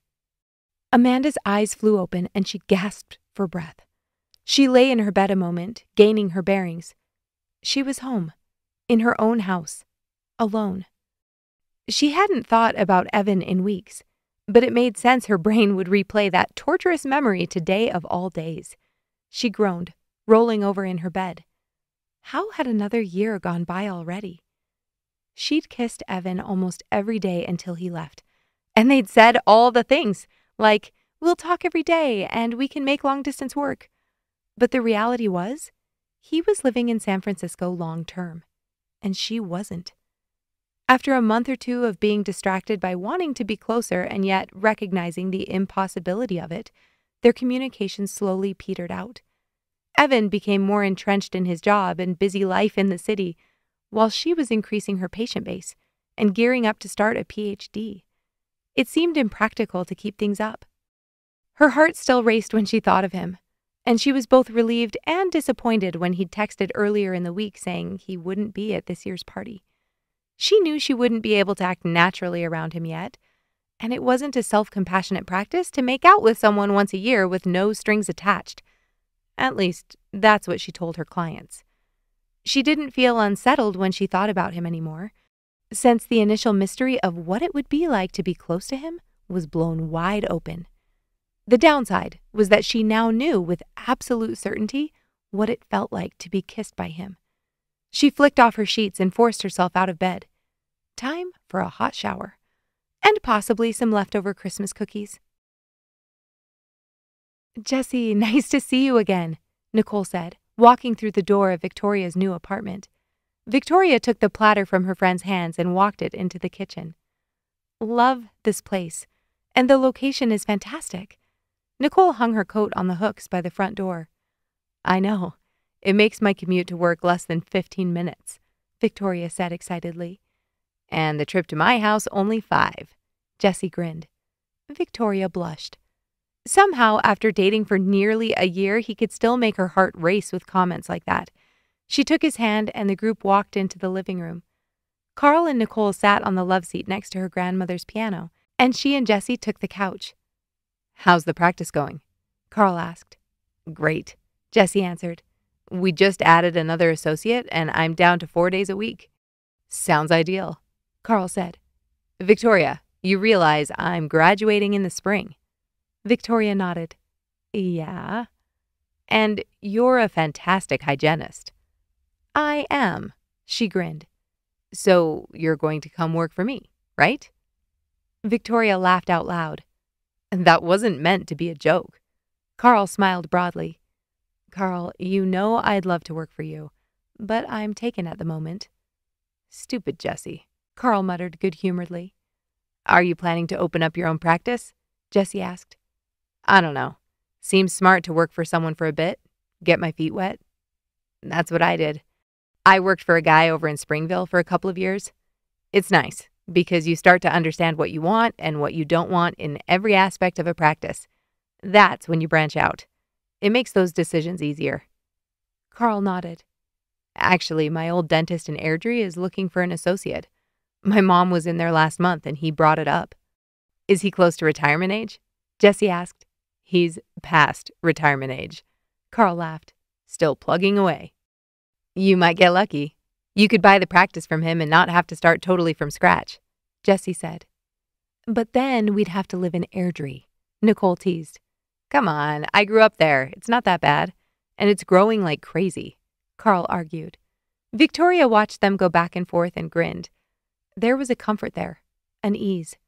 Neither of them seemed to be holding back their real feelings or criticizing the other person for theirs. She didn't know if she was there with Jessie yet, though she couldn't realistically expect to be after only a year. Karl and Nicole had been together for, was it almost 6 years now? The doorbell rang, and Victoria stood to answer it. Lena and Erav stood behind the glass with a fluffy bundle in their arms. She opened the door and ushered them in, peeking under the blankets to catch a glimpse of baby Paul. "How are you feeling?" she asked Lena. "I'm great. Paul just started sleeping through the night." "That's huge." Victoria grinned. "I know. I feel like an entirely new person." "New enough to do this again?" Erav asked, pointing at the baby, and Victoria could tell he was partially, if not mostly, serious. "Not here," Lena scoffed, waving him off. "Well, of course not here." "No," she smacked his shoulder. "We're not having that discussion here." Erav smiled mischievously. "She wants 4 children, I want 8. Who do you think is going to win?" He leaned close to Victoria as Lena walked toward Karl and Nicole to show off the baby. "For your sake, I hope it's Lena," Victoria said, and Erav laughed. Before she could make it to her seat, the doorbell rang again. This time it was Alexis and Amanda. She hugged them and took their food to the kitchen, then pulled the room for drink orders. There were times she missed living with roommates, but as she pulled glasses from her perfectly organized cabinets, her heart leapt in pure delight. It was also incredibly gratifying to organize and find things exactly where you put them. "Hey, can I help you with those?" Jessie asked, sidling up next to her. "I'd love some help." She grinned, handing him a couple of glasses from the shelf. Before she could fill them, shrieks of delight sounded from the other room, and Victoria rushed in to see what was going on. She saw Nicole holding 2 hands over her belly and an expression of pure elation on Lena's face. "Someday," Jessie said, wrapping an arm around her waist, "that'll be us." Victoria's cheeks flushed deeply as she looked at him. He kissed her on the cheek and walked back to the kitchen to assemble the drinks. Do you care if I fall asleep on the way home? Nicole leaned the passenger seat back. This first trimester is no joke. Don't you remember Lena last year? Sounds like all of pregnancy is no joke. Karl laughed with loopy energy after counting down the start to another new year. Don't you dare say that. I'm hoping it's going to get better in a few weeks. Under promise and over deliver, right? Nicole rolled her eyes. I missed Evan tonight. I know. I get it, though. Flights around the holidays are... He's got the money, Nicole cut in. No, it's not about the money. He couldn't find a decent flight that got him in and back fast enough to be back for a couple of important investor meetings. He could have flown out from December 28th through the 30th, but what would be the point of that? At least we could have seen him, Nicole said indignantly. We're going to see him at the end of the month, remember? I know, it's just... It doesn't feel like the holidays without him. Karl nodded, turning onto Deerfoot Trail, heading north. I'm a little scared, Nicole breathed. About Evan? No, I guess a little, but I was talking about this. She pointed to her belly. What if I'm a terrible mom? You won't be a bad mom. But I'm already having feelings. Karl's brow furrowed. I'm well aware of that. No, like, feelings I'm not proud of. What do you mean? I'm worried about my own time, going to lunch with friends, sleeping in, and I'm nervous about my business. What if I can't keep it up? I've worked so hard to figure all of this out, and I've got a fantastic clientele, and then I'm going to be out of commission for who knows how long, and... Whoa, Nick. I'm so sorry. I had no idea all of this was running through your head. Well, it is. Karl reached out and squeezed her hand. We felt good about starting a family. And I don't have all the answers to the questions you just posed, but I do know that we're really good at figuring things out. Nicole nodded but didn't look convinced. Remember when Mike died? How could I forget that? Well, that was crazy. And we both had so many emotions, not to mention the amount of work that needed to be done to help my parents take care of everything. We were both exhausted, maxed out, and it lasted for months. That's kind of how people describe having a newborn, eh? Nicole laughed, a sad smile on her lips. So, I'm just saying, we went through all of that, and somehow we were still able to work on our rental, get admitted to dental school, and pay our bills. We've already proven we work well under stress. It's true, she mused. I guess I'm just scared because I don't know what my body's going to do. What if I don't recover quickly? Then we'll figure it out. It's perfect timing. I'll be finished with school and we can move back closer to family. And I'll be around to fill in the gaps as needed. Thanks, babe. You're welcome, babe. Karl grinned, giving his wife's belly a playful pat. Do you think we'll ever be dads? Mike asked, shooting the basketball through the hoop on their driveway. Dude. Karl laughed, running to steal the ball from him. What are you even talking about? Mike shrugged. I don't know. I was just thinking about it. Right now? While you're in high school? Shooting hoops in the driveway? Is there a better time to think about it? And you're not in high school anymore. You could be a dad anytime. You know how that works, right? Karl laughed. It's not happening anytime soon. But you want kids? He asked, catching Karl's rebound and dribbling back toward the lawn. I think so, Karl said. Do you? Definitely. He took the shot and missed. Do you think about stuff like this a lot? Not a lot. I'm not a weirdo, Mike scoffed. We all know you're not as immature as most kids your age, Karl said, making a jump shot. Was that a compliment from my older brother? Mike asked in awe. I said not as, but yes, you're welcome. You miss me, eh? Mike said, waggling his eyebrows and dribbling around his brother to the hoop. Karl laughed and walked over to get a drink from his water bottle. I do, man. I think moving out made me realize how cool our family is. By family, you mean me, Mike prodded. Don't push it. Mike grinned and passed him the ball. P.I.G. You shoot first. Chapter 7. December 31st, 2005. Those donations should be here Friday, Alexis directed into her cell phone. Aren't you worried that we haven't heard anything? A man on the other end of the phone asked. No, I'm really not. I mean, I guess there's a chance they could no-show, but they've been here every year for 4 years. I highly doubt they're going to ditch. The man sighed. I know you're right. I just organized some things at the center the other day, and seeing how empty those shelves were. Hey, I completely get it, but know that I will make sure we get inventory before our new families move in. Come hell or high water, we'll make it happen. Promise. Okay, thank you. I'll chill out. You do that, Alexis laughed.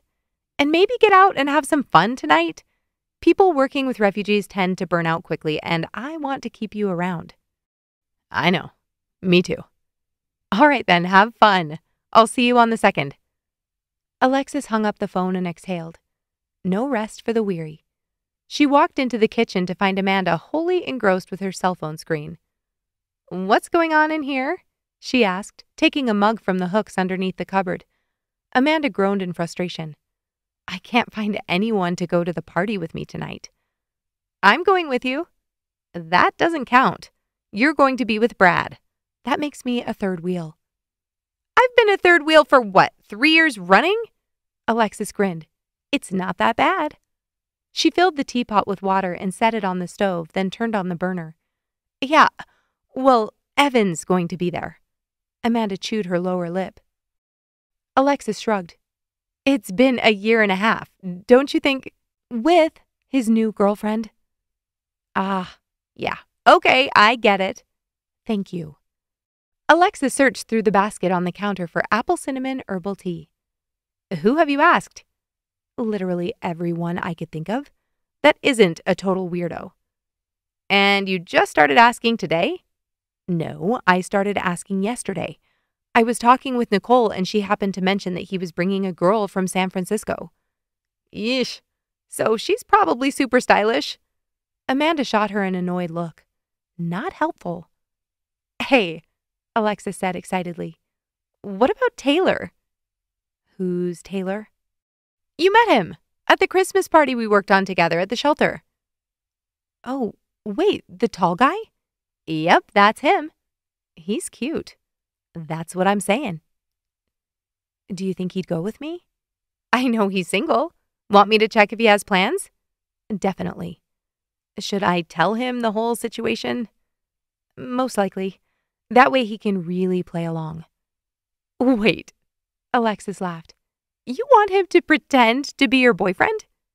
Amanda cringed. Is that weird? Mm-hmm. But I bet he would. He's usually up for whatever. Alexis typed the message into her phone. Sent. I'll let you know what he says. Thank you, Amanda said, walking toward her bedroom. What are you going to do if he says no? Alexis called after her. Probably see if I can get a last-minute boob job, she yelled down the hallway. Can't wait to see it! Evan sat in the private dining room watching the clock. It was 10 minutes past 7, and he was starting to worry that Nicole and Karl had gotten lost. He told them Stephen Avenue, hadn't he? Maybe they were parking. He'd told them just to do valet, but knowing Karl. I don't think I've ever seen you nervous, the woman sitting next to him commented. It's kind of cute. Yeah? He grinned. I said, kind of. I'm worried some of my friends might find parking down here a little intimidating. They don't come downtown much. Do they live in the suburbs? Most of them live in Calgary, but they're a little more Alberta cowboy? No. Evan laughed. More down to earth. They're not Republicans, are they? She asked with distaste. That's not a thing here. We have a lot of different parties. Still, I'll try to keep the political talk to a minimum. And probably a good idea. He rechecked his watch, then looked up hopefully as movement near the door caught his attention. This place is swanky.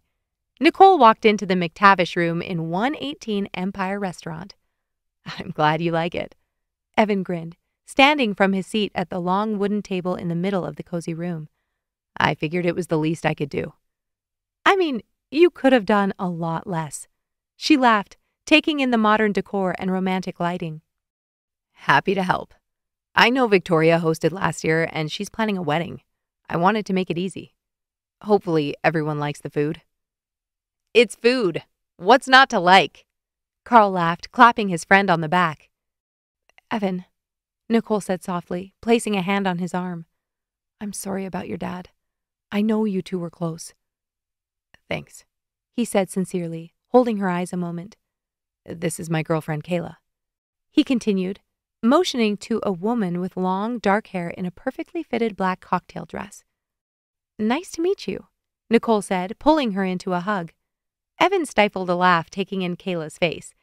She'd never been to Canada before, and he probably should have done more to prep her. But this was more fun. Is this little Mike? Evan asked, moving closer to the car seat Karl was carrying. He lifted the cover to find a tiny baby, bundled up and fast asleep. Hi, little guy, Evan whispered, replacing the blanket. He's so small. He's 5 months old. This is almost triple what he was when he was born. Evan's eyes widened. Are you serious? He was on the small side, Nicole added. For some reason, I thought you'd met him because of our camping week, but then I remembered he was born when we were supposed to be out there, Karl said.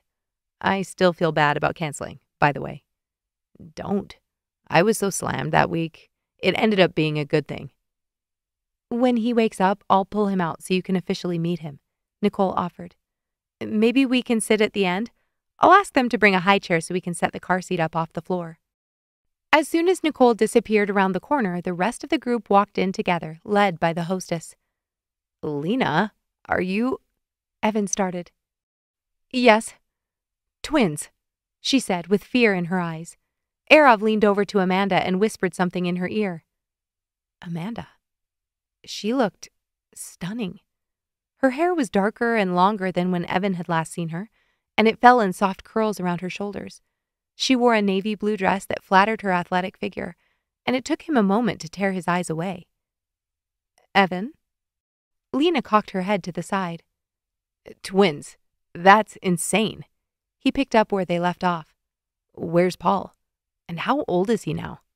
He's almost 2, and we left him with our parents. Having a baby at a party is one thing, but a toddler? She raised an eyebrow. I'm sure it would be entertaining. Evan laughed. He hugged Arov and Alexis, shook hands with Alex's boyfriend Brad, whom he'd never met, but apparently they'd been together for a while. Seemed like a decent guy. But was he a few inches shorter than her? Maybe she was wearing heels. Victoria and Jesse waved as they passed, making their way to Nicole and Karl to see the baby. Trying not to make it awkward, he moved to greet Amanda and hugged her just like everyone else. But it wasn't just like everyone else. She felt familiar, comfortable, and it took him off guard. He stepped back more quickly than he usually would. Evan, Taylor, Evan, Amanda said, motioning between the two of them as she brushed her hair behind her ear. Evan reached out a hand. He tried not to size him up, but he couldn't help it. Taylor was taller than him, slightly. He was a little lanky, to be honest, and he looked like a hockey player. Taylor smiled and put an arm around Amanda's waist. Shall we find a seat? He said, and Amanda's eyes sparkled as they passed under the overhead rustic chandelier. Did he really just say that? Shall we? Who says shall we? Evan followed them to the table and sat next to Kayla, who'd already found her way back. Has everyone met my girlfriend Kayla at this point? He said to the group, a little too loudly. Victoria stood at the other end of the table, introducing herself and Jesse. Amanda gave a small wave as she pulled out a chair across from them. I'm Amanda. This is Taylor. We must have missed you at the door. Kayla smiled demurely and folded her napkin in her lap. Are we ordering apps at some point? I'm starving, she whispered to Evan. Already ordered. They were just waiting for everyone to be seated. As if on cue, the waitstaff entered with water glasses and lemons for everyone, then went around the room for specific drink orders. The head waiter caught Evan's eye, and he gave him the go-ahead to begin their meal service. Evan, this is so nice, Lena said. Did you tell them to split the checks? No way, he said. I'm covering this tonight. I haven't seen you all in almost 2 years. But Arav began to protest. No way, Evan insisted. Just sit back and enjoy the meal. I heard there might be fireworks at midnight, too, so maybe we can do our countdown outside. Sounds perfect, Karl said. Evan laughed at the irony of Amanda and Taylor sitting directly across from him and Kayla. Not that it was a problem. He'd honestly be glad to hear what she'd been up to the past year, but it still felt a little raw. Most relationships he'd been in ended badly, or at least one or both parties was happy for it to end. Not with Amanda. Had they lived closer, they'd likely still be together. And that made tonight more confusing than he'd anticipated. Apparently, those feelings weren't gone like he thought. Closure was something he'd heard others talk about, but it wasn't until this moment that he understood why. Thankfully, Lena and Arav were the next ones over, split across the table, and they were feeling chatty as usual. Taylor, tell me about what you do for work, Arav started. I work with Haiti Arise, with Alexis, but now we're working on growing a few different refugee programs here in the city. I'm the director of that initiative. Admirable, Arav said. What about you? Taylor asked. I know, Lena, you teach violin at a studio, right? Amanda and Alexis mentioned that. Lena nodded. Of course they'd mention her. Music is much more exciting than what I do, Arav said, and Lena rolled her eyes. I'm an engineer. I work in the oil and gas industry. You've been hit pretty hard this last year, Taylor commented. Arav nodded. I'm watching it very closely, for sure. Amanda looked concerned. At this point, would you switch industries? It would be difficult. I've been in this field for so long. It would be hard to convince a company to take me if they had another qualified candidate with more recent experience, but it's not unheard of. Well, hopefully it will be a non-issue, she said sincerely. With Martin re-elected, I'm not holding my breath, Arav quipped. You never know, Taylor said. He might call an early election, and Harper... Wait, say that again? Kayla said abruptly. Taylor stared at her. He might call an early election? She asked. Taylor nodded, perplexed. Is that how it works in this country? Leaders can call elections whenever they want? She looked to Evan for confirmation. This was absolutely more fun. There are rules attached, but yes. Acting upon advice from the Prime Minister, the Governor General can dissolve a parliament and call a snap election. Are you sure we can't drink at this party? Kayla said under her breath. You can do whatever you want, Amanda said sweetly, but Evan caught the flash of her eyes as she looked down to pick up her water glass. Kayla, what do you do? You're from San Francisco, right? I'm not originally from San Francisco, but I do live there now. For the past 10 years, actually. I'm from upstate New York. Amanda nodded, looking sincerely interested. Kayla continued. I'm the chief marketing officer at our company. Since we've already seen quite a bit of growth over the past few years, I'm mostly focused on retention, engagement, and brand strategies. Sounds important, Amanda shrugged. It's one of the most mismanaged roles in startup companies, though, she sighed. And I'd hardly call us a startup anymore. Would you, Evs? Amanda's eyes widened, and she cleared her throat, reaching again for her water. He knew she was well aware that he'd hated that nickname. For some reason, when Kayla had initially started calling him that, he let it slide. And now, it had gone on too long to fix.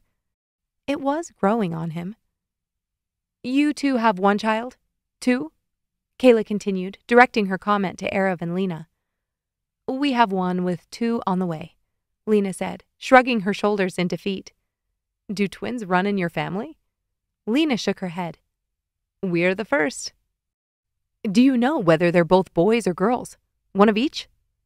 We won't know for another couple of months. I feel huge already, but I'm only 12 weeks along. Well, there are 2 growing bodies in there, Amanda said in awe. I can't believe by this time next year you'll have 3 kids. Will you be coming back for Victoria's wedding in the spring? Arav asked Evan. I don't know, he sighed. I'd love to, obviously, but I might be in Australia during that time. Australia? Amanda asked. For business? Company retreat, he said. Technically, there will be some work I'll need to do, but it's mostly for team bonding and morale. Our executive team has been working 6 days a week for a year straight. I'd say we deserve a vacation, Kayla said, and Evan nodded knowingly. Alexis, Arav called across the table. How can I get involved with donations for your refugee project? You can ask Taylor. He's right there, she laughed. You know my parents were refugees, right? He said, ignoring her comment. I do. You'd love what we're doing. You and Lena should come to the center sometime. Just text me, and we'll set it up. The whole time Arav was talking, Evan was sneaking glances at Amanda. Her eyes crinkled in new places, and her jaw was more defined. She fiddled with a small gold ball on a chain around her neck, and his heart nearly stopped when he recognized it. He'd given her that necklace the week before he'd left for San Francisco. Amanda cuddled close to Taylor outside the Marriott, watching the starry sky for the promised fireworks. Only 5 minutes to midnight. Did I pull it off? Taylor asked quietly, and Amanda laughed out loud. You passed with flying colors, and I owe you big time. Free therapy for life? She flashed him a cheesy smile. I love that you're offering me therapy when you just hired a guy to be your boyfriend for the night, he chided. Hired is a strong word. I believe you came willingly. You're lucky that the meal was delicious. I feel fortunate and grateful. I know this is such a weird situation, but I don't think I could have handled watching those two canoodling all night if I had to do it alone. Whatever happened with you two? Bad breakup? No, she sighed. The opposite, actually. Karl yelled out a 2-minute warning, and watching his childlike enthusiasm made Amanda smile. She loved this goofy group of friends, even if it was awkward to see Evan with someone new, and hard to see everyone moving along with their lives when she was still in school and very unmarried and unpregnant. Victoria and Alexis weren't married yet, but they were closer than she was. I had a legitimately pleasant evening, Taylor said. Thanks for being my pretend girlfriend and inviting me for the fanciest New Year's Eve experience I've ever had. Wait, did you hire me? Amanda teased. Taylor laughed, then looked at her pensively. A moment of truth. Do I kiss you when the clock hits 0? I'm game if you are, she said playfully. I mean, I'm always up for a good snog, he said, grinning. 15, 14. Karl started up next to them, and as he got to 4, the fireworks began overhead. Brilliant, colorful shards split the night sky, and the blasts echoed off the steel and glass buildings. With lights exploding above them and cheers in the icy Calgary streets, Taylor held Amanda's face gently between his hands and leaned in.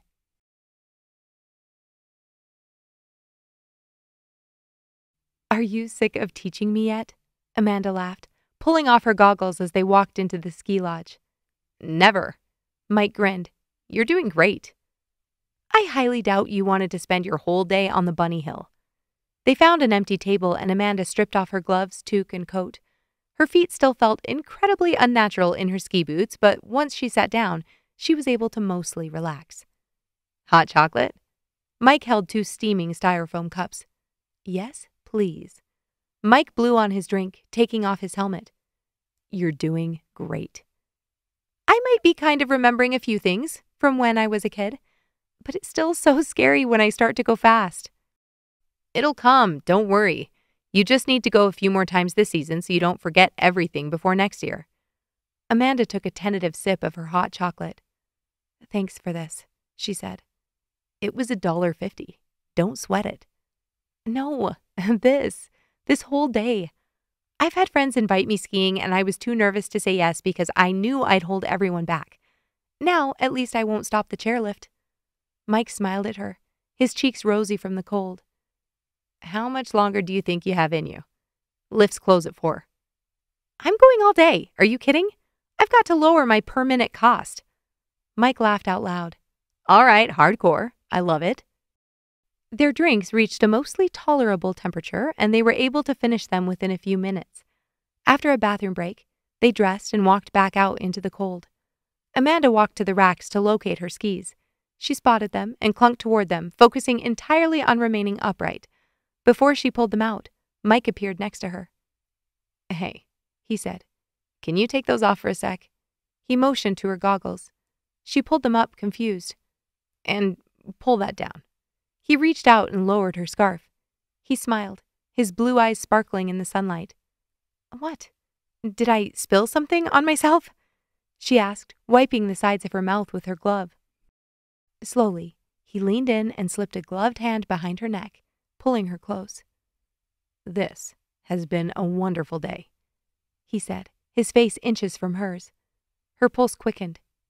"I agree," she breathed. Mike kissed her then, slowly and meaningfully, like this joy existed within him and he was letting her in to share it for a moment. It took her breath away, and for a minute, she forgot she was on the side of a mountain, riding pieces of fiberglass across the snow. Chapter 8. December 31st, 2006. "What time does your flight get in again?" Amanda asked, stifling a yawn. "We're boarding now, so looks like we're on time. Should be at exactly noon," Colin answered. "Remind me, did you check bags?" "I didn't." "'Kay, I'll be there. Want to go for lunch?" "What time does your party start tonight?" he asked. "Karl said 6 o'clock. We should still have plenty of time to get you home in between." "Sounds good. You pick the place for lunch. I'm just excited to see you." Amanda smiled, rubbing the sleep out of her eyes. "Me too. Have a good flight." She hung up the phone and rolled over, hugging her pillow to her chest. She had legitimately missed Colin over the past 2 weeks. Not that she didn't think she would, but it was comforting to get confirmation of her feelings. Closing her eyes, she allowed her mind to run over the highlights of the past year.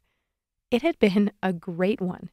She was building up her practice, even starting to get some word of mouth, and had decided on the topic of her PhD. Understanding relational stress during periods of grief wasn't the first title she'd landed on, but found herself drawn to it for obvious reasons. As she'd searched the literature, she'd become hungry to find answers that didn't readily exist, and her dissertation had been born. She grinned, mentally reliving the moment her body, from head to toe, had prickled with excitement. And that's when she'd phoned Colin. He was an academic advisor she'd met with when considering another topic. They'd been talking on and off for weeks, and she knew she needed to give him a heads up that she'd chosen a subject outside his field of expertise. When he answered, she explained the situation and was in the middle of expressing gratitude for his assistance when he stopped her. "So you'll be looking for a different academic advisor, then?" he asked. "Yes, I'm sorry it won't work out, and I appreciate—" "Would you like to have dinner with me Wednesday night?" He'd left her speechless. He had to call her name twice before she could make her mouth work again, and when she did, she'd said yes.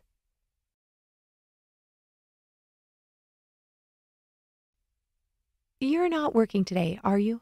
Nicole asked over the phone. "No," Alexis answered. "Is it bad that I don't believe you?" Alexis grinned. "I might be checking a few emails, but... Ha! I knew it! Put the laptop away right now." "What else would I be doing with this time? Sit alone in my empty apartment? Watching some crappy holiday special on CTV? A, they aren't crappy.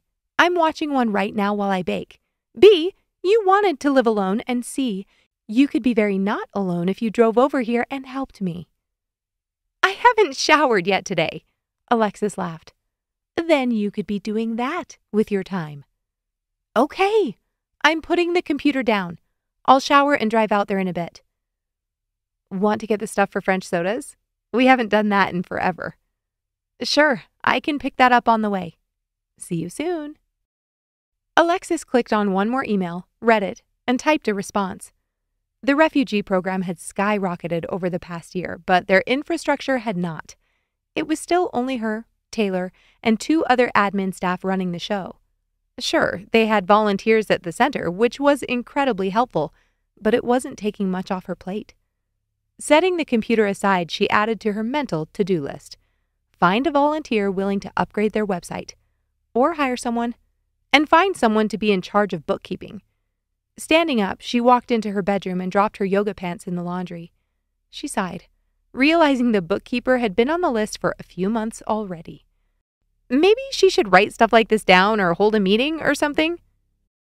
Hold a meeting, she added to her list, then walked into the bathroom and turned on the water. "Mike, you'll never guess what I signed up for," Alexa said excitedly over the phone. "You need to tell me immediately," he laughed. "I'm a terrible guesser." "I'm working with a nonprofit. I met this girl who just started this initiative in Haiti. We're going to build a health center in this teeny tiny village." Mike yelled into the receiver, and Alexis laughed, holding the phone away from her ear. "When do you start?" he asked. "I don't have all the details yet, but I think we're going to spend a significant amount of time up front getting things going. Then hopefully we'll be able to take a trip down in the next couple of years and get it going." "That's amazing, Lex. I'm so thrilled for you." "You should come with me," she said. "I know it's a ways out, but you should come." "I wouldn't want to steal the opportunity from someone else, but if you need an extra set of hands, you know I'll be there." "Start saving up," Alexa said, grinning.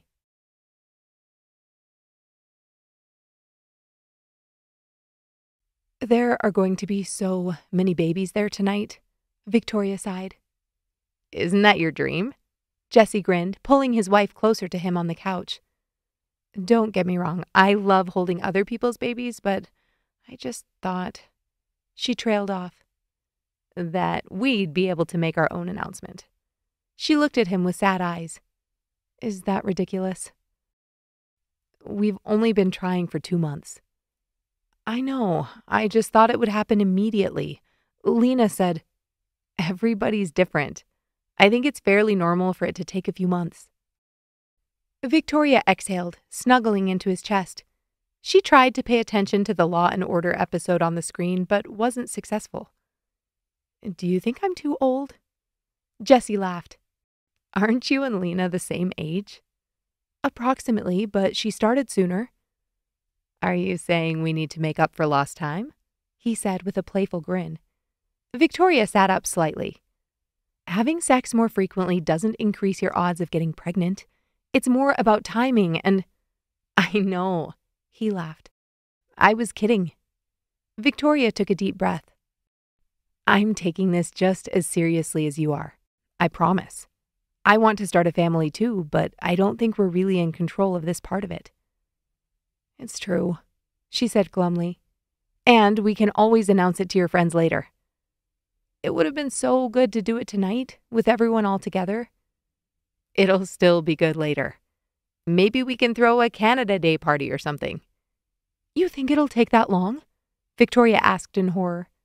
Jesse laughed out loud, turned off the TV, and pulled her into his arms. Victoria sat in her camping chair on the curb, waiting for the parade to start. Alexis was sitting next to some guy she met down the street a few days ago, and Nicole was saving a spot for Karl and possibly Mike. She wasn't sure if he was coming or not. She loved Canada Day, but it was way too early to be up this morning. She'd worked late into the night on applications. She'd taken the prereqs, and now it was time to finally start her program. If she could get in. That was a slightly important detail. "Congratulations!" A voice sounded next to her, and she jumped. It was Mike, standing slightly behind her with a goofy grin on his face. "Hey," Victoria laughed. "What is this?" she asked, taking a small bag from his outstretched hands. "You passed anatomy," he said with excitement. "So I got you some Smarties because you love chocolate and you're smart, a Wonder Bar because you're wonderful, and—" "I love chocolate," she laughed. "Right, and a Whack-A-Mac because it's delicious." Victoria was beaming. "Mike, that was seriously so thoughtful." She stood to give him a hug. Thank you for helping me study. Having someone who knew whether I was right or wrong was super helpful. Mike waved her off. It was a blast. And it saved me from watching those two making out all the time. He pointed to Karl and Nicole. All right, I guess we're even. Victoria smiled. Have you decided on what you're going to major in? You must have what, almost half of 3 different majors at least? Mike shrugged. We'll see. I'm having too much fun to decide yet. She could hear the marching band in the distance, and it seemed to be getting closer.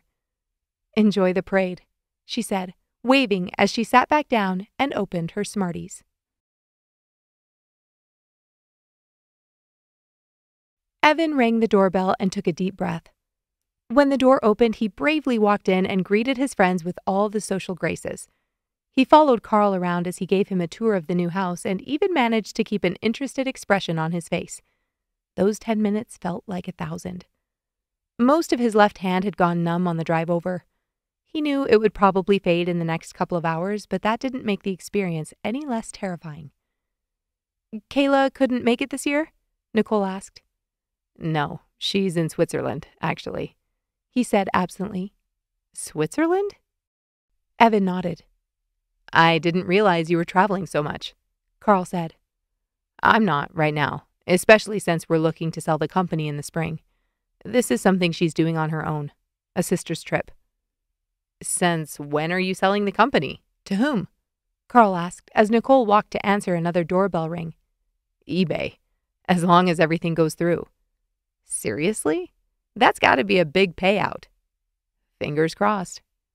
Evan looked toward the door to see Victoria and her husband walk in. People are finally getting here, Alexis said, untying the apron around her waist and wiping flour off her cheek. What? She asked, noticing Evan's smile. Nothing. I've just never seen you all domestic like this. A lot has changed over the last couple of years, she said audaciously, walking past him to the entryway. Hey, Karl said, his voice low.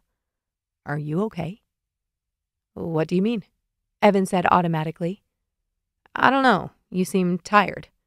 Is that all it is? Are you tired from the trip? My energy's definitely a little low tonight. Sorry. I'll try to pep up. No, it's fine. I just wanted to make sure. I know since little Mike came along, I haven't been that great of a friend. You've been a good friend, Karl. Give yourself a break. You've got a new baby. You graduated, moved, and started a new job in half a year. It sounds pretty hardcore when you say it like that. Evan clapped him on the back. Karl, can you help me with this? Nicole called, pointing to the closet door. Be back in a sec, he said, and Evan breathed a sigh of relief. There wasn't much he hated more than small talk, and now here he was talking surface level with his best friend. He'd convinced himself it wasn't fair to bring anything up without any solid answers, but now he wasn't so sure he could make it through the night without saying something. His heart was too heavy, and his hand too numb. Erav, I just don't want to go, Lena said stubbornly, standing in the hallway. The twins had just fallen back to sleep, and Lena's parents waited quietly in the other room. But they're asleep, and we don't have to stay until midnight. You're not hearing me. I'm exhausted. Paul hasn't been sleeping well, and these two are using up any last ounce of energy I have. We're going to go to bed at 6:30. Erav pressed. Lena crossed her arms over her chest. You know very well if we go, there's no chance we'll be back at a decent time. But we have willing babysitters. You think they can handle twins? Lena hissed. They're almost 80 years old, Erav. Even if they did nothing but make sure the house didn't burn down, they'd be fine. Most likely they'll sleep for the next couple of hours anyway. And what about Paul? They can handle one child awake, can't they? He whispered. Lena groaned in frustration. I look like a zombie and none of my clothes fit.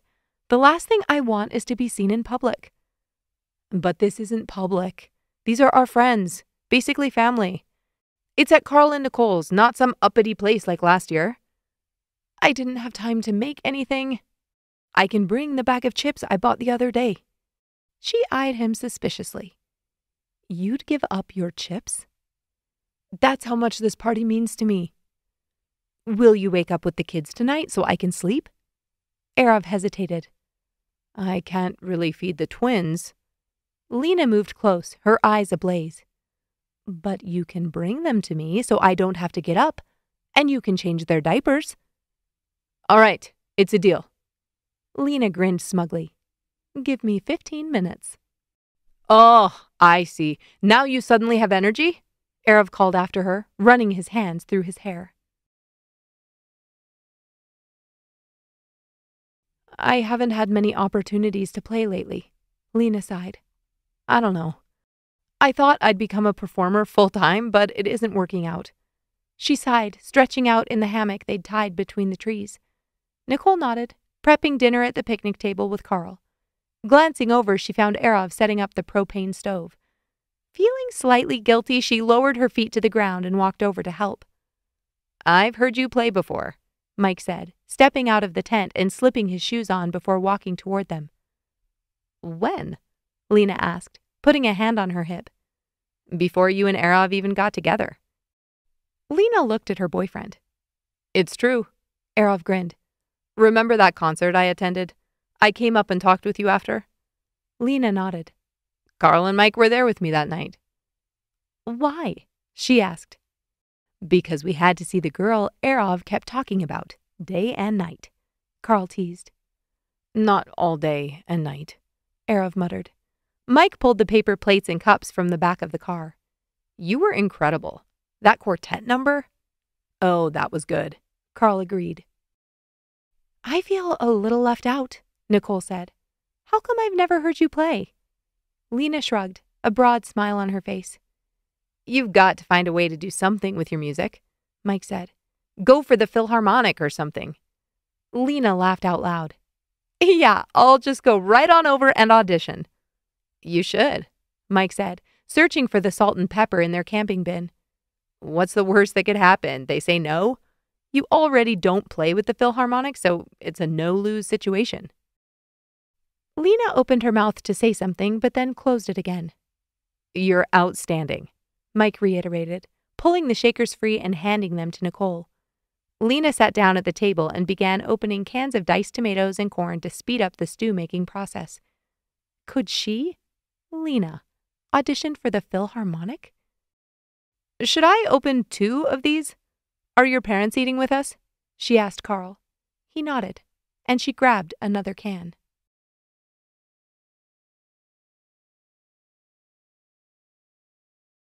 Amanda held Colin's hand as Karl turned off the video. He'd waited to turn it on until Erav and Lena had arrived, and it was worth the wait. She knew it had been coming since she'd participated in it, but didn't realize how many people they'd contacted. How did you find his friends from high school to record that? Victoria asked, wiping a tear from her cheek. That was all Nicole. After she had Mike, she spent hours each day tracking down leads, Karl answered. Wait, nobody get up. He ran into the other room. He came back with his camera and snapped a picture of the group. Seriously? Lena complained. At least warn us so we can fix our mascara. Sorry. Karl set the camera on his chair. Nicole picked up where they'd left off. The people on Facebook were easy, but most of his teachers and coaches weren't on there. I wanted to make sure we allowed everyone an opportunity to remember him. Nicole uploaded this on YouTube, so anyone can watch it, Karl said proudly. It already has 4,000 views. Whoa, 4,000? I guess people need inspiration these days. Erav rubbed Lena's arms next to him. Amanda sat back and scanned the room. Something was off. Evan sat next to Alexis, technically smiling and joining in on the conversation. But the dark circles under his eyes and the way he held his left hand? Had he lost weight since the last time she'd seen him? Erav and Lena also had dark circles under their eyes, but they had the best excuse in the world to be exhausted. She hadn't met the twins yet, but she could only imagine what having 3 kids under 3 could do to a person's sanity. Alexis seemed to be mostly herself. More mature, though. Amanda didn't know how she felt about that. With Mike gone, she was desperate for someone in her life to be a little reckless. Initially, when they'd turned over the lease to their apartment and gone their separate ways, she thought it would be a relief. No more mess in the kitchen, No more random people in the living room at all hours of the night. Instead, there'd been no more ridiculous shoppers' runs at midnight, no more Peter's milkshakes on a Saturday afternoon, and no more annoyed rants that always ended up with both of them laughing so hard they had to grab onto something to keep from falling over. She missed that. "I'm going to get a pop. You want one?" Amanda squeezed Colin's hand. "Hmm?" he asked, looking up from his phone. She raised an eyebrow, noticing the hockey scores on his screen. "Do you want anything from the kitchen?" she asked again. "No, I'm good." He flashed a smile of contrition. Amanda walked toward the counter in the other room. She knew this wasn't precisely Colin's scene, and he had been traveling all morning. Still, she hoped he'd engage with people at some point. He was a therapist, wasn't he? It's not like he lacked interpersonal skills, and he should understand how important it was to her that he get to know her friends. "Hey, stranger," a voice said next to her, and she jumped. "Evan," she said, almost pityingly. She hadn't meant it to come out that way, but as she looked at his face. "I haven't met your boyfriend yet," he said, a harmless grin on his lips. "I assume he's a nice guy?" Amanda smiled back at him. "Yes," she said simply. "No more details than that?" She picked up a clear, disposable cup and filled the bottom with ice. "He's a therapist and academic advisor." "Scandalous." "Not my academic advisor, but thanks for that," she teased. "So I shouldn't say too much around him. That's what I'm hearing from all this." "Probably smart." "Though, really, I shouldn't say too much around you these days. Are you well into your PhD at this point?" He leaned against the counter. Though she could tell he'd put product in his hair, it was too long to stay put, making him look slightly wild and unruly, even with his Oxford shirt. "I am," she answered, pouring the sparkling soda. "I've started my dissertation." "Oh, yeah? What on?" "Relationships and grief." Evan nodded contemplatively. "If you ever need a study subject." He smiled. "I think we're all perfect subjects in a way," she said gently. "How's Kayla? I'm sure she's doing great things." She seemed very driven. Amanda reached for the bottles of flavoring in the milk. "She is that. We've both been busy with work. We're most likely being acquired in the next few months." Amanda lifted her finished French soda to her lips and took a sip. "I'm sorry. I hope it all goes smoothly, and I hope you're happy, Evan," she said, surprising herself. She hadn't meant to get vulnerable. "Are you?" He looked at her intensely. "I am," she nodded, glancing at Colin and Victoria in deep conversation. Evan followed her gaze. "You've always inspired me," he said. "It seems like nothing in life can ever keep you down." "You haven't seen me when I run out of chocolate," she laughed, unsure how to respond to his compliment. "That's true." He smiled, letting her off the hook. "I guess a life-threatening car accident and years of rigorous education pale in comparison to that." Amanda laughed, rubbing her hip without thinking. "It's terrific to see you, Evan." "You too," he said softly as she walked past. "Where's Amy tonight?" Mike asked, sitting next to Evan on the couch in front of the TV. "Have you showered yet? You reek," Evan said, waving his hand in front of his nose. "I went skiing with Amanda today." "Oh, yeah? Well, that explains the smell. How'd it go?" "I kissed her." Evan turned off the TV and turned to him, eyes wide. "No way. When?" "Outside the ski lodge." "And?" "It was amazing. She's such a cool girl. Even though she's a terrible skier, well, I shouldn't say that. She's a lot better after today. Anyway, it was hard for her, but she skied the entire day. Only one stop for lunch and one hot chocolate break. She didn't complain once." "Sounds like a keeper." Mike nodded. "She's funny, crazy smart. Did you know she wants to be a therapist?" "Do you even have to be smart to be a therapist?" Evan asked. Mike punched his shoulder. "I think it's cool she wants to help people." "It is, I'm kidding." Evan laughed. "Sounds like you're pretty into her." "There just aren't many girls who are up for looking stupid in front of people. I love that."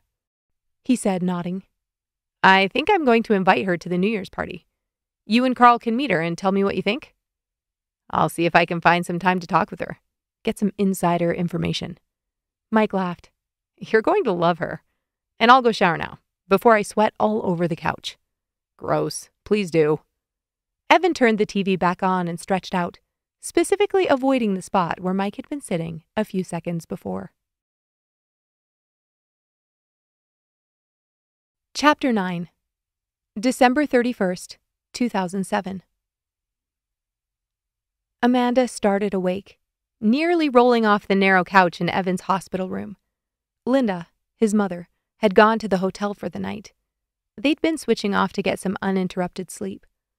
Evan moaned, moving his head slightly, and Amanda rushed to his bedside, pulling a chair up to the side of the mattress. He'd been doing that lately. A good sign, the nurse had said earlier in the afternoon. His surgery had been 3 days ago, but they were taking their time waking him up, giving him time to heal and recover without the added task of being conscious. As it turned out, she hadn't been crazy to notice a difference in Evan's appearance a year ago. Though he didn't say anything about it that night, she heard from Nicole only a month later that he was going in for a brain scan. He'd had numbness in his limbs on and off for weeks before he traveled back home, and only weeks after he left, he'd collapsed on the 49th floor of the Bank of America building just as he passed the main desk. She'd immediately gotten in touch with Evan's mom through Nicole, and they'd talked weekly ever since. His first MRI in San Francisco showed potential signs of tumefactive multiple sclerosis. How it was different from regular MS, she had no clue, except that patients with this type were often misdiagnosed as having brain tumors. When Amanda saw the scans, she remembered thinking she didn't know which team to root for, cancer versus MS. The sale of Evan's company had gone through, and instead of staying on through the merger, he'd quit and moved back to Calgary. Linda wanted a second opinion, and in May, she got it. Another MRI with the same interpretation. When the medications did nothing to help with his symptoms, they got another scan in October, and then a biopsy. And now, they were at the Princess Margaret Cancer Foundation in Toronto. The steady beeps and unpredictable hisses from the machines made Amanda cringe.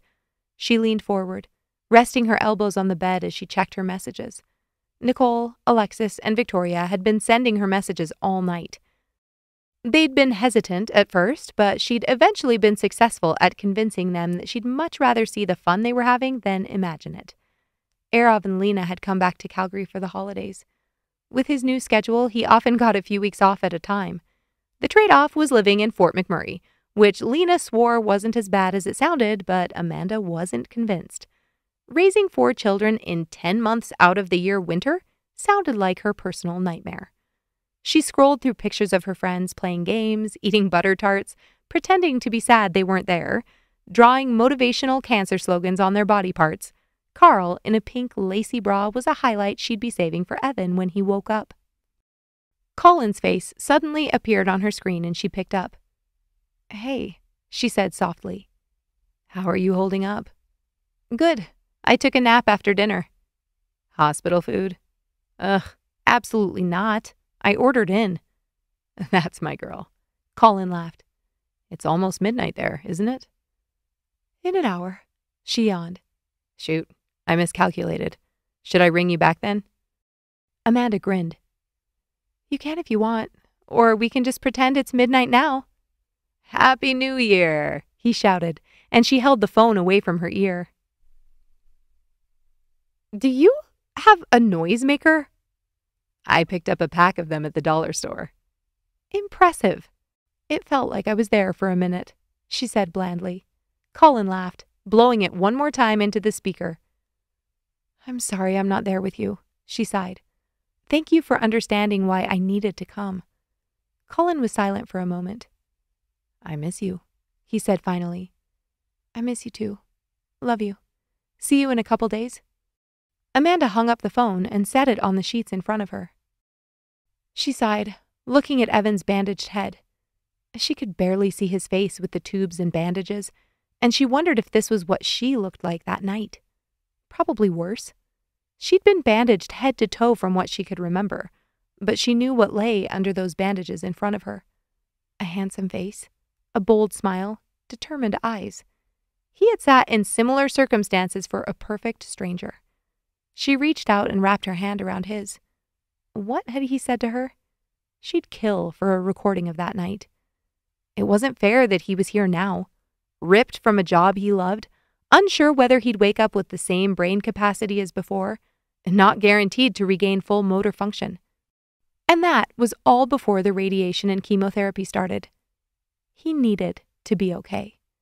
She closed her eyes and doubled over, resting her head on the mattress. The nurse had mentioned that it could be comforting to hear people's voices that his brain recognized, that even in his state, there might be times when he could hear them. The only tune that came to her head was Edelweiss, of all things.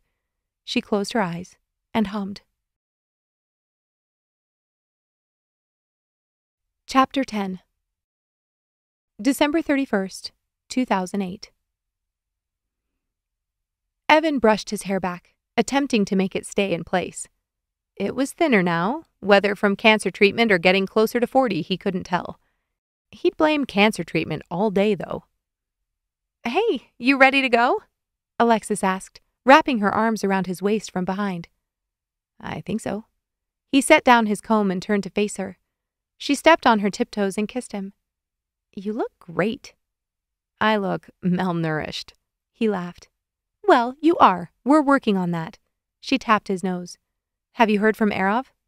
"Yeah, they got in before Christmas, but won't be there tonight. Paul's throwing up." A disgusted expression passed over her face. "And that is exactly why I'm never having kids." Evan laughed. "Doesn't sound like a walk in the park." "No," she asserted. "All of the body stuff." She motioned to her chest and stomach. "That alone is enough to turn me off." She walked out of the bathroom and lifted her coat from a hanger in the hallway closet. "You're serious?" Evan asked. "You never want kids?" 100%. "How did I not know this?" he said, his grin slowly fading. "With all the chemicals you've had in your body, there's no way you could have kids anyway," she teased, putting the hanger back on the bar. Evan cleared his throat. "I saved them." She blinked, slipping into her coat. "What do you mean?" "I mean, we had a meeting before I started my treatment, and they talked about how I'd be sterile afterward. I chose to freeze my guys, so I could still have that option later." Alexis stared at him. This is a pretty heavy topic right before a party. Maybe we could table it and talk later?" Evan nodded, reaching for his own coat and following her toward the door. Amanda stared at the ring on her finger, twisting it around and around. It was beautiful. A simple solitaire diamond on a thin platinum band. Colin had proposed within a week of her returning from Toronto last year. He'd taken her to Banff. They'd ridden the gondola and experienced the spectacular view of the Rockies from the top walkways. Then, later that night at dinner in the Banff Springs Hotel, he'd popped the question. She'd said yes without hesitation. Colin was intelligent, ethical, hardworking, and consistent. She knew they'd be able to build a meaningful life together. Now, that ring had been sitting on her finger for nearly an entire year, and they still hadn't nailed down a date. True, their year hadn't exactly gone as planned. She'd been finishing her PhD, and he'd been heading up a monumental study that had experienced significant setbacks, multiple times. But that didn't mean they couldn't at least start planning. A little. But she didn't want to bring it up again, not yet. And right now was not the time to go down that rabbit hole. "Where do you want these?" Colin asked, stepping inside with a handful of Christmas lights. "Oh, here." She pulled a large Tupperware storage container from the hall. "This is for the outdoor lights." Colin set the strings gently in the bottom, then went back outside to finish the task. Amanda knew it was early to be taking down her decorations, but it was going to be an insane couple of weeks after this. And a huge blizzard was coming in the next few days. She didn't want to be that person who had their lights up until February. Victoria opened the door to friend after friend, and her heart felt full for the first time all season. She'd spent over a week setting up her grandmother's Christmas village on the bookshelves, organizing the living area to accommodate everyone, and baking all of her holiday favorites. Every day a new scent had filled the house. homemade Chex Mix, ginger snaps, chocolate peanut butter pretzels, and caramel popcorn balls. If she didn't have kids to eat this stuff up, at least she could make it for friends and not get stuck devouring it all herself. Because not baking it wasn't an option. "Looks amazing," Jessie said. And it did. The house dazzled, just as she hoped it would. Twinkle lights strung across the bookshelves gave perfect ambient lighting. White paper snowflakes added whimsy above the buffet, and the live garland along the banister smelled of cinnamon and pine, which really didn't explain why she wanted to walk to her room and burst into tears. The evening progressed as so many parties had in the past. Victoria shuffled around the room, catching up on everyone's lives. They played games and ate until they had zero desire to fill their plates again, at least for the moment. Smiles, laughter, gasps of surprise, and then this. Victoria standing with Amanda in the kitchen, talking as she refilled the charcuterie platter. "When did you and Jessie set a date?" Amanda asked. Watching her, she pulled a package of salami from the fridge. "For the wedding? Oh, pretty much immediately. Well, I guess that's overstating it. He proposed, and it would have been about 3 months later, I think. We started researching venues and finally settled on one." Amanda nodded introspectively. "It's been almost a year," she said slowly. "Since you got engaged?" Victoria asked, making a line on the white plate with circles of meat. Snitching a piece of salami from the package, Amanda nodded. "Do you think it means something?" "Like what?" "I don't know. Maybe he doesn't actually want to get married?" She leaned in toward her like she was sharing a dirty secret. "Well, he proposed, didn't he? Seems like that means he's invested." "I know." Amanda took a deep breath. "But I kind of pushed for it." "How so?" Victoria turned to put the package back in the fridge and pulled out a Ziploc bag of cheese she'd pre-sliced that afternoon. "I talked about it a lot. Told him I wanted to get married before I turned 40. Talked about wanting to start a family and all that." "Were those things true?" "Still are." "Then you can't apologize for it. Either you have the same goals or you don't. It's as simple as that." "Is it though? Aren't relationships about compromise?" Victoria laughed derisively. "Compromise is great and all, but you can only give so much. If your goals are completely opposite to his, then neither of you are going to be happy. You'll end up in some miserable middle ground. And trust me, life will throw enough curveballs at you that you're going to need him in your corner. At least for the important stuff." Amanda paused. "Are you and Jessie doing okay?" That was the question. The question that undid all of the walls she'd built around her heart, specifically for tonight. As soon as the words left Amanda's lips, Victoria began to crumble.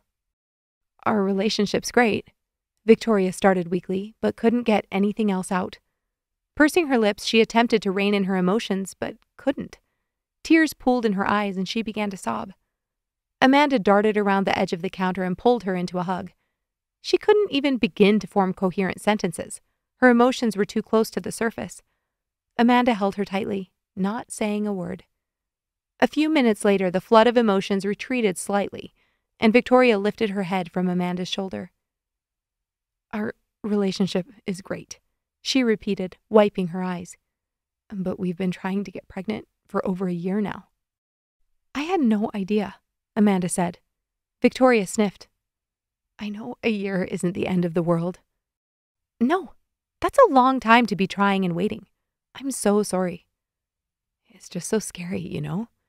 What if we won't ever be able to have kids? And I know there are other options like adoption, but that's terrifying too. You hear about people adopting and having tons of issues or having to give their baby back. All of it sounds so draining and difficult."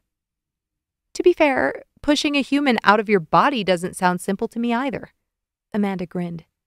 Victoria laughed, grabbing a tissue from the counter and blowing her nose.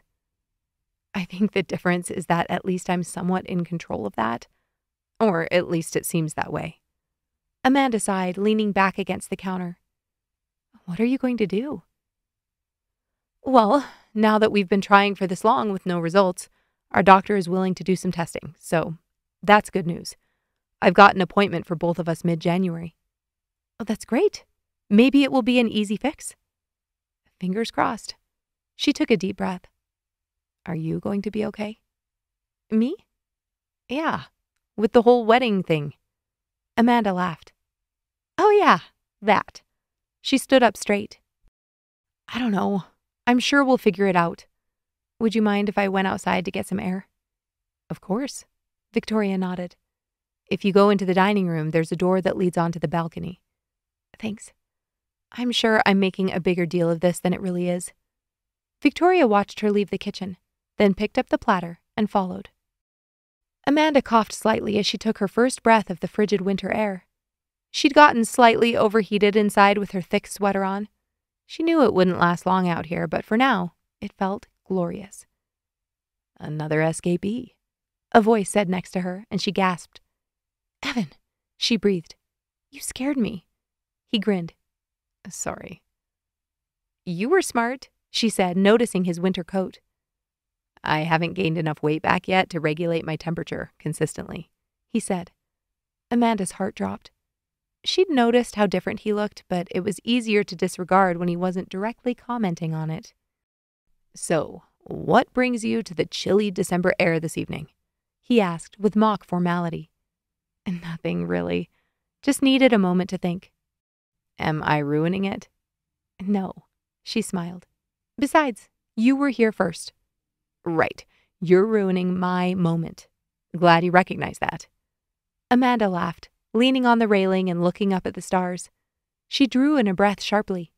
Look. Evan walked closer to her. She pointed at a slight glimmer of neon green visible between the houses. I haven't seen the northern lights since I was a kid, he breathed. Probably because we're always inside at night in the winter now. I used to go outside in the cold and dark all the time when I was younger. Night games, he grinned. Sledding for me. He sighed.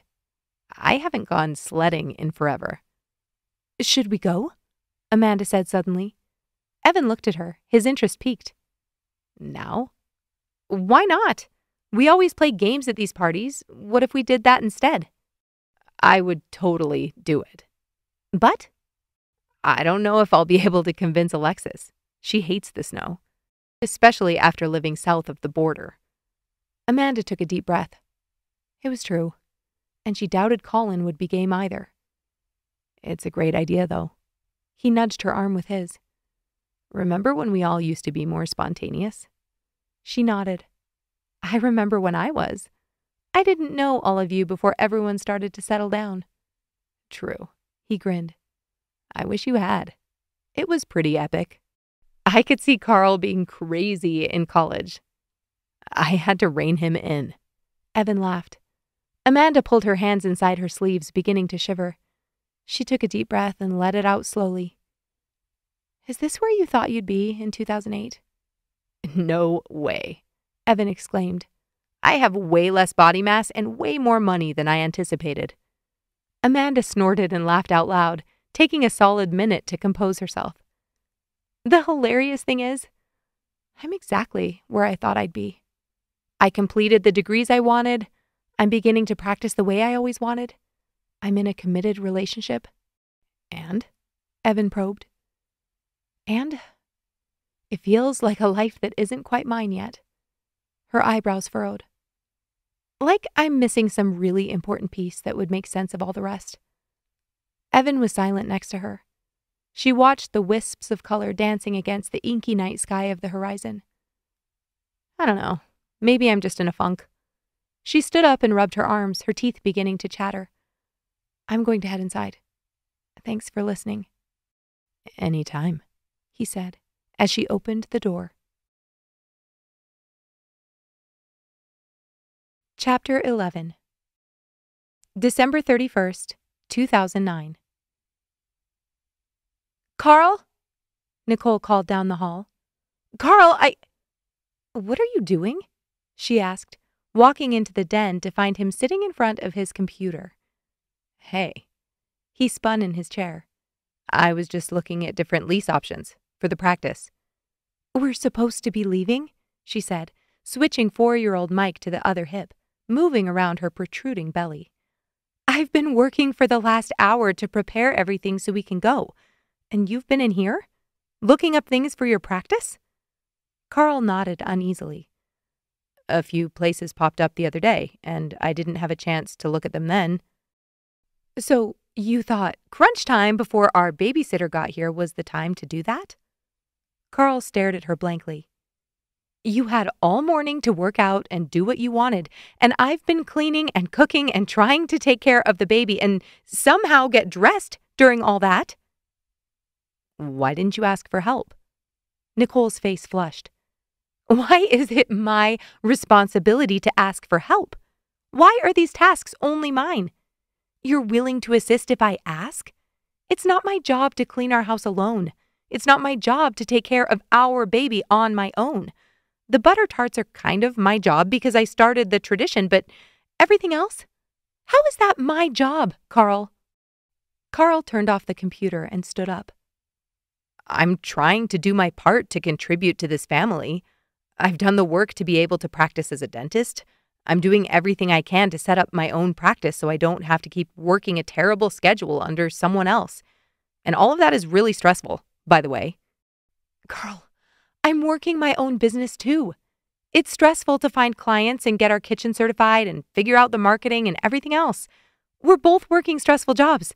And I worked so you could get that education, and none of this even matters right now because the babysitter is going to be here any second, Nicole said in a huff, spinning on her heel and walking back to the kitchen. Do you want anything else to eat? She asked Mike, setting him down on the booster seat. He shook his head and picked up his water cup.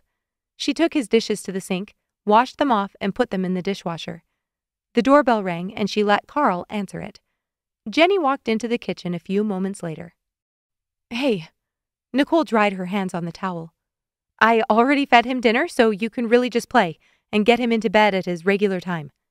Jenny nodded. It's going to be a late one, so don't worry if you fall asleep, she said, smiling. I stay up late all the time, Jenny scoffed. I'll be fine. Well, thanks for giving up your New Year's Eve so we can go out. Jenny smiled and Karl appeared in the archway. Nicole turned and kissed Mike's cheek. See you soon, buddy, she said, then followed Karl into the hall to get her coat. I'm not going tonight. Alexis stretched out on the couch, holding the phone to her ear. But I haven't seen you in so long, and I'm hosting, Victoria whined on the other end. Taylor's coming over, and we're going to watch a movie. Are you guys dating? Maybe. Maybe not. Why don't you bring him? He's been to one of our parties before. Yeah, because that wouldn't be awkward. Me seeing Evan and Taylor seeing Amanda? You and Evan being in the same room is going to be awkward whenever you see each other next. So why put it off? And I highly doubt Taylor would care about seeing Amanda. They were faking it anyway. But Evan didn't know that at the time. Victoria laughed. Very true. You didn't ever tell him when you were together? No. Why would I? You're getting me off topic. Back to the issue of you not coming to the party. You're not going to convince me. The literal last thing I want to do right now is see Evan. You still haven't told me what happened between you. Because it's none of your business. Okay, ouch. I didn't mean it like that, Alexis sighed. I think I need more time before I rehash it. I get it, and I really don't need to know details. It just makes me sad that it was apparently bad enough that you're uncomfortable coming. We've had this tradition going for 10 years. Well, maybe it's time for it to be over, Alexis said. I don't mean to sound heartless, but we're all at different points now. Those friendships are an important part of my life, but maybe I need to move on. Not be defined by who I was then, eh? Victoria was silent for a moment. I think we're all moving on in our own ways, but I still think this connection is important. You've always been more nostalgic than me. It's true. Victoria took a deep breath. I'm really not going to be able to convince you. No. Sorry. Can we get together tomorrow? Our office is closed until the 3rd. When do you and Jesse start with Karl, by the way? Not until March at the earliest. He hasn't found a lease yet. Then we have to do the build-out. Can I be your first patient in the new office? I'm counting on it. I'm not paying. Victoria laughed. Tomorrow. I'll phone you when I wake up. Thanks for driving all the way out here again. Victoria smiled, hugging Karl and Nicole. They need to hurry up and move to Calgary, Arav said from the couch. Whatever, Karl laughed. Now that we have cross iron mills, we don't need to come into Calgary for anything. Where is your practice going to be? Lena asked as they were hanging up their coats. Not sure yet, Karl said, avoiding Nicole's gaze. I'm looking at the new developments on the west side of Airdrie, but haven't found the perfect spot yet. You two are going to commute? Arav asked. What is that, 35 minutes or so? Yeah. Victoria looked at Jessie. We haven't fully decided yet. We might consider moving out there to be closer. Arav threw up his hands.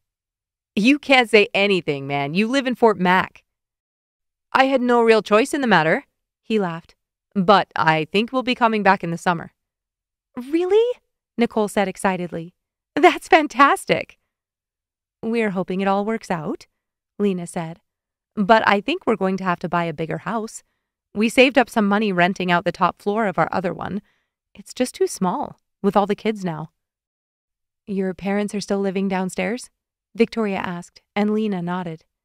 I hear Airdrie is a good place to look, Karl teased. The door opened behind them, and Amanda and Colin walked in. Victoria watched her pause as she noticed the pile of snow boots on the entry mat. Amanda looked up and scanned the room. Did none of you decide to dress up this year? She asked. Not that I'm complaining. I think it's great that you've all sunk to my casual level. Victoria fought back a laugh. I wasn't in the mood to be fancy, I guess, she said simply. The others nodded in agreement. Amanda's eyes narrowed, but she didn't comment. Instead, she walked into the room and greeted everyone with a hug, then sat down on the love seat and waited for Colin to join her. Evan waited in his car with the engine off. When he saw Amanda arrive, his heart bubbled up with childlike excitement. He knew this could be a terrible idea, but that's why it was so enticing. When she shut the door to the house, he quickly stepped to the street and began unloading the toboggans 2 at a time, stacking them next to Victoria's garage. They were cheap, $10 sleds from Co-op, but he didn't care if they lasted longer than tonight. A few runs down the massive hill at the other end of the cul-de-sac was all they needed. He pulled on a toque, grabbed his gloves from the car, and stood on the walkway a moment. Something had changed within him this past year. 2 years. Almost dying tends to do that to a person. Prior to his diagnosis, he'd been on a different track, a path of building wealth, convincing everyone, including himself, that he had everything together, and climbing the corporate ladder. Now, the sheer knowledge that any day living a somewhat average life could be his last made it impossible to be motivated by all that. That's why he couldn't stay with Alexis. He knew she thought he'd judged her reasoning unfairly, and maybe he had. She was one of the most giving people he'd ever met. Her selfless work with her various nonprofits proved that well enough. And they did have so much in common there. He wanted to do good in the world and contribute in meaningful ways. It's just that he wanted a family to be a part of the equation. Figuring he'd given Amanda enough time to settle in, he walked toward the front door. Ho, ho, ho, he called dramatically as he waltzed into the house. Everyone turned their heads, and Nicole beamed at him. If you would all kindly get your coats and boots on and follow me outside, I'd greatly appreciate it, he said with mock formality. The group obediently stood, but Amanda looked back and forth in confusion. What are we doing? You'll see. Evan grinned widely. I have boots for you two if you didn't wear appropriate footwear, Victoria smiled, and plenty of extra toques and gloves. Amanda stood and followed Arav and Lena toward the door. She took Victoria up on her extra winter gear, as did Colin. When everyone was dressed, they walked out onto the driveway. Evan was already there and handed everyone their own sled. Amanda laughed out loud. Staring at him in amazement, she walked closer to retrieve her toboggan. You remembered? She asked quietly. I thought it would be fun, especially when Victoria told me she had an amazing sledding hill right here on her street. You were in on this? She wheeled on Victoria. Victoria nodded. We kind of all were. Evan watched Amanda's face. Her eyes sparkled with amusement. He knew she was getting married, and he wasn't in any way trying to undermine her relationship with Colin. He seemed like a nice enough guy, even though he was a little serious. No, he just loved making her smile. That was it. "Follow me," Victoria called, walking briskly down the sidewalk with Jessie in tow. In less than a minute, they found themselves at the top of a path that led between the homes and into a green space. Rather, a black and white space at this time of night. One street lamp illuminated the hill, and Amanda ran past the group with excitement. Without hesitating, she jumped onto her sled mid-step and sailed down the snowbank. The rest of the group quickly followed. Karl had gone back for his camera, and within moments, Karl was back snapping pictures of all 9 of them, covered in snow and laughing hysterically. Arov pushed Lena over as he raced back to the top of the hill. Evan immediately gave chase, breathing hard as he ran him down. When Evan finally reached the top, Arov was already on his toboggan, pushing off with his hands to escape. Evan barreled toward him and launched himself onto Arov's sled, nearly toppling them both. Arov swiped at him, but Evan wrapped his feet around his waist and they shot down the hill, curving to the left, nearly running into Jessie. Immediately, the girls, except Nicole with her extra cargo, tried to outdo them and all jump on the same sled together. Victoria stretched herself across their laps and only made it halfway down before being tossed into the snow. The sled came to an erratic and unexpected stop, and the women collapsed sideways into a heap of laughter. "I'm about done," Colin called from the path, and Amanda waved him back to the house. "Where would you like the sled, mate?" Colin asked as he passed. "Just stack it against the garage. Thanks for being a good sport." Evan smiled. "I'll come with you," Jessie called from halfway down the hill. Grabbing his sled, he ran to meet him at the top. "My jeans are already soaked through," he said breathlessly. "I've never been so grateful that Victoria offered to host." "We're having a competition," Arov yelled loudly across the hill. "Who can go the furthest? Single rider." The girls brushed off their pants and ran up to join in the fun. Based on mass and potential energy alone, they knew their chances of winning were slim, but they immediately began strategizing. Evan didn't think he'd have a shot, though he had been trying to bulk up over the past year. Karl and Arov beat them all by a couple of feet. "I'm definitely a few inches in front of you," Arov exclaimed, drawing an imaginary line from the toe of his boot across the snow. "Whatever," Karl laughed. "Look at this." He stood carefully and walked in a straight line from where his boot hit the snow at the front of his sled. "You're walking diagonally," Arov argued, laughing and throwing a snowball at his friend. "I declare a tie," Nicole called from behind them. "Don't kill each other." Eventually, their pants began to freeze and they collectively decided it wouldn't be wise to end the night with pneumonia. Pulling their sleds, they ran back to the house. "Do you want me to help you put these in your car?" Amanda asked Evan as they brushed the snow off the cold plastic with their gloves. "No," he laughed. "I wasn't planning on taking them home. I figured I could leave them out for the neighborhood kids or something." "Here, I've got an idea." She grinned, her eyes lighting up. She ran inside with the others and returned a few minutes later with paper, tape, and a Sharpie. "Turn around," she commanded, and Evan obeyed. Amanda pressed the paper against his back, and he could feel her writing something. "There," she said proudly. Evan turned and saw a large "Free" written across the white surface. She taped it to the stack of sleds and dragged them to the sidewalk. "Love it," Evan said. He watched her adjust the positioning of the sleds, her dirty blonde hair spilling out from under her toque and her breath billowing up in clouds. "The kids will be thrilled." She turned and walked up the driveway. She stopped in front of him and met his eyes. "Thank you, Evan," she said gently, her smile stretching from ear to ear. "This is the highlight of my year." "Mine too," he breathed as she passed him and walked back into the house. "Hey." Karl reached out for his wife, her hair slightly curly and wet from the snow. "I'm really sorry about earlier." "I'm sorry too. I was stressed and—" "I appreciate your apology, but I think you were right." He put an arm around Nicole's shoulder. She looked up at him, surprised. "I'm excited to see where this is headed." I need to take more responsibility at home, especially with our family growing. Maybe we can sit down and figure out how I can be most helpful?" Nicole smiled. "I'd love that. This feels like Christmas all over again." "Don't get too excited." Karl laughed. "I'm talking unloading the dishwasher, sweeping, mindless stuff." Nicole elbowed him lightly in the ribs. "We'll see about that. You've opened Pandora's box now." Karl grabbed her hand, and she led him back into the living room. "IVF. So fun right now," Victoria said with a caustic laugh. The group sat on the rug around the fireplace, cuddled in blankets, outfitted in Victoria and Jessie's extra sweats and wool socks. "I'm so sorry you've had to deal with all that," Amanda said. "When do you find out whether it took?" "Another few weeks. I'll keep you guys posted. I'm praying it works because I don't know if I can go through that whole process again." "I've heard it's brutal," Lena said. "We're all rooting for you." "If it doesn't work, maybe Nicole could be your surrogate?" Karl said, nudging his wife.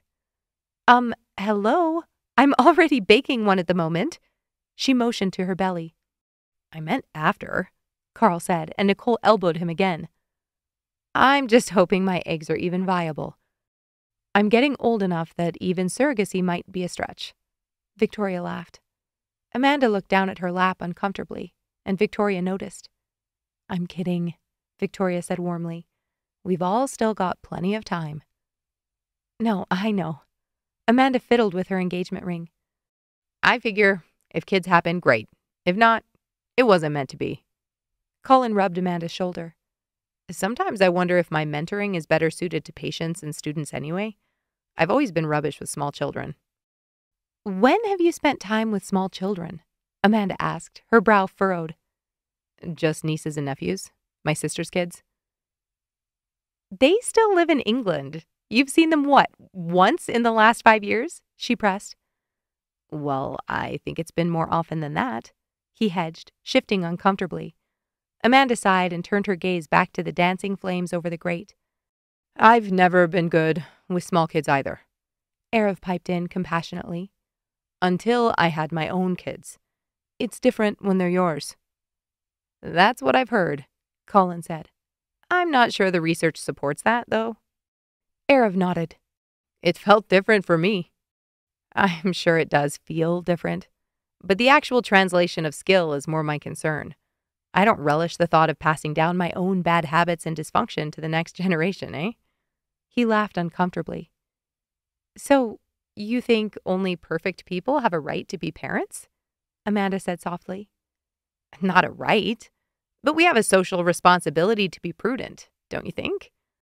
Only create what we can provide for physically and emotionally." "Sure," Lena jumped in. "But who's to say what each child needs exactly? I know for us, each kid is so different. I might be a perfect parent for one, but all of them? Seems unlikely." Colin nodded, chewing on this comment. "If there had been any sort of vetting procedure, we would not have gotten the job." Karl laughed. "Or at least I wouldn't have. Nicole's got it down." Nicole raised an eyebrow. "Good save." "Hey," Victoria exclaimed. "I need to bring out some treats before our countdown." She jumped to her feet and ran into the kitchen, and Amanda stood up to help. "It's all right." Evan placed a hand lightly on her shoulder. "I've got it." They returned with plates in both hands and set them in the center of their haphazard circle, and it didn't take long for people to partake. "Here's to another 365 days around the sun," Karl said. "And here's to progress and growth in 2010, Nicole added. "Here's to Mike." Evan held up a cookie. "I can't say anything to compete with that," Arav scoffed. "Way to shut down the toasts." Evan laughed and shrugged his shoulders. Victoria grinned, subconsciously holding a hand to her midsection. Would she be a good parent? She had no clue. But she hoped beyond all hope that in 2010, she'd get to try. Chapter 12. December 31st, 2010. "We know where we need to focus this year." Taylor leaned forward in his seat. "The statistics are clear. We're losing these kids from Southeast Asia. Graduation rates dropped a full percentage point over the last 3 years. The sports bar was packed to the gills. It was only 5:30 and already people were settling in for the night.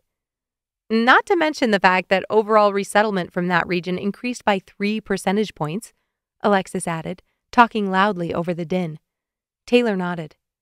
I know tonight isn't about work and I'm not going to harp on it, but when I saw those reports, he sighed. I think we need someone on the ground over there to understand the culture better. Do you think we'd have enough support for that? Or should we look into recruiting someone who's already experienced into our office for guidance? Not a bad idea, he mused. Even better? She grinned, excitement in her eyes. Why don't we pay one of our graduates to consult? Taylor's eyes lit up. Brilliant, as always. But, she said, grinning mischievously, we also need to go to Thailand. For research purposes, of course. Taylor laughed. I've got savings, and we have plenty of volunteers lined up for February and March. You think we should go for 2 months? Alexis raised an eyebrow. Don't tempt me. Alexis reached across the table and squeezed his hand. I'm going to go to my New Year's party tonight. I'm sorry I can't stay until everyone else gets here. I'll survive. I got you last year. I guess it's only fair. He grinned, leaning over to kiss her cheek. Love you. Love you too. Alexis pulled on her coat and slung her purse over her shoulder. Say hi to Amanda for me. Alexis groaned, smacking his arm playfully as she walked by. Amanda walked into her room, her heart hammering wildly in her chest. She couldn't remember why she'd come in here. What was she looking for? Lip gloss? Right. She searched her nightstand, coming up empty. Next, she checked her purse and found it tucked inside her zipper pocket. She needed to find a way to calm down. There was still an hour before she needed to leave, and she was going to sweat through her shirt by then if something didn't change drastically. Pulling out her phone, she turned on her chill playlist and walked into the bathroom. Brooke's asleep, Nicole said. I'll go read with Mike, Karl said, stepping away from the empty sink. Thanks for doing the dishes. I'm going to make the deviled eggs, and then I think we're ready. We told people 6:30, right? Karl nodded, then dried his hands on a towel and slipped his hand around her waist, pulling her close. Happy New Year, he whispered, swaying gently. Do you get to say that yet? She smirked. He chuckled. I know I haven't been easy to deal with this year. Nicole inspected his face. His eyes looked tired, weighed down with cares he wouldn't verbalize. It seemed that every year he retreated a little more into his own head, without inviting her along. The past few years, I've just felt scared, he said softly. Of what? Nicole tread carefully, terrified she might do or say something that would plug this sudden conduit to his inner thoughts. Karl took a deep breath. Of being out of control? Mike's getting older and he's already becoming super independent. And now Brooke? I'm worried we won't be able to keep them safe. We can't. Not forever, Nicole said with a smile. I haven't come to terms with that yet. Nicole brushed her fingers over his cheek. The long hours you're pulling, the intense workouts, is that what this is about? She paused, lifting up the front of his shirt. I'm not complaining, she said with a grin. But don't you think you're running yourself a bit ragged? I don't know what else to do, he breathed. Another year comes and goes, and it feels like I'm always moving closer to another thing that's going to hurt. Nicole laid her head against his chest and listened to his heartbeat. I think life just hurts sometimes. I don't want it to. I know. She sighed, feeling his hands on her waist and the warmth of his breath on her temple.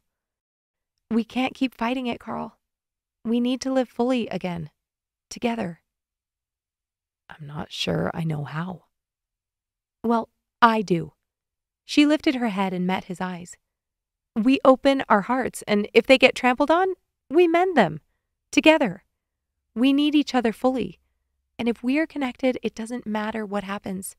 We've made it through loss before, and we can do it again. We can do being poor, we can do being sad, and we can do stress. We've proven that already. I just don't want to ever hurt like I did when Mike.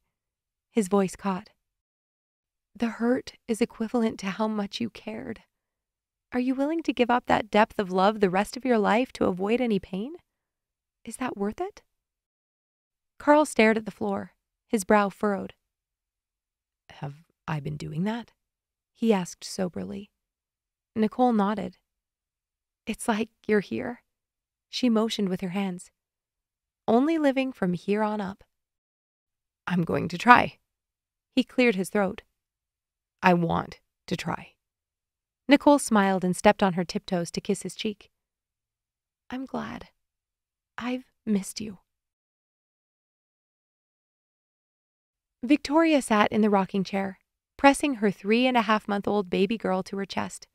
She inhaled deeply, the smell of newness mixed with lavender filling her nostrils. Her heart felt as if it might burst, and she had to actively remember not to squeeze too hard as she rocked. Don't we need to leave soon, if we're going to make it to Airdrie by 6:30? Jesse asked quietly, leaning his head into the nursery. But she's so peaceful. She grinned, kissing the top of Phoebe's head. Jesse walked into the dark room and kneeled next to the chair. We could just stay home. I could keep both of you to myself. Victoria sighed. Don't tempt me. I'll go grab the car seat, Jesse said. Paul, stop taking that from your sister, Lena yelled, chasing her 5-year-old through the kitchen. She yelped as her foot caught the edge of a stack of boxes against the wall. Erav, can you please move these into the garage? Right now? Aren't we leaving? Does it look like we're leaving? Lena grabbed Paul's sleeve and pulled a rubber giraffe from his grip. Giving him a stern look, she marched back into the living room and put it back in Allie's outstretched hands. A clatter sounded from the kitchen and she took a deep breath, turning to investigate. The twins sat in the corner, pulling metal bowls from the cupboard, smashing them together and laughing with delight. Where are my parents? Lena hissed under her breath. Erav, I need you to run out back and tell my parents we need to go. They said they were just finishing dinner 5 minutes ago, he called from their bedroom. That means they're probably taking their time doing the dishes. Please go remind them we're going to be late. Okay, give me a minute. Lena pursed her lips. Here. She pulled the twins into the other room. Play with these. She pulled out a box of wooden blocks. Paul ran back into the room and jumped on his mother's back, nearly knocking her to the floor. Paul, hey. She righted herself. You can't jump on Mommy's back like that, okay? That hurts. I love you, Mommy, he said, throwing his arms around her neck and burying his face in her long black hair. Don't go. I love you too. And we are going to go. Paul looked at her, tears forming in the corners of his eyes. Nani's going to read to you tonight, okay? As if on cue, Lena's parents walked through the front door. Finally, Lena breathed, then smiled at Paul. See? You're going to have a wonderful time. Paul's lower lip trembled, and he let out a wail. But I miss our old house, and I don't like my new bedroom, and... Paul. Lena pulled him toward her and looked at his face, screwed up with emotion. I know it's hard moving here, but now we get to be next to Nani and Nana again. And I promise we'll get your room decorated and painted before you go back to school. She looked at her mother with pleading eyes. Her parents slipped off their shoes and walked into the room. Under her arm, Lena's mother carried 2 children's books, and without saying a word, she showed them to Paul. Wiping his nose, Paul looked with interest at the covers. Erav finally made an appearance, walking into the room wearing dark jeans, a freshly pressed shirt, and neatly combed hair. I'm ready, he said proudly. Lena rolled her eyes. Love you, she said, kissing both parents on the forehead and following Erav out the door to the car. Amanda sat in Nicole and Karl's living room, admiring their new home. It seemed every one of her friends was up-leveling in some way, settling into their long-term homes and businesses, enjoying their stable relationships. This wasn't the first time she sat wondering what on earth she was doing wrong. She forced her knee to stay still as she dipped her tortilla chips into 7-layer dip, her eyes flicking toward the door every few minutes. It was already 7:45. Where was he? "I have new games for us this year," Nicole said, holding up a stack of paper and a handful of pens. "Get the snacks you want, use the bathroom, and meet back here in 10. Obediently, half the members of the group stood up. Amanda stayed in her seat. "Aren't we waiting for Evan?" she asked nonchalantly. "I'm not sure," Nicole said. "He texted Karl earlier and said he might not be able to make it." Amanda's heart dropped. "Why not?" she asked. "He said he was exhausted. I guess he didn't get much of a break over Christmas and had some things come up with work yesterday." "Karl?" she called as he walked back into the room. "Where did Evan say he was last week?" "Dubai." Karl sat down with his now full plate. "Wow. I didn't realize he was traveling this time of year," Amanda said. "I talked with him a few weeks ago, and he didn't mention it." Thoughts spun in her head. Had she been imagining their increased closeness over the past few months? Ever since she'd ended things with Colin in the spring, they'd been texting, sometimes late into the night. Why hadn't he told her that he wouldn't be here tonight? Or that he was spending Christmas halfway across the world? "I think it was pretty spur of the moment," Karl said, taking a bite of quiche. Not an excuse, she silently thought. This is exactly what she'd been mulling over. What was she doing wrong?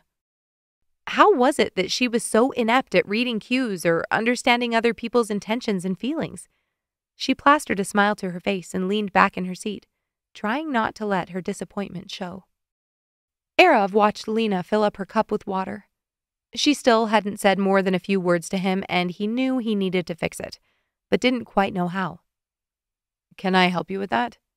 He reached out to hold her cup while she scooped dip onto her plate. "I'm fine, thank you," she said coldly. "Lena, can we talk a moment?" he said softly, motioning toward the table away from the food line. She sighed, but picked up her plate and cup and followed him. "I know you're mad at me, and I know it's because you were busy getting everything ready and I wasn't helping." Lena nodded, still not meeting his eyes.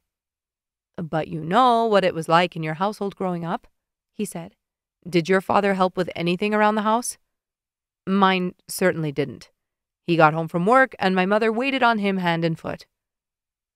Lena raised an eyebrow, and Arav held up his hands in defense. "I'm not saying that was a good system. I'm simply acknowledging the fact that I don't really know any different. I didn't know I should be helping with those sorts of things because they're women's work? I don't think they are, but I guess I did kind of think they were," he admitted. "But now that I'm thinking about it, it doesn't seem fair for you to have to work all day and then keep working while I get a break."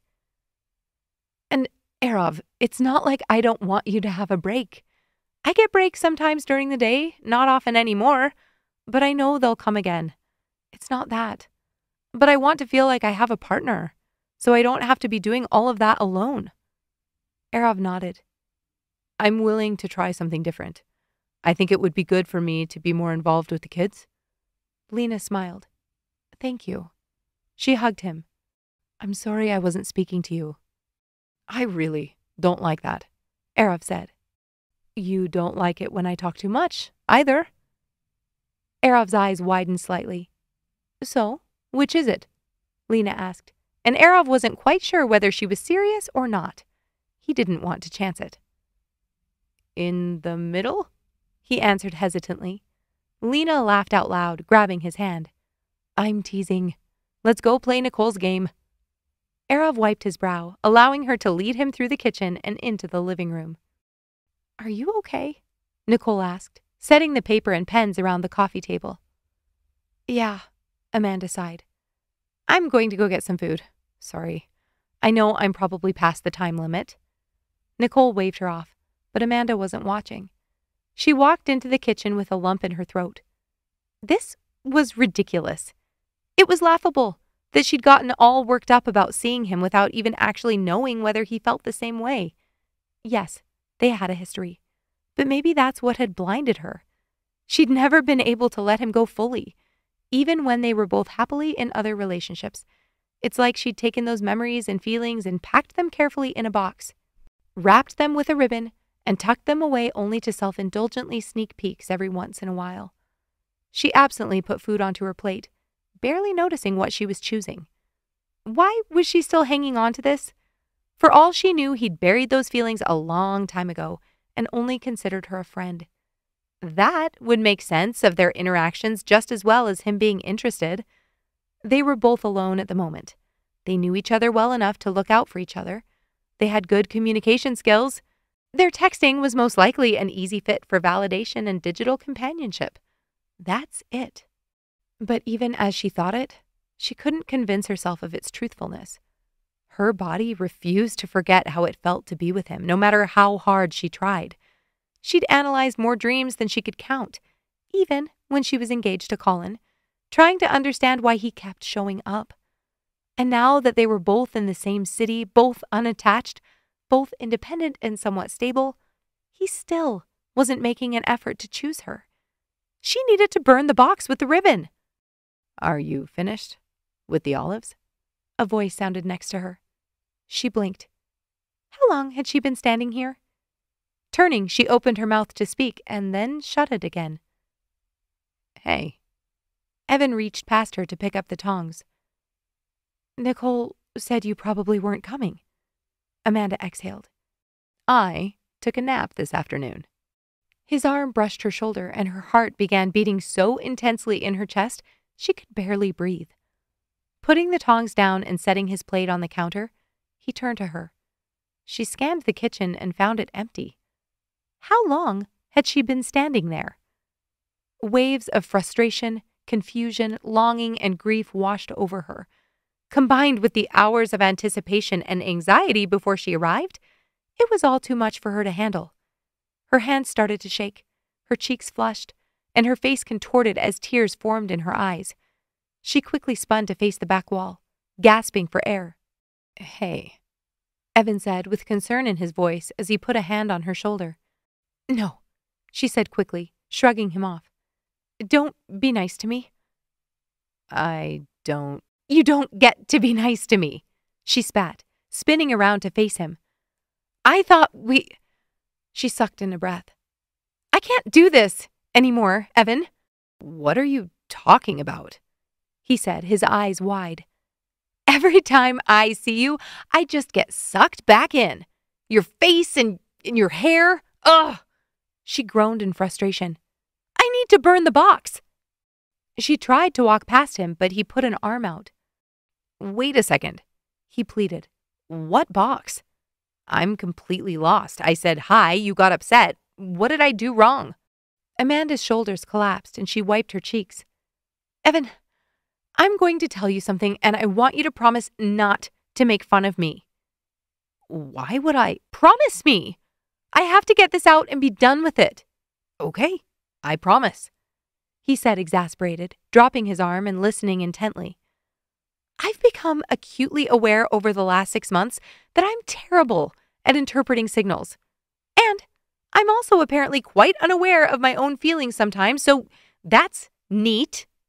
She exhaled loudly, her cheeks flushing. "I don't think I ever got over us." She swallowed hard. "I thought I did. I was engaged.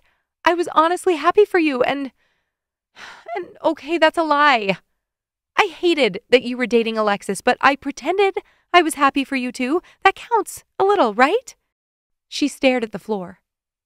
"I really care about you. And I'm sorry I've been harboring this without even realizing it. It's not fair to you or me, and—" "Can you stop for a second?" Evan said intensely, putting a hand under her chin and turning her splotchy face upward. "You're telling me that you have feelings for me still?" She nodded. Good, reflexive listening. Her face flushed an even deeper shade of red and she swallowed hard. "I mean, I did have feelings for you until I realized a few moments ago that you didn't feel the same way. And then I got really embarrassed and overwhelmed, and at least now it's out there." Amanda stopped. Evan was holding his lips tightly together, and his nostrils were flaring. "Are you laughing right now?" With her question, Evan couldn't hold it in any longer. A guffaw burst out of him, echoing off the walls and bouncing around in her ears. "You promised you wouldn't make fun of me," she said, too emotionally off-center to hold back another round of tears. "No," he gasped. "This whole thing." He motioned between them with his right hand, leaning on the counter for support with his left. "This is crazy," he wheezed. "I know," Amanda shouted back at him, anger flaring within her. "It is crazy," she shouted vehemently. "I don't know why I thought I could be vulnerable with you in the first place. You're the one who always talks about vulnerability, and you can't even listen for 2 seconds. Before she knew what was happening, his lips were on hers. Desperate, searching. Bewildered, she kissed him back before her brain was able to catch up. When it finally did, she pushed him away forcefully. "You can't just kiss me and suddenly make everything," she blustered, stopping short as her brain seemed to catch up again to the last few moments. Her eyes widened, and she looked at him. His expression was serious, and his face flushed as he caught his breath. "Are you?" she started, and Evan continued to stare, a smile lifting the corners of his mouth. "This means—" Evan nodded. She darted forward, crushing her lips against his. She pressed her hands into his back, her whole body on fire. He felt perfect and glorious, and, pushing back again, she looked him dead in the eyes. "I'm serious, Evan. I'm done with dating and the guessing games and taking my time." He nodded again and ran his hands through her hair. "I know. I'm done with that too." He pulled her to him, kissing her eyes, her jaw, her neck. She leaned back, breathing hard. "Why didn't you tell me?" "Tell you what?" he whispered. "That you were leaving for Dubai?" He relaxed his grip and took a deep breath. "I didn't know you cared, and I didn't—" He exhaled loudly. "I wasn't willing to bring it up out of the blue if I didn't have at least some idea that you were interested." "I've been texting you all the time," she argued. "Yeah, but normal, friendly texts." "What did you want me to say?" she asked, her eyes widening. Evan threw back his head and laughed. "I don't know. I was being a coward, okay?" When she didn't respond, he continued. "I didn't sleep at all last night. I got home and was so turned around from traveling I couldn't go to bed. So I worked all night and felt sick in the morning, and yet all I wanted was to see you tonight. Even if I only got to watch you across the room or see you laugh when Arav did a stupid impression." "My impressions are never stupid," Arav called, and Evan whipped his head around. Amanda leaned to the left to see past him. All 7 of their friends stood huddled next to the wall with guilty smiles. Lena smacked her husband.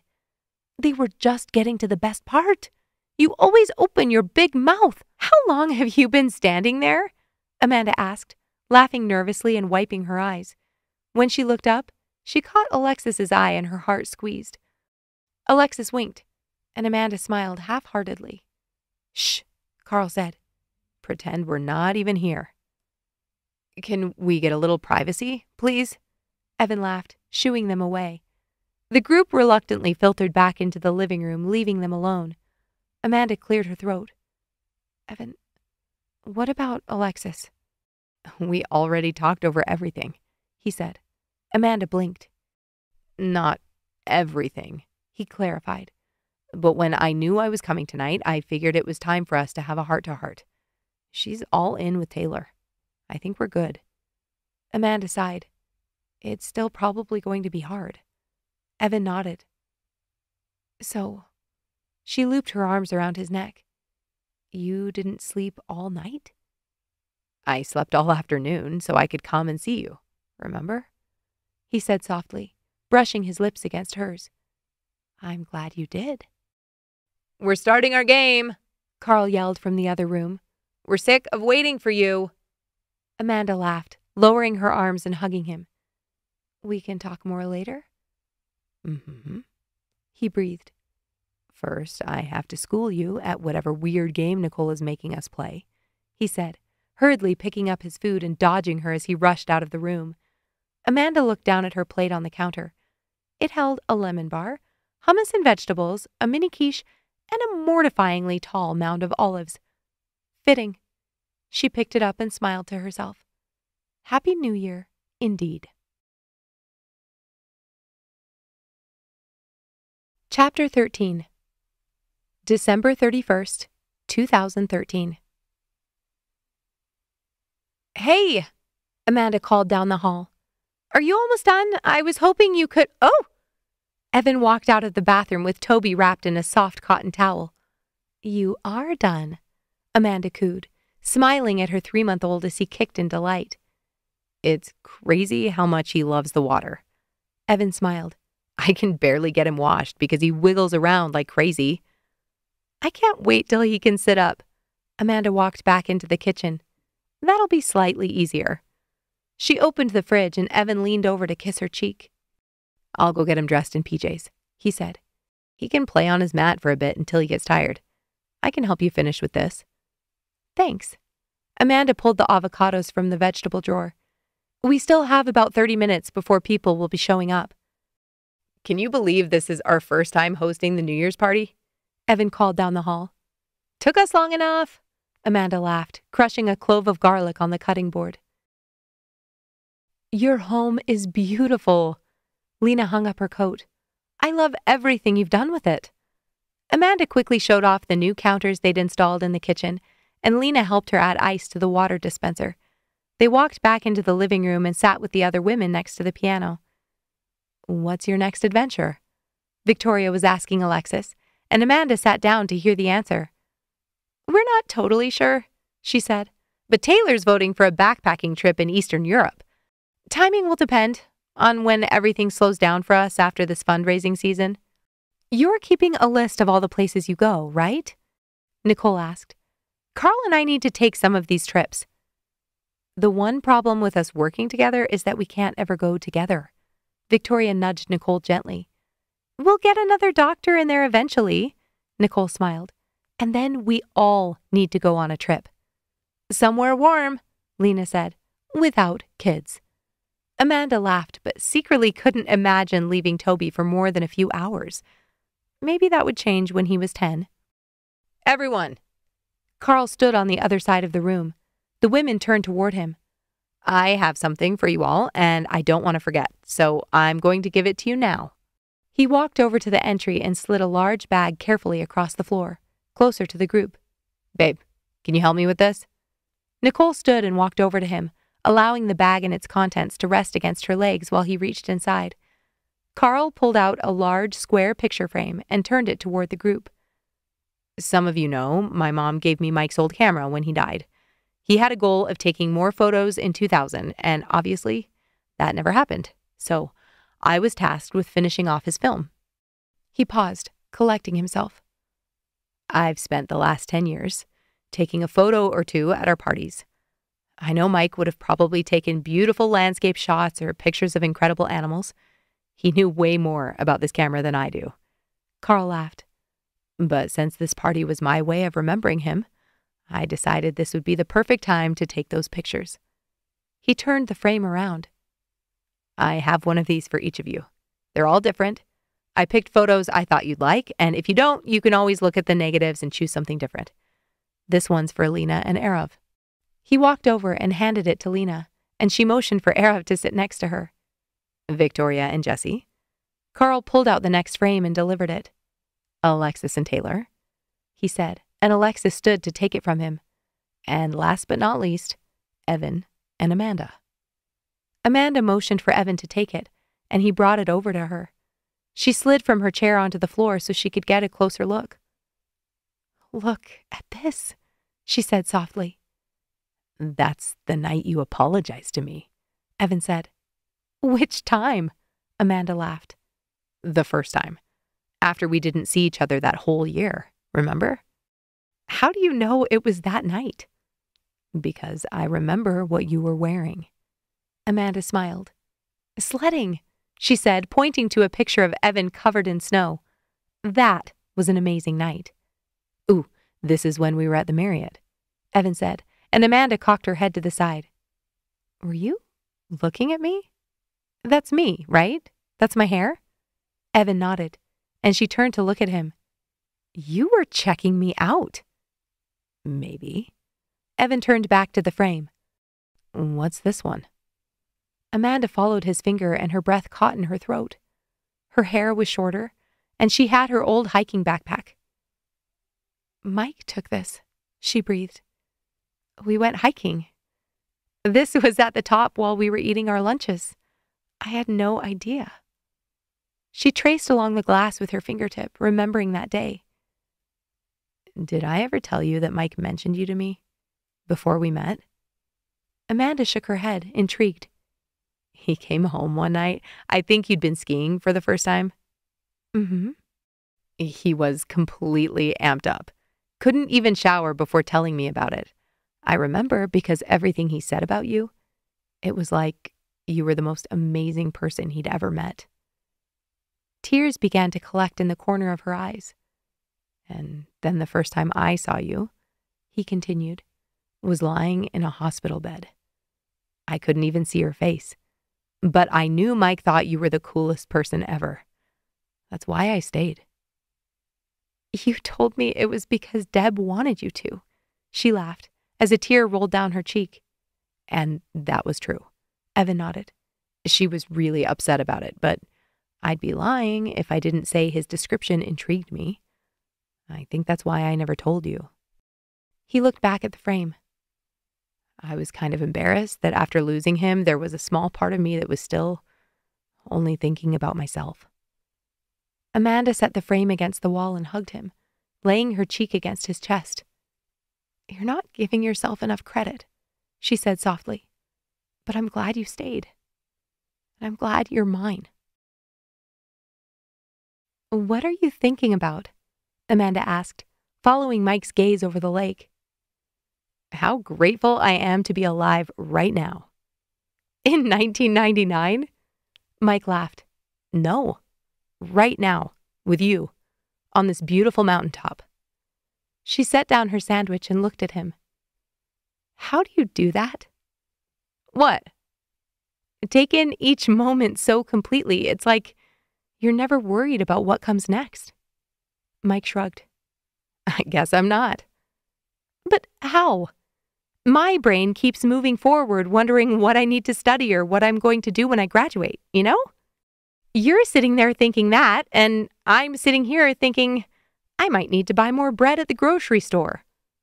Mike threw back his head and laughed. Here. He set down his pack and walked over to her. I'll show you. He sat next to her on the cold rock, avoiding the patches of snow. Look.